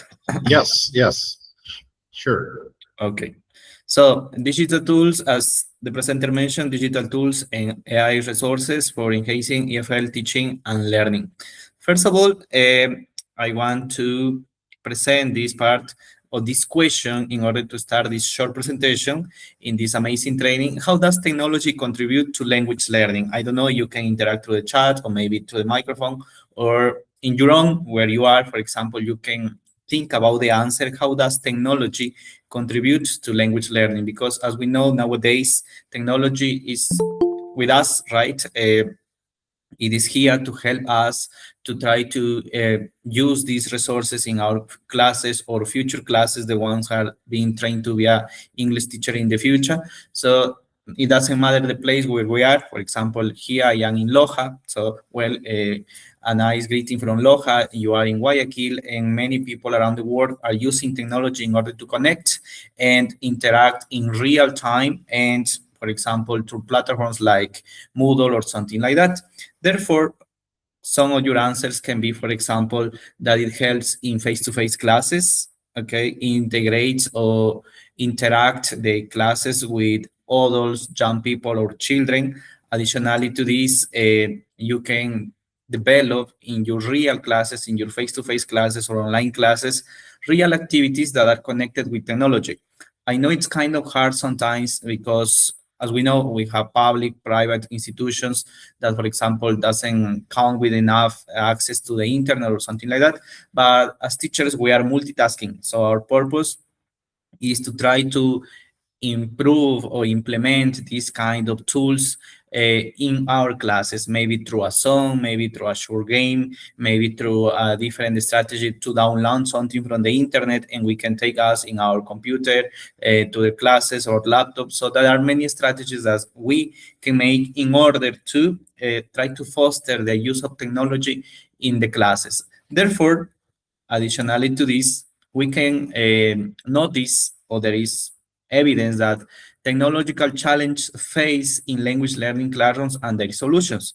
As we know, we like to say there is always a problem, right? But the true thing is that they are challenges that we as people or teachers need to face every single day, and that's life. Therefore, some challenges related to digital tools or technology are summarized here, and I want to share with you. The first one, as we know, and as I already mentioned, limited access to digital devices and internet connection. That happens everywhere, especially in public schools, high schools, in rural areas. Okay, so maybe a solution can be providing training for teachers to effectively integrate technology into their institution. What we are doing this moment, for example, to train, okay, in many subjects, in many topics, in order to try to be in the real world, okay, to be realistic. Another one is insufficient digital literacy skills among students, okay? Even students now are born with technology. Some of them are not using it a lot, therefore collaborating with the school administrators to secure funding for technological resources. Incompatibility devices with language learning software, right? It happens many times, okay? The devices doesn't match in some things. Therefore, it's establishing partnerships with technology companies to provide discounted or donated equipment, okay? A lack of technological or technical support and maintenance. A solution can be offering after-school technology workshops for students. And resistant to change from traditional teaching, that happens a lot, okay? We as teachers sometimes don't like to change our methodology or the way to teach, but as we experience the use of technology, we can find many different ways or new ways that technology can help us in our classes in order to develop some activities that are not so traditional, but they can help us a lot, and they are well done or used with teenagers, adolescents, that they like to do these kind of things related with technology. Therefore, what are some advantages of using technology in language learning? First of all, we have to notice that nowadays it's so common to say we need to emphasize in personalized learning, okay? The learning must be individual, must be focused on specific students that need our attention, our purpose, our new strategies. Therefore, technology allows for immediate feedback on assignments, quizzes, and language exercises. Additionally to this, enhance engagement and motivation. Technology provides access to authentic language resources, such as videos, maybe can be on YouTube or any artificial intelligence that I'm gonna show in a sec, podcasts, and online articles. Real-time feedback and assessment. Technology enables interactive and immersive learning experience through simulations and virtual environments. Access to authentic language resources. Technology can help us tailor learning materials and activities to students' individual needs, preference, and learning styles. And the last one that I want to mention at this presentation is interactive and immersive learning experiences. Technology can foster students' interest and participation in language learning through gamification and interactive activities. So as we can see, we can face challenges that we know as problems, but there will always be a solution. And here are the main advantages to use technology in the classes, because that's the purpose, to see the advantage, to see how they can help us in order to improve our classes, implement strategies that help students to become more realistic of the world and to use technology every single moment, especially when they are learning something new, as we know, a language, a second language. Therefore, I'm going to share with you, that's the main purpose of this presentation, to share with you some tools that you can find on the internet in order to interact in your classes or future classes, or as learner, you can practice your English level, your methodology, or something like that. Therefore, I'm going to show around 5 to 10 tools that they are free. They have a free access, and you can start checking them, you can start browsing them, you can start looking at them and try to understand how they work and how they can you can use it in real, because they are so easy to use and they are free. As you know, sometimes we wonder about how much is that up, how much do I have to pay monthly, all of these things, but the purpose is to show some of them that are free. The first one that I'm going to show or to share with you is presenting in this moment is Test English. So it's a practical tool for self-study or classroom support, suitable for any person, okay, aiming to improve general English skills or prepare for exams. For example, let me show you, just give me a sec. So this is, I don't know, you can see my screen that I'm sharing on the internet, so sorry to ask. Yes, sure. Okay, thank you so much. So this is Test English, as you can see here. So this is a real page on the internet. You can just put on the internet Test English, and there you have this: grammar, vocabulary, listening, reading, use of English, writing, and exams. It's so useful because you have a lot of materials that you can start checking on it. For example, during this presentation, I'm going to show, for example, pre-intermediate. And look, in grammar, I access to grammar, you have variety of activities that you can implement in your real classes. For example, let's check this, the past simple form and use. And remember, this is for free. So here you have practice exercises, okay, that you can develop with your students in your classes, or you as a student can practice your English here. You have the explanation here, okay, in order to check, okay, maybe something is not clear about the past tense, this specific topic, okay, that you have. So you can check, you can start practicing, you can see the rules, the grammatical rules, all of these things. For example, you can go to listening, and look, here you have also by levels. You can check, for example, for instance, elementary. And look, here you have a variety of activities that you can practice or you can use in your classes. For example, tell me about your life. And this is a real listening that you can have, okay, in your classes.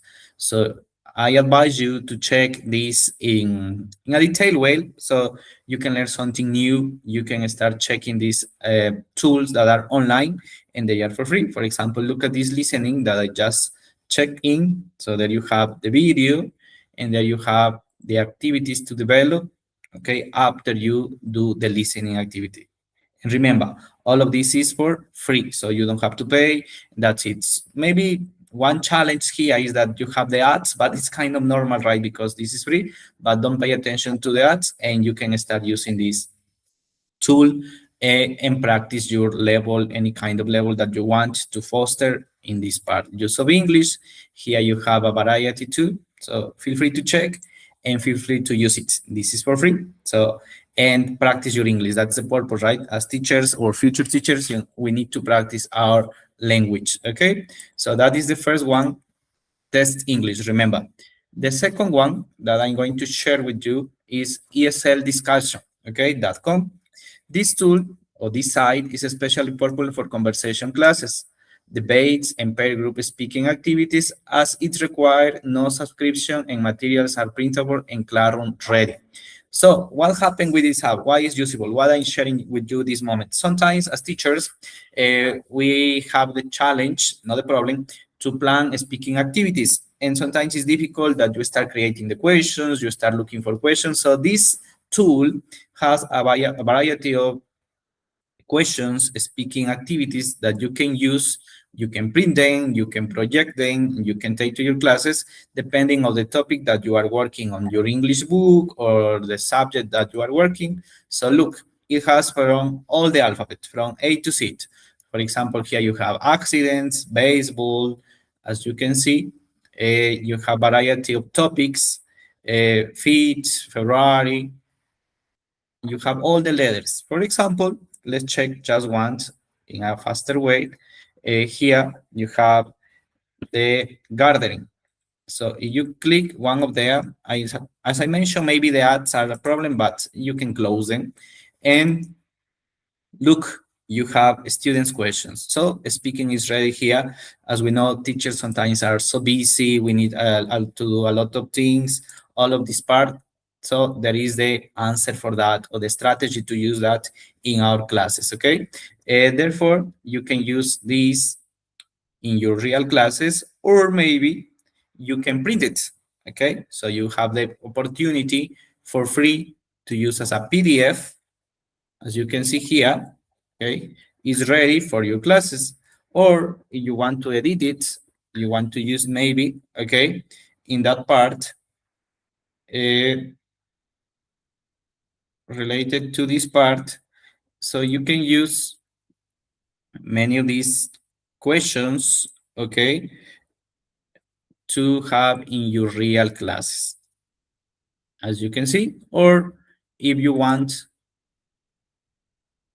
in a Word document, okay, here it downloads on your device, it means in your computer,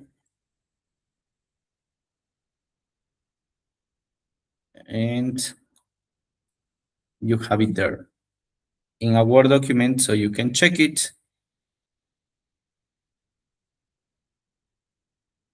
Here they are. So they are ready to use in your classes, okay, in that part. So there is another strategy to use or to practice speaking in your real classes, okay? That is a way you can use. So feel free to use it, okay? It's free. You don't have to pay anything. So just go ahead and check it. I don't know if it's any question, any doubt until here. Otherwise, we continue with the third tool or digital tool that I'm sharing to you, and I hope it is useful for you. The next one is Tahir Reader. Now it's called Monarch Reader. Well, in the past, so until 2024, it was called Tahir Reader, but now it has another name, but it continues the same in that part. So it's a free or browser-based platform that provides accessible digital books for beginning readers of all ages, including those in special education, the students that have SEN, special educational needs. It continues the legacy of Tahir Reader, as well-known resource for easy customizable books. Okay, so let's see what this is about. Here, it's a great opportunity that you can have as teacher or as a student to practice your reading skill, okay? So you enter to the site, and here you can have, as you can see, I'm presenting this moment, many readings, okay, that you can choose depending on the subject, topic that you are working on, or the English level, maybe that you are teaching. For example, the 4th of July, that now just happened, right? And here you put read book. And look, here you have like short readings that you can share in your classes. Even you can do the listening part, okay? You can project them, okay? And you can ask your students to read. You passed, and the reading is there, okay? With short expression or short sentences in order to comprehend depending of the level of the students. So, and remember, this is for free, and you can start practicing this part to foster the reading skills in your classes. You can use variety of these readings, you can check them, and here, as you can see, there are many topics. For example, all about summer. You click read book, and the reading is there. If you want, you can put listening. So, and you listen to the task. And remember, this is crucial in order to foster reading and not just to develop the traditional reading that we ask the students, okay, open your books, read that page, and complete the questions. So there are some interactive readings that are free and you can use in your classes, okay? So that is another digital tool that I'm presenting to you this night, and I hope it's useful for you. Another one, as you can see here, this has a variety of, well, before to continue, these have many readings that you can check, so feel free to explore that tool.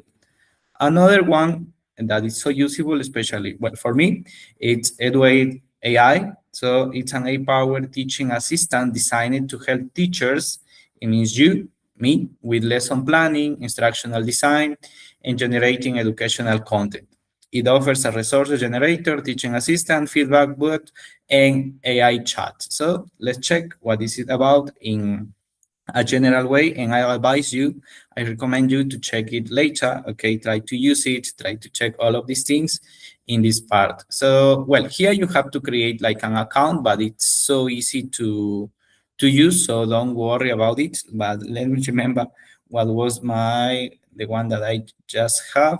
Let me choose it here to the other one. So sorry, because I have already opened it.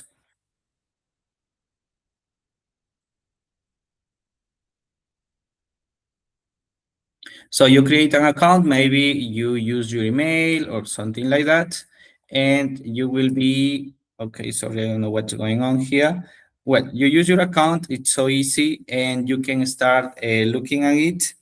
I don't know, something happens with my email, but there you can start planning a class, a real topic, for example, the present continuous, the past tense, and this AI tool gives you all the planning. It gives the objective, the content, the resources, the activities to develop. For example, you have 1 hour class, it divides the class in the time and minutes, and you can start planning it.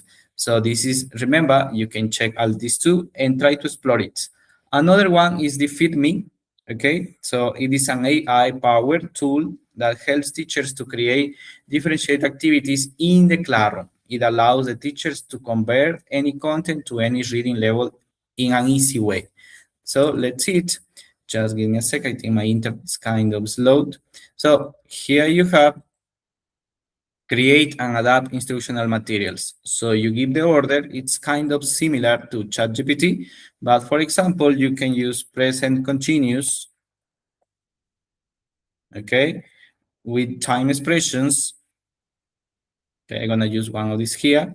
Well, you have to register too, but I don't know what, not accepting my email now, so sorry for that. But there you have, just give me a sec, these things that you can use in the real thing, okay? So let me enter with this in order to show you. Okay, let's try it again. Something is happening with my email, sorry. Okay, so it asked me, but it's so easy, okay? You don't have to pay anything. I don't know what happened. I think my email closes, okay? So, and it's not allowing me to enter to this, but as you can see, you can use it also. So you give an instruction like ChatGPT, and it starts to create. So feel free to explore, and you can use in your future classes. Another one is EnglishPractice.at. So it's a website that offers services related to practicing English, like providing resources for English language training or practice exercise. Remember, in English or in any language, when we want to learn it or foster it, we have to practice every single moment. So a strategy could be practice made perfect, right? So this is a website. Let me close some of the windows that you can have here, okay? And you can start checking. For example, this is B1 level. You can use modal verbs. So in this part, and look, you can choose the activity, maybe to practice yourself or to use in your classes. And here you have the worksheet ready to use, okay, with the answer sheet. So for example, if you want to make a practice about modal verbs that you are teaching in your high school classes, so you print it and you have your own answer sheet to practice with your students. It depends on the level. You can have here grammar, vocabulary, okay, depending on this part. For example, word formation. And look, here you have to choose, okay? So you choose, for example, nouns. And look, you have a crossword here that's so useful nowadays with the students, and they like to discover like the new words, all of these things. And here you have the answer sheets for you to check. Maybe you can use it as a homework or something like that, or a class activity, a group work activity, or to project just in your classes in that part. You have, for example, writing. So, for example, you have essays. And look, sometimes we have kind of problems to see what is going to be my topic of writing, all of these things. And here you have, okay? So real things, free material that we can use in our classes in order to foster the language skills of our students or our language skills. Remember, that's also useful for us, even we are teachers or we are training to be teachers, we can use them to practice our language because practice makes perfect. Another tool that is, well, maybe some of you know it. It's so now especially for children. It's a website offering various interactive games designed to help users practice and review English vocabulary and sentence structures. The name is Games to Learn English. So let's explore it. And look, here you have many topics that you can explore. You can develop it as a one-hour activity, a dynamic in your classes. For example, the body parts. You can check it and you can start playing with your students, okay, in that part. Look, and that's free, okay? So you can use it in that way in order to do all of these things related to vocabulary. Try to check it, try to use it, try to explore it, and you will see how fun it is to use it, especially you work with children or people in a young age, so to practice vocabulary. And remember, as you can see, there are many topics that you can start checking. For example, idioms or proverbs can be for adults even, that you can start using it in your classes. It says, for example, a fish out of water, right? So you can start checking all the idioms related to advanced English that we have, right? So feel free to explore it and you can use it in your classes too. Another tool that I'm going to share is eslab.com. So this is an online platform created by this Randall Davis to help learners of English as a second foreign language. It means us, to improve their listening comprehension skills. This is especially related for listening. So let's explore it. I think you will love it because in my case, I use it a lot with my students, or when I got the time, I also like to practice my listening skills. As we know, sometimes listening is kind of hard, right? It's a receptive skill, so we need to practice a lot in order to get the input, then to get the output. So here you have, this is the website about this listening, okay? You can explore it, what is it about? And you have here, for example, the levels, easy, intermediate, and difficult. So let's go to intermediate. Remember, a challenge can be that, but you can close them.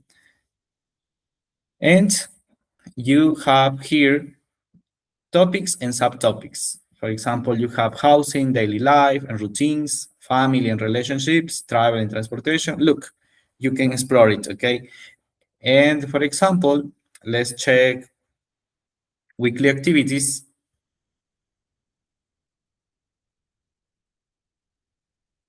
And here you have, okay, what can you do?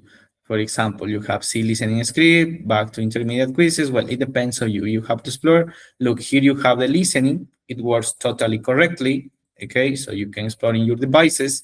And then you have the practice. In order to practice the listening activity, the normal questions based on the listening. So feel free to explore and you will love it because apart from listening, practice in different accents, okay, of the people that are in these audios, you learn vocabulary and sample sentences. For each listening, post-listening exercise, online research, all of this is for free. So you can, sometimes we face it or we have some problems in listening, it's time to practice it, okay? For example, here, sports and leisure activities, if you go to a hiking family, look, this is the level, the topic, speakers, and the length. So there you have the listening. Well, you have here the instructions, all of these things, the listening, the questions based on the listening, and you have the vocabulary in sample sentence, the new words, okay, ready to learn, the vocabulary practice, the post-listening activity that are always useful to practice or to foster our skill, and the online research. So feel free to explore it. Remember, it has variety of things that you can start checking, okay? Here, for example, look, you choose language activities, you have basic English, intermediate, academic, interviews, life stories, English cultures, vocabulary. So feel free to explore, and you will see that you will have all of this free for you, okay? So, and remember, this is for free. So look, you have here videos.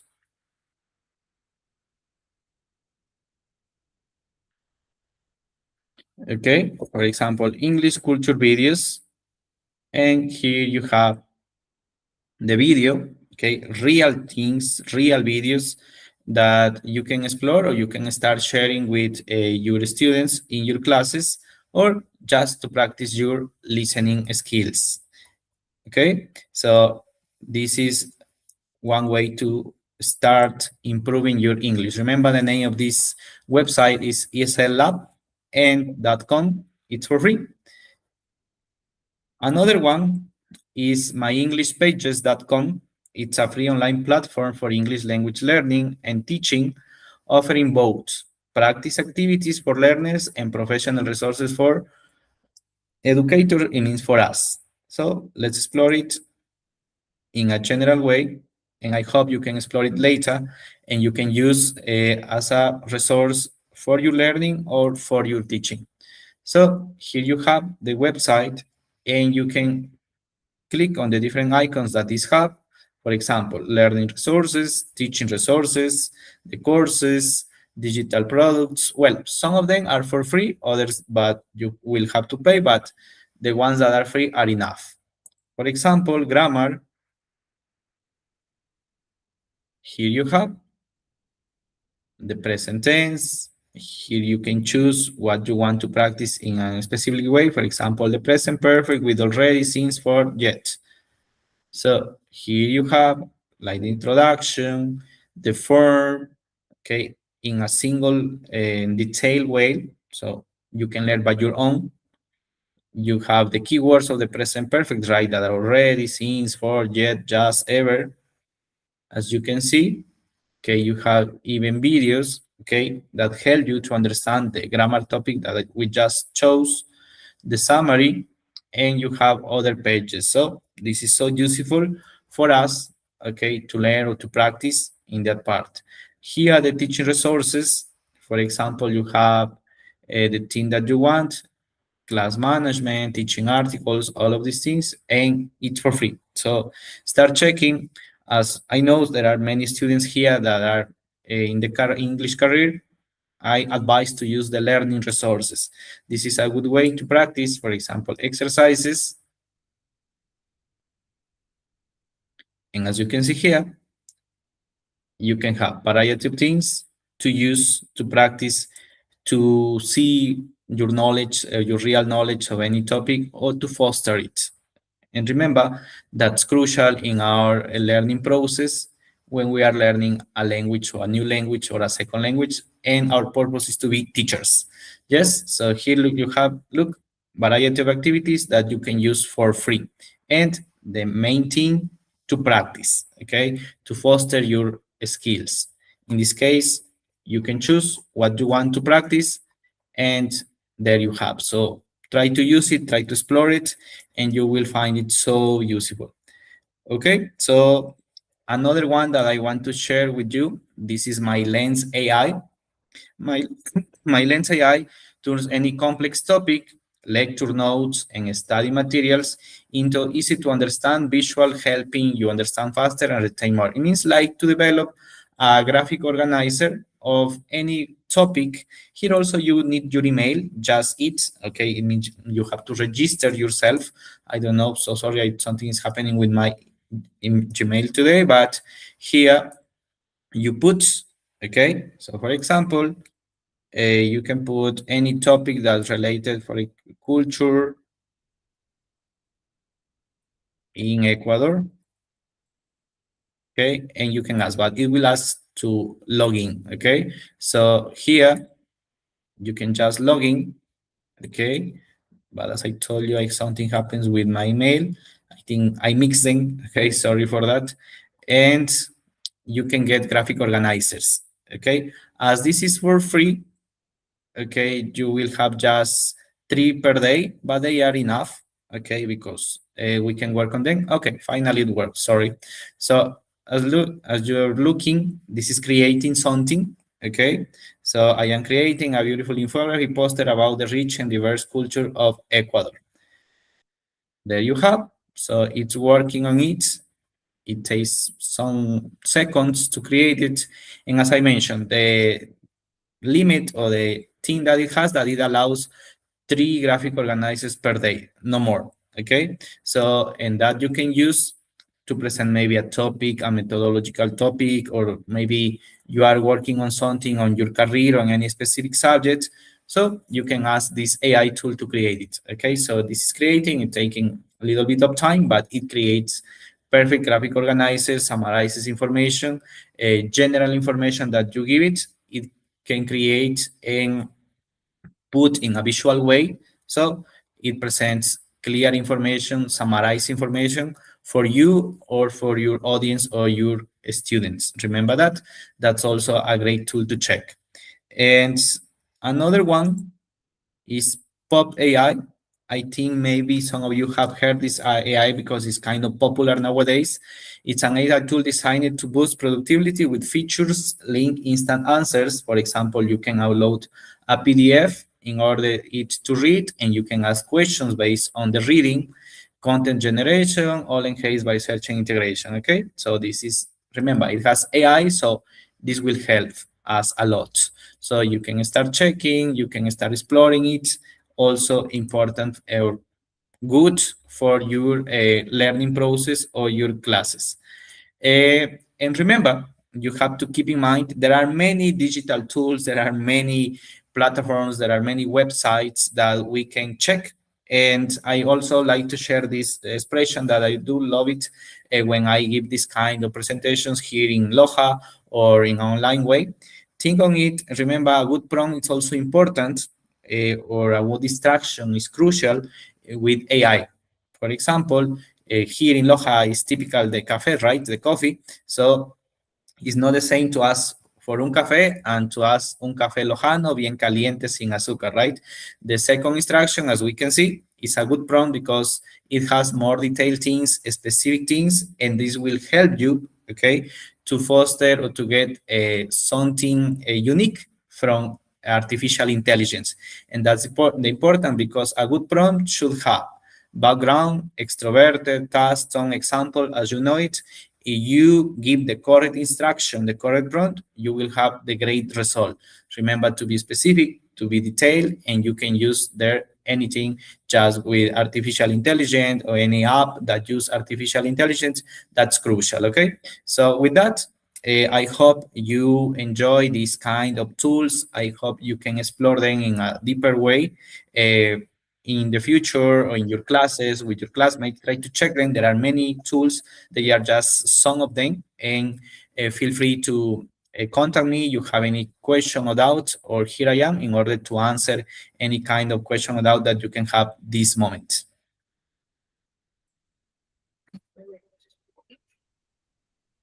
Thank you so much, Professor Jordi Cristian Granda, for your presentation. And also, it was really, really important for us as English teachers that you are sharing these useful ideas for EFL teaching connected to the technology, because this is important nowadays. So thank you so much. And also, we have a lot of students that they were sharing in the comment box about the importance of technology nowadays in this process of teaching and learning. with EFL students. So, well, we're going to continue with the certificate.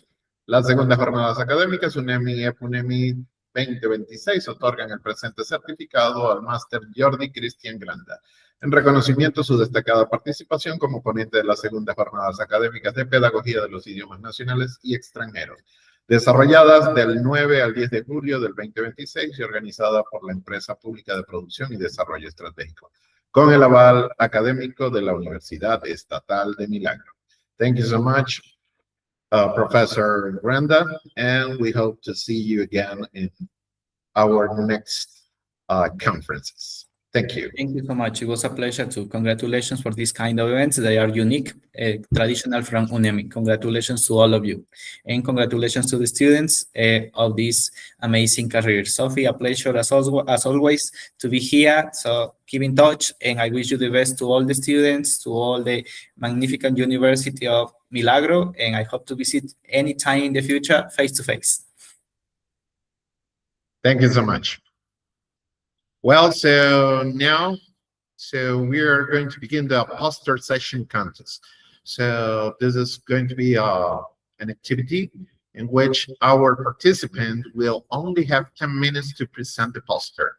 We kindly ask the presenter to respect the assigned time and focus on the most relevant point of your work. So the selected posters and the participants are, so we are going to start with Miss Joana Cristina Ceballo Velázquez. Okay, one thing in order to consider, the official result for this poster contest will be announced tomorrow during the day 2 of these academic conferences. So Miss Joana Ceballos, so the time. Good evening, everyone. I'm happy to be here sharing my poster.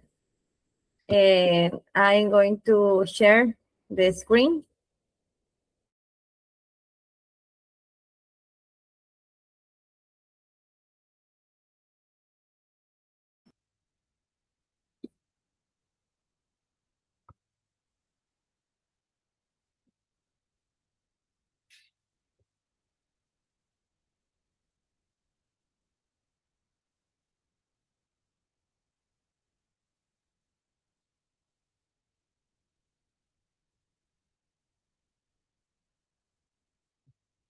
Okay, we can see your screen. So your 10 minutes start right now.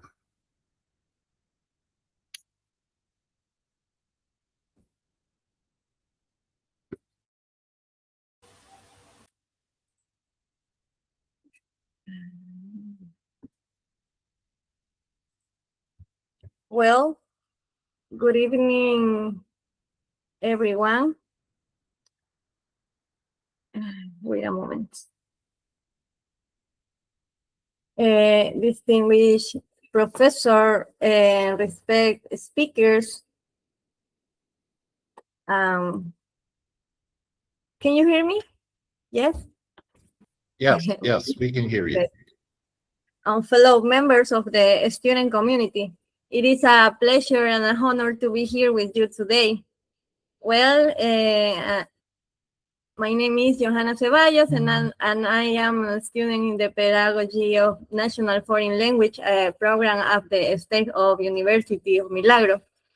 Today, on behalf of my research team, I am pleased to present our quantitative research entitled Effective Teaching Strategies for English Learners with Intellectual Disabilities.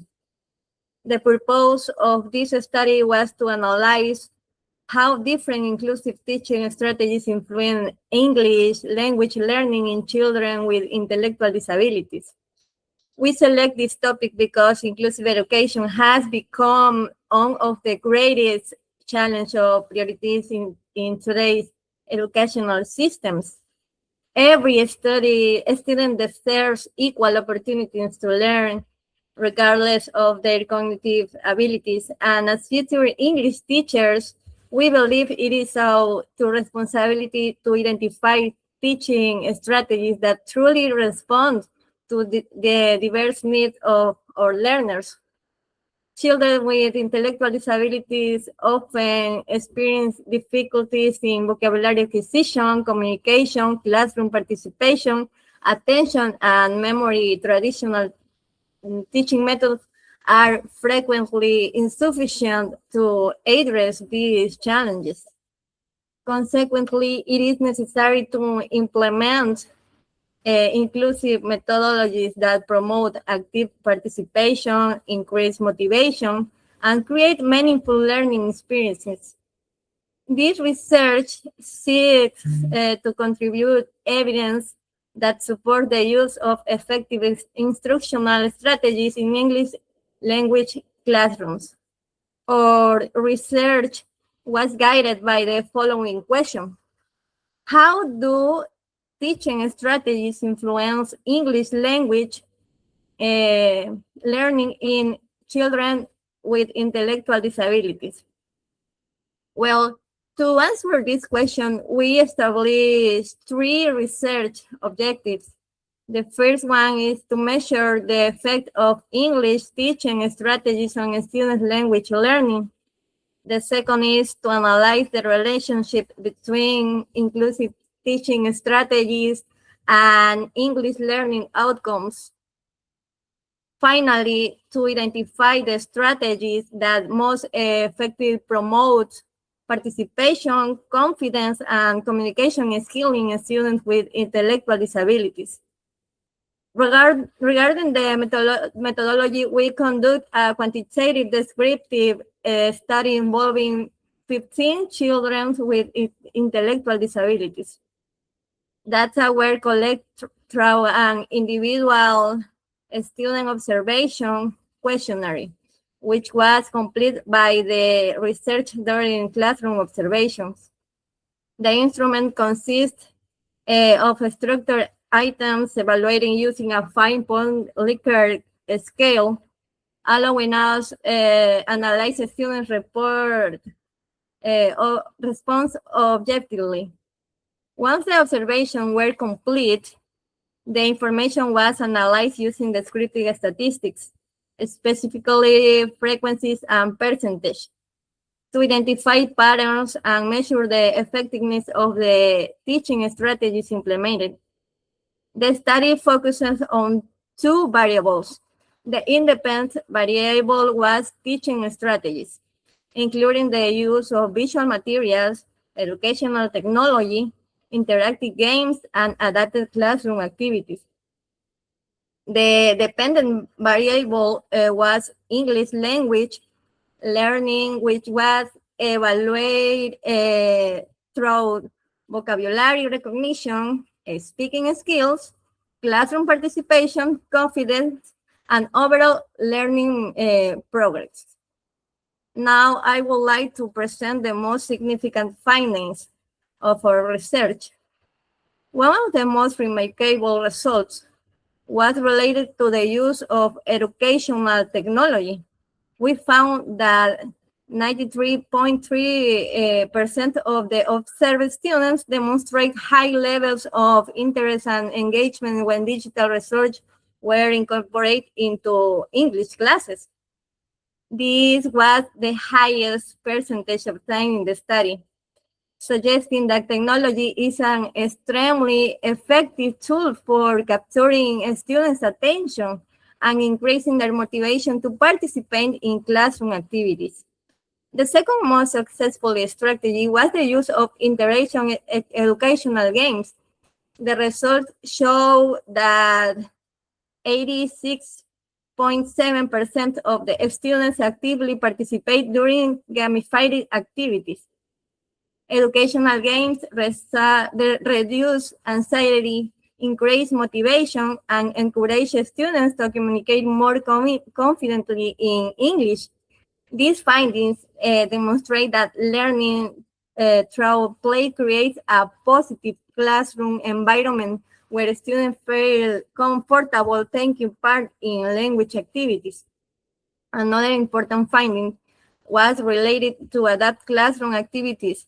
Our observations indicate that 73.3% of the students successfully complete activities that had been modified according to their language needs. Furthermore, non-negative responses were recorded on this indicator, confirming that differentiating instruction reduces learning barriers and enable students to participate successfully according to their individual abilities. Regarding English language learning, 66.7% of the students demonstrate successfully vocabulary recognition by identifying words through pictures and visual flashcards. These findings confirm that visual supports provide an effective cognitive acquisition in students with intellectual disabilities.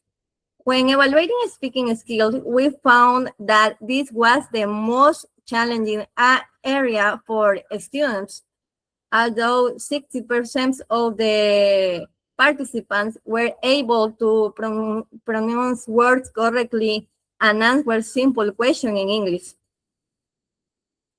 13.3% still experience considerable difficulties with oral production. These results indicate that speaking requires greater cognitive effort and should be continuously supported through visual scaffolded, guided practice, and communicative activities. Finally, one of the most encouraging findings was related to students' overall progress and confidence. Our observation showed that 80% of the students demonstrate positive progress throughout the lessons and participate with greater confidence. This finding highlights the importance of creating supporting learning environment where students feel motivated and capable of using English first or making mistakes. Well, overall, the results clearly demonstrate a positive relationship between the implementation of inclusive teaching strategies and English language learning outcomes. Technology, gamification, visual materials, and differentiating instruction not only improve participation, but also strengthen vocabulary acquisition, confidence, and communication skills. This finding supports our research problem by providing evidence that carefully planned instructional adaptation have a direct impact on language learning among children with intellectual disabilities. In conclusion, this research confirms that inclusive methodologies significantly promote language learning in children with intellectual disabilities. Among all the strategies evaluated, educational technology proved the most effective, followed by interactive games, adapted classroom activities, and visual learning materials.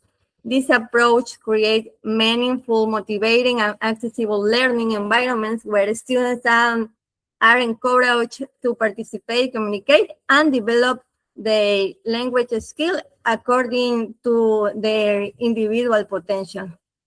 Well, that's all of our research. I hope you understand. Thank you so much. Thank you, Ms. Joana Cristina Ceballos. So, thank you for sharing your poster. And now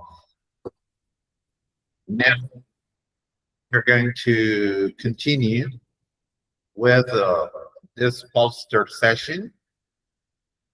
Okay. So thank you. So you can share in your screen. Yes. Thank you so much. So now our second presenter is going to be Miss Romina Paulette Valero Navarrete. So she will have also 10 minutes to present the poster. So as a reminder, we kindly ask presenters to respect the time and also the most relevant points of your work. Thank you so much.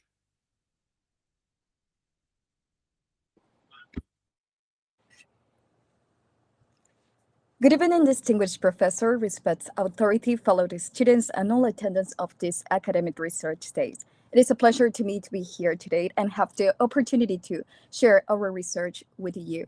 My name is Romina Valero, and together with my research group, I am pleased to present our academic poster entitled The Impact of Reading Soft Skills on the Development of Reading Proficiency among EFL Learners. We are 7th semester students in the bachelor's degree program in Pedagogy of National and Foreign Language online modality at UNEMI. Today, I will guide you through the main components of our research proposal. First, I will explain the research problem and its significance. Then I will discuss our research questions, objective variables, and methodologies. After that, I will present the proposed intervention, the expected outcomes, and finally, our conclusions and recommendations. Without further ado, let's begin with the research problem. To begin with, reading proficiency is one of the most challenging language skills for students learning English as a foreign language. Although many learners have basic knowledge of grammar and vocabulary, they frequently struggle to understand complete text. Instead, they often rely on word-for-word translation, making it difficult to identify main ideas, locate specific information, or make inferences. Furthermore, these difficulties become even more noticeable during classroom assessments and English proficiency examinations, where students must read quickly and accurately. In addition, previous studies have shown that reading soft skills are essential for successful reading comprehension. However, these skills are not always explicitly taught or systematically practiced in EFL classrooms. Therefore, our study aims to explore whether strengthening these reading soft skills can improve a student's reading proficiency. Now, I have explained the problem. Let me present our research question and objectives. Based on this problem, our research question is: how do reading soft skills influence the development of reading proficiency among EFL learners? To answer this question, our general objective is to analyze the impact of reading soft skills on the development of reading proficiency among EFL learners through the implementation of target classroom reading activities. Having established our objective, let's move on to the variables of this study. Regarding the variables, our research includes one independent variable and one dependent variable.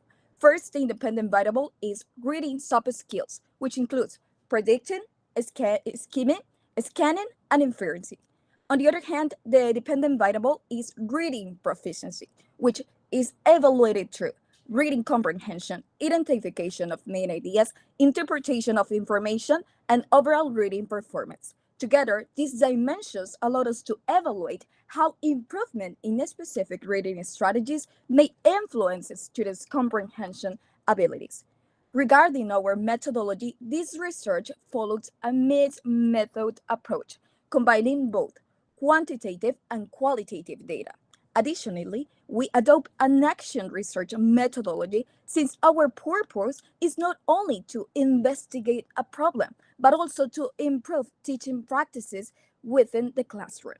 Our students study involves 33rd-year BDU students aged between 17 and 18 years old who are learning English as a foreign language, of course. To collect the data, we will use several research instruments. For the quantitative component, we will administer a pre-test, a post-test, a Likert scale surveys at the beginning and at the end, and activity scores. Meanwhile, the qualitative component includes classroom observations. So by combining both types of data, we expect to obtain a more comprehensive understanding of a student's progress throughout the intervention. Now that we have discussed the methodology, let's look at the proposed intervention. The core of our research is a 12-week instructional intervention designed to strengthen the students' reading soft skills. During the first weeks, students will learn how to activate their background knowledge through prediction activities. After that, they will practice skimming to identify the main ideas quickly and scanning to locate a specific information efficiently. Subsequently, they will develop inferencing skills, allowing them to understand ideas that are not explicitly stated in a text. Moreover, students will participate in collaborative workshops, authentic reading activities, graphic organizers, time reading exercises, and certification exam style tasks. Now, I would like to move to the expected results of our study. Since this is a actual research proposal, the results presented in this section are projected outcomes based on findings from previous studies that have demonstrated the effectiveness of explicit teaching reading soft skills.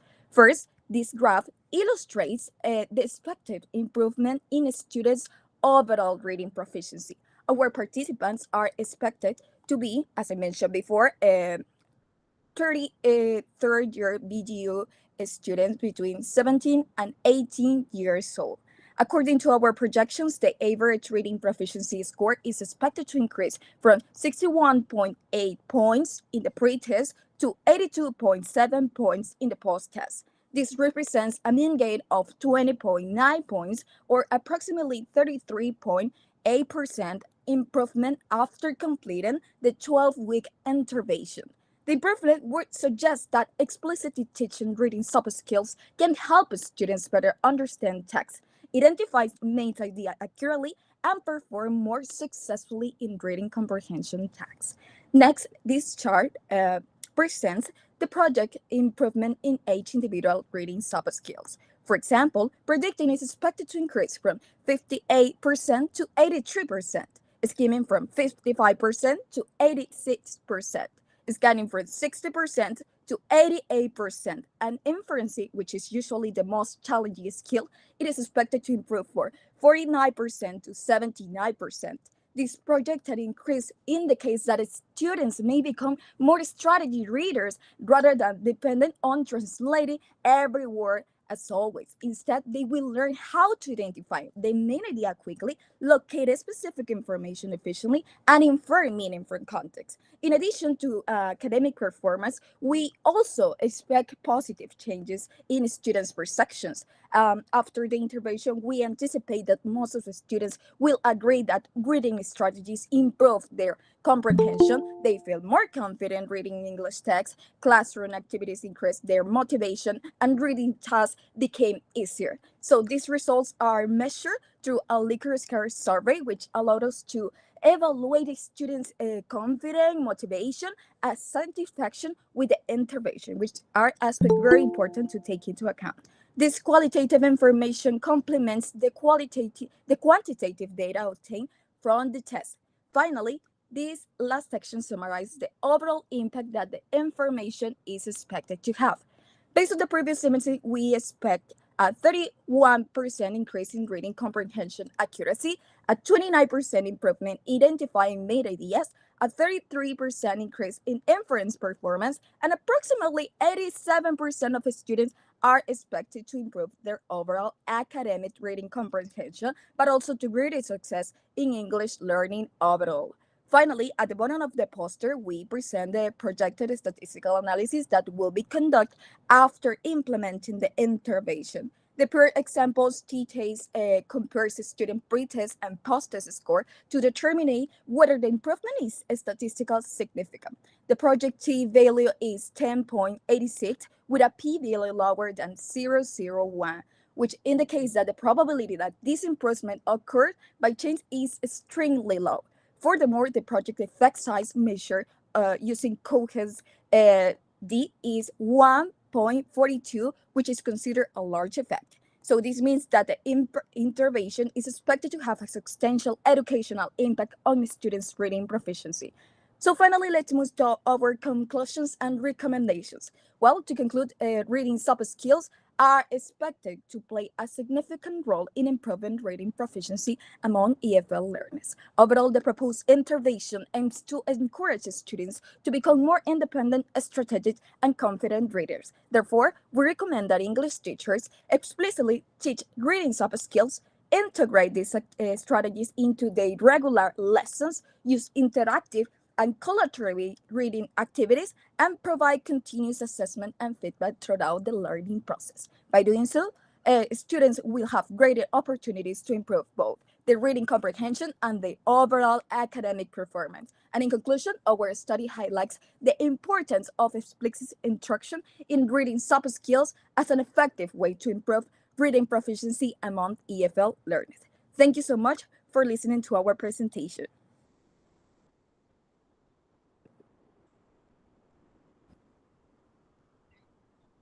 Thank you so much, Ms. Romina Valero. So, well, continuing with our last speaker is Miss Alison Beirut Seyan Valdez. She's gonna present her poster, and she has 10 minutes. Starting. Yeah, let me just share the screen as well. Okay. Please.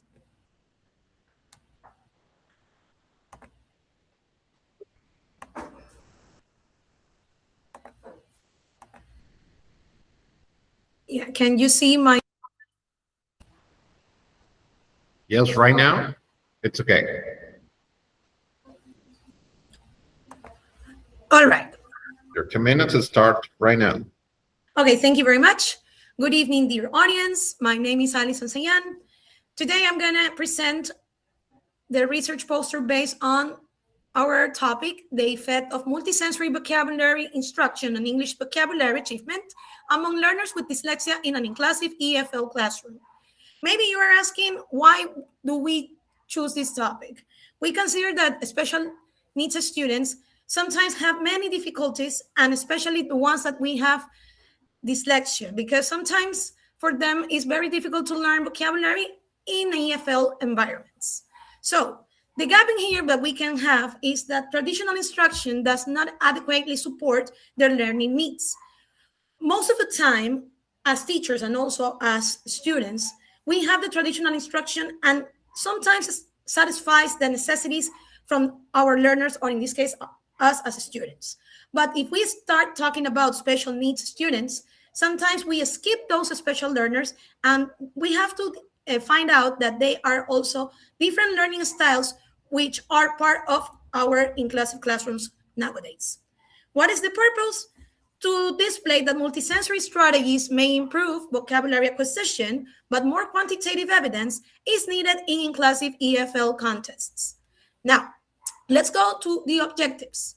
As a general objective, we have determine the effect of multisensory vocabulary instruction on the English vocabulary achievement of learners with dyslexia in an inclusive EFL classroom. As specific objectives, we have the following. Measure vocabulary achievement before and after the intervention. Monitor the implementation of multisensory instruction across 8 lessons. Analyze the relationship between the intervention and a student set's vocabulary gains. In our future research, we have to include larger samples and examine long-term vocabulary retention. In here, we have in our methodology part or research question, does multisensory vocabulary instruction improve English vocabulary achievement among learners with dyslexia? Our hypothesis is the following. Multisensory instruction will significantly improve a students' post-test scores. Also, we can find out in here that we have 2 types of variables. The independent variable in here with multisensory vocabulary instruction and the dependent variable English vocabulary achievement. In fact, in here we can say that the projected results are the following. Based on what? Based on a sample of 30 learners with dyslexia. Also, we have in a total or the duration of 4 weeks with 8 lessons and in a time with 40 minutes each lesson. So in here we also have the expected vocabulary test scores. In here we have a mean score out of 20. In here we have the pre-test results, and the idea is to increase in the post-test scores. In students, improve an average of 6.1 points after the 4-week multisensory intervention. So in here we have 10.7 and increasing of plus 6.1 points in a 56.8% of improvement during the post-tests. In here, we have a summary of the projected results. In the pre-test mean standard deviation from 10.7 divided into 20, the standard deviation equals 2.6. The post-test mean, the standard deviation from 16.8 over or divided by 20, the standard deviation equals 1.8. In here, we have the main gain in here, post or pre-tests and pre-tests, we have plus 6.1 points. The percentage improvement from 56.8%. In here we have, in our statistical analysis, we can say that we have a design, one group pre-test or post-tests. We have the statistical test in pair samples, the t-tests. The results in here, we have projected T29 equals 10.42, and we have the effect size, Cohen's d equals 1.35 in a large effect, and the statistically significant improvement is expected between pre-test and post-test vocabulary scores, indicating that multisensory vocabulary instruction may positively influence vocabulary achievement among learners with dyslexia. So in here we have the implementation fidelity. We are working with a teacher's checklist in order to check the average of fidelity from lesson 1 to lesson 8. In lesson 1, the idea is to have 93%. In lesson 2, the idea is to have 95%. In lesson number 3, 100%. In lesson number 4, 96%. In lesson number 5, 94%. In lesson 6, 100%. In lesson 7, 98%. And in lesson 8, 100%. So in here we have that the overall implementation fidelity shows at least a 97% of fidelity. So the idea is also that in our future research, we recommend include larger samples, and also we suggest to examine the long-term and vocabulary retention to check if students still remember the vocabulary in several months after the intervention. Also, we can say that in here, our references are the ones that help us, and our study, our research is supported by different academic sources related in this case to dyslexia, multisensory teaching, inclusive education, and English language learning. And obviously, these references help us very much in order to design our research proposal. To conclude, we can say that students with dyslexia often need different types of teaching strategies to learn effectively. Multisensory instruction allows students to learn what? By seeing, by hearing, by touching, and moving. Because of this, we believe that it can improve in vocabulary learning and make English classes more inclusive. Although this is a research proposal and has not been yet conducted in 100%, it's in progress, we expect to have positive results that can help not only students who are attending or are becoming or are in the process of learning strategies in order to teach, also for teachers that can find more effective strategies for learners with this special needs group. Thank you for your attention.